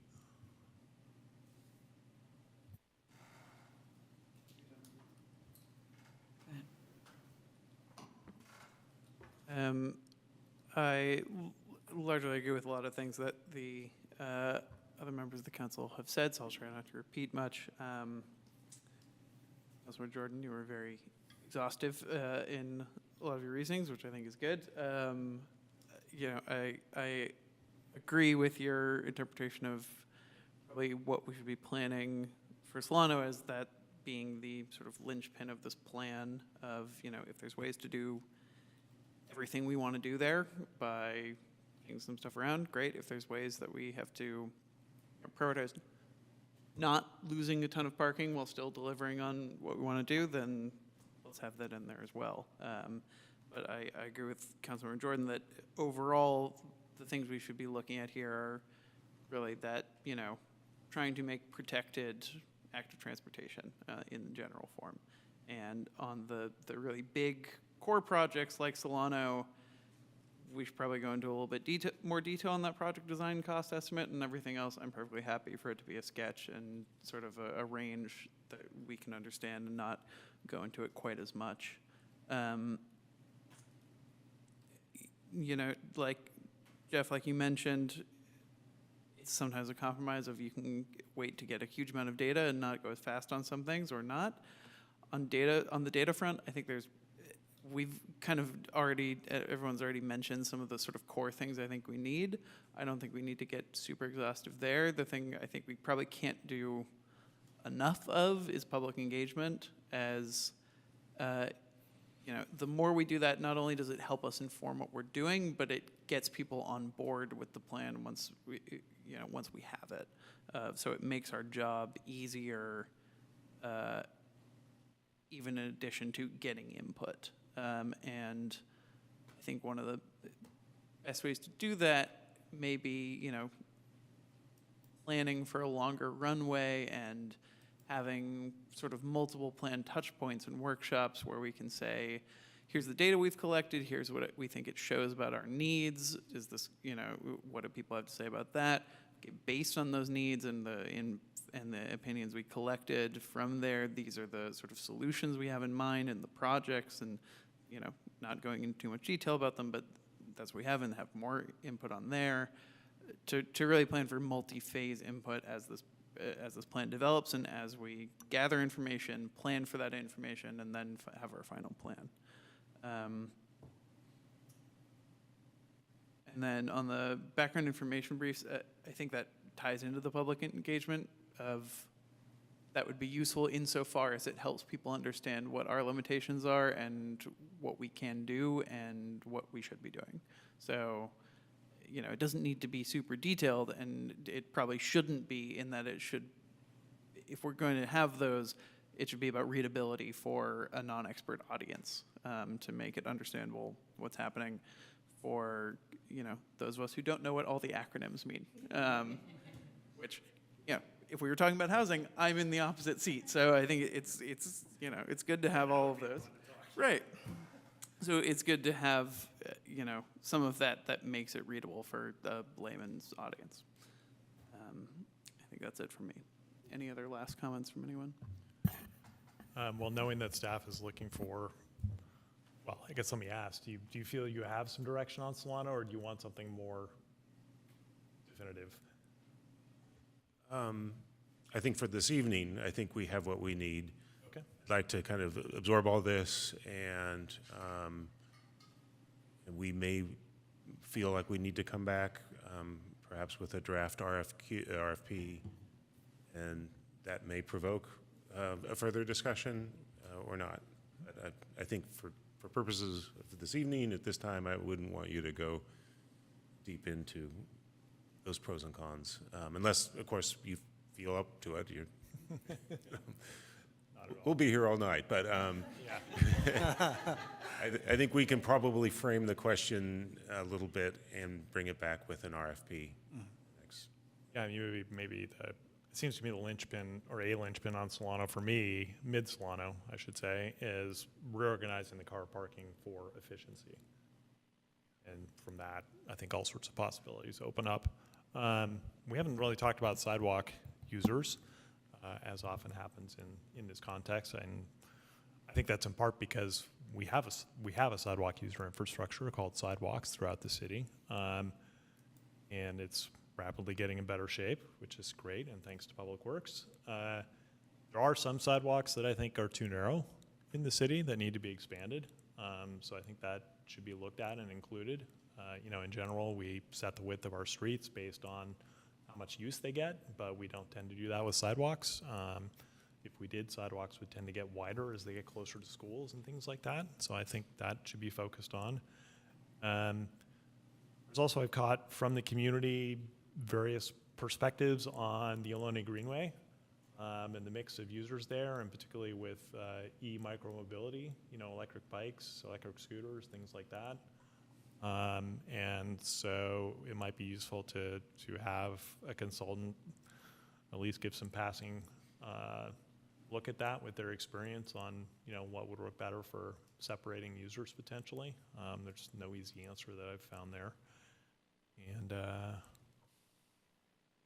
yeah, I think with that, I'll leave it. I don't know that we really need a priority sidewalk network anymore, because that was helpful for repairing the sidewalks, but I think our entire sidewalk network is valuable and needs to be repaired, and should be in good shape.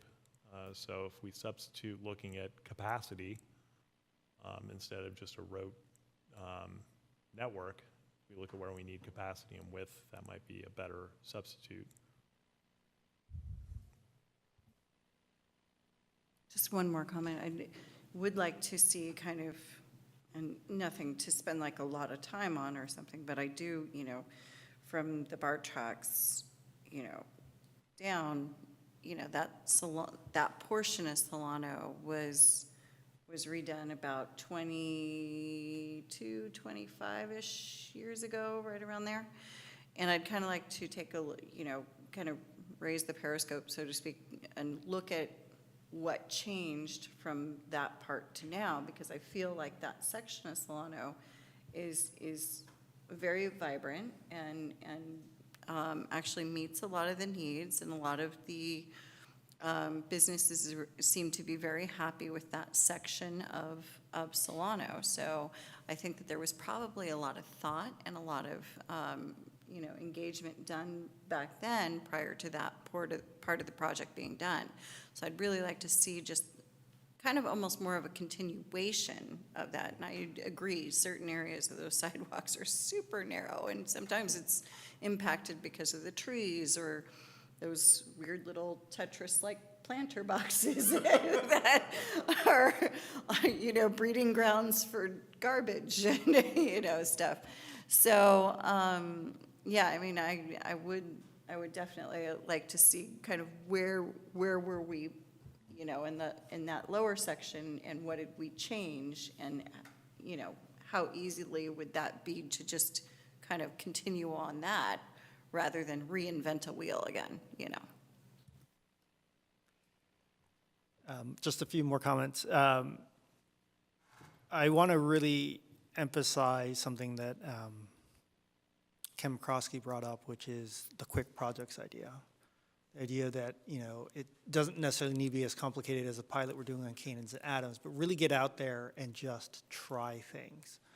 So we're talking about 60-degree parking. Like, what does it really take to get Public Works out there to grind the old lines and paint new 60-degree angle parking spaces, and just try it, right? Because we can sit here and we can look at plans that are usually not that easy to read, even for someone who's been looking at plans for for my entire career, right? And you can sit there and you can debate what's the best design, and oftentimes just getting out and trying things is a good way of getting everyone more comfortable with things, and leaving yourself room to change things as you go along. In terms of education, I think you had asked whether wasn't sure if you meant we as a council, or if you just meant general education to people about NACDO and all these terms. And I think that's, particularly for Solon LNO, hugely important, because people have to understand that the limitations we are working under on Solano.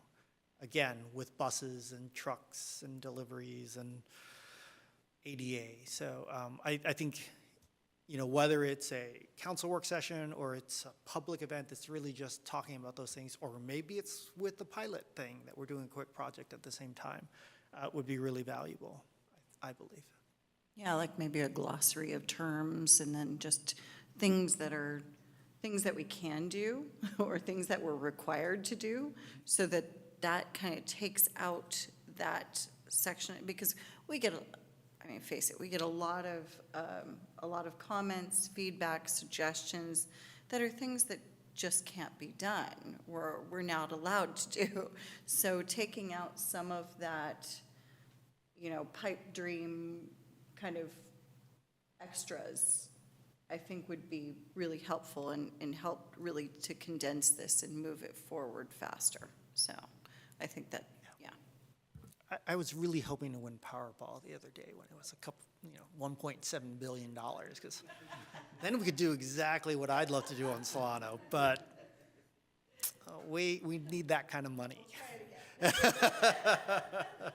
John's world, we're just living in it. I had a couple quick things, again, with public engagement and outreach. I know it was mentioned briefly earlier, I think by Mayor Tiedemann. I'm sorry if I'm incorrect, but around working with the schools. I just want to heavily emphasize that we should make an effort to prioritize collaborating with the school district, and or at least the principals at our respective schools within Albany, to work on outreach among our youth and their families.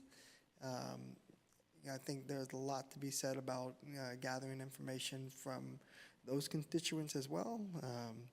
I could say, you know, for a hot minute, my daughter was very hesitant, reluctant about walking to and from school, and now it's like I feel sad that she doesn't want me to pick her up anymore, because she loves walking home, and you know that makes me proud.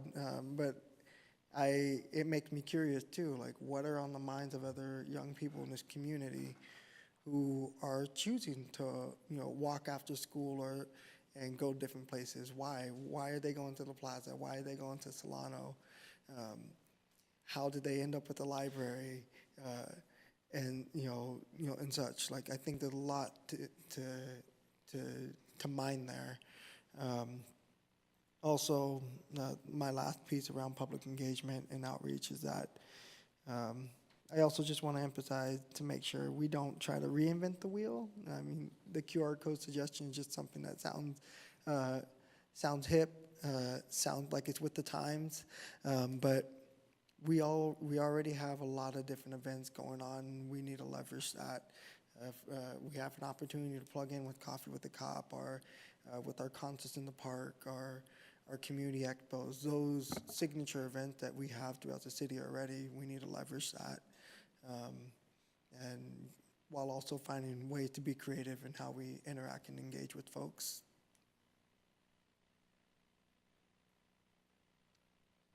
Well, if staff had most of what they needed 10 minutes ago, they should have really everything they need now, unless there are any other final thoughts. We look forward to seeing this when it comes back, and thanks for giving us the chance to discuss it early on. And with that, we will move to our council and subcommittee reports on appointed representation for Albany. And we will see who's going first. That is Councilmember Jordan. Thank you, Mayor. I attended a PPLC meeting, I think, of the Alameda CTC, nothing particular to report from there. Also attended a briefing meeting on the San Pablo Avenue project, which there wasn't any particular new information there, given my engagement with that. Thanks. Councilmember Hanson-Romero. Sorry, forgot to turn on my mic. Actually, I just wanted to make note of the Stop Waste in our community. They're having a hazardous waste drop-off event. The last free hazardous waste drop-off event of the year will be held in Alameda on Sunday, November 12th from 9 to 1 p.m. And this is open to all of Alameda County residents who want to properly dispose of their leftover paint, e-waste, pesticides, expired medications. Appointment registration is required to ease traffic flow. Online registration can be found on the stopwaste.org. And they're, again, they continue to do additional programs and looking for ways to really,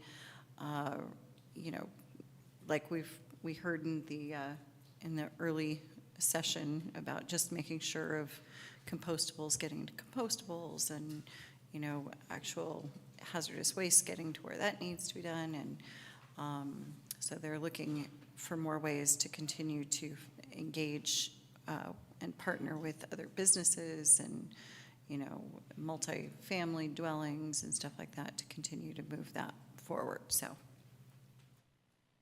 thank you. Vice Mayor. I attended, I believe it's in this time period, an ACTC meeting that had to do with, I think it was building out the network or completing the network, that had to do with bicycle infrastructure. A lot of key takeaways, a lot of new stuff that I learned. I think one of the things that I saw as a theme was things that were brought up in our previous discussion, which were lots of community engagement, but also doing these kind of quick pilot projects where you're testing something and recognize you're not going to get it perfect the first time. So, but get it out there, try it, and then adjust as need be. And so that was really interesting. It was also a big thing about not getting too stuck in the weeds on the exact design, because a lot of the designs that were presented, they ended up changing as the project moved forward, because they were now able to move forward and have much more in-depth conversations with stakeholders. So specific property owners, specific business users, so that adjustments to the plans could be made that still kept the overall intent, but fine adjustments were able to be made. I also attended and I'm gonna, the East Bay Sports Fields Recreation Authority, JPA. I think of it as the Tom Bates JPA, but it's technically the East Bay Sports Fields. We had our, every 6 months they have a meeting, so we got an update. Their financials are not quite at a point where they're able to release them, but they did say that they were able to cover costs, but they did not quite meet the goal they had hoped to get to for purposes of being able to reinvest in the fields. We also got an update that they did not receive one of the grants that they went after. So in my last update, I talked about how they'll be expanding additional soccer fields, they'll be building pickleball fields, they'll be building a concession stands, and they'll have a fully functional restroom facilities with running water. So those will happen. However, the grant they went after was to do some additional field work and to do some work on 2 of the parking lots. That funding did not materialize, so they will continue to move on. One last thing that was mentioned that I'm trying to get more details on is UC Berkeley is considering not renting out the fields anymore. And that's fielding fields, sorry, which are the soccer fields that are essentially contiguous with the UC Village and edged on one side with Cordonices Creek. And so that, my understanding is that that's under consideration. That will have implications on youth soccer primarily. So, Do they have any idea why? so again, I'm trying to get more information. My understanding was to provide recreational access for students, so both not only the village but UC Berkeley as a whole. So. Oh, I see. So it would remain a field, not thinking of building more housing or something there. It is to provide recreation, is what we were told. Okay. So I assume it's fields, but yeah. Okay. I don't know more than that. I can add some detail as I met with someone from the Chancellor's office a little while ago, and they mentioned some of this. It's because they need more recreation space for university activities. Apparently the competitive sports part is taking up a truly incredible amount of the field space for UC Berkeley and leaving very little for recreation. And I think there's also some issues that they want to resolve around. They're trying to program more recreation usages just in general, and also readdress a sort of more fair way to apportion that between both themselves and Albany Berkeley and other community groups that might want to use it. So that is, we will likely hear more about that at some point in the near future. And I guess with 800 more residents moving in a year. Councilmember Lopez? No updates with Giltrack Farm. Next mosquito abatement district meeting is this Wednesday. As well, unfortunately, reporting from the district, one of our trustees has passed away, Trustee George Young. Don't know the details of that, but I am aware that services were this past weekend. And I just want to make sure I took the moment to acknowledge that and to acknowledge what not just us trustees are doing in terms of processing that information that we received a couple weeks ago, but also acknowledge the family and friends of George Young and community out in Fremont as well that lost a very, very great leader. Thank you. A couple of updates, but first we do have an attachment that I encourage anyone to go over from our representative to the Housing Authority. I think their main update this time was some information about the Family Self-Sufficiency Program, which is a partnership with Section 8 and HUD, and there's an event coming up that is their annual celebration of that program on the November 9th, so soon. Since our last council meeting, I attended, there was a East Bay Community Energy board meeting, which at that meeting, we officially changed the name of East Bay Community Energy to AVA Community Energy, so it was an AVA board meeting. We talked about the Bright Choice emissions overview. It's getting better. There's a new wind power deal for 150 megawatts. And we talked about some legislative updates. I had what I think is maybe my last pension board meeting, where we're looking in good shape. I went to the District 5 Alameda County BAFA bond meeting on the 26th, which was a community listening event about the bond and where the county staff and supervisors are gathering input to inform the expenditure plan that they have to put together. So they are getting that, and then we'll bring it back to their board, a final version in May and some preliminary input in January. So they are moving quickly, much more quickly than any other county, I might add. We had a AVA executive committee meeting where we talked about solar billing proposal. Essentially, we're following PG&E, which was not our first choice, but we're adding some incentives on top of it.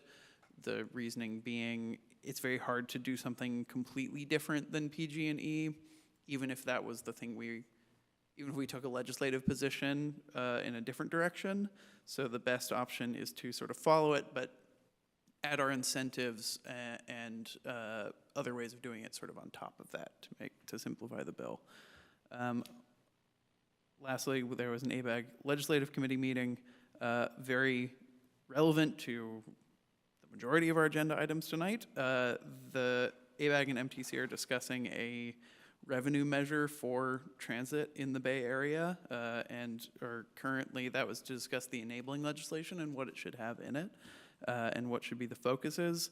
There are a number of ways that could be financed under discussion, and how to do it and how to keep it equitable.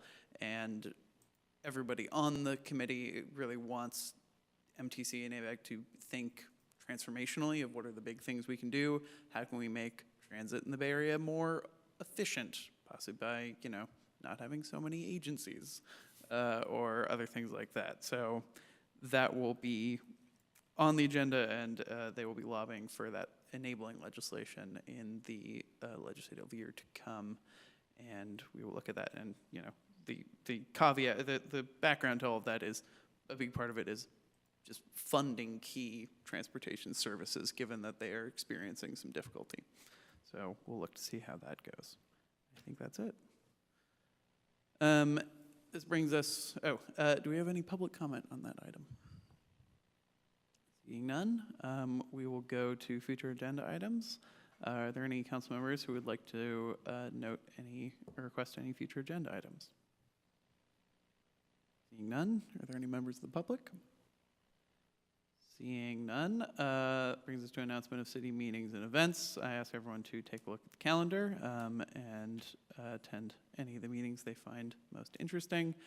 And with that, we reach our adjournment. Thank you to the Vice Mayor, other City Council members, City Clerk, City Manager, City Attorney, all of the staff who joined us, and all of the public. And we are adjourned.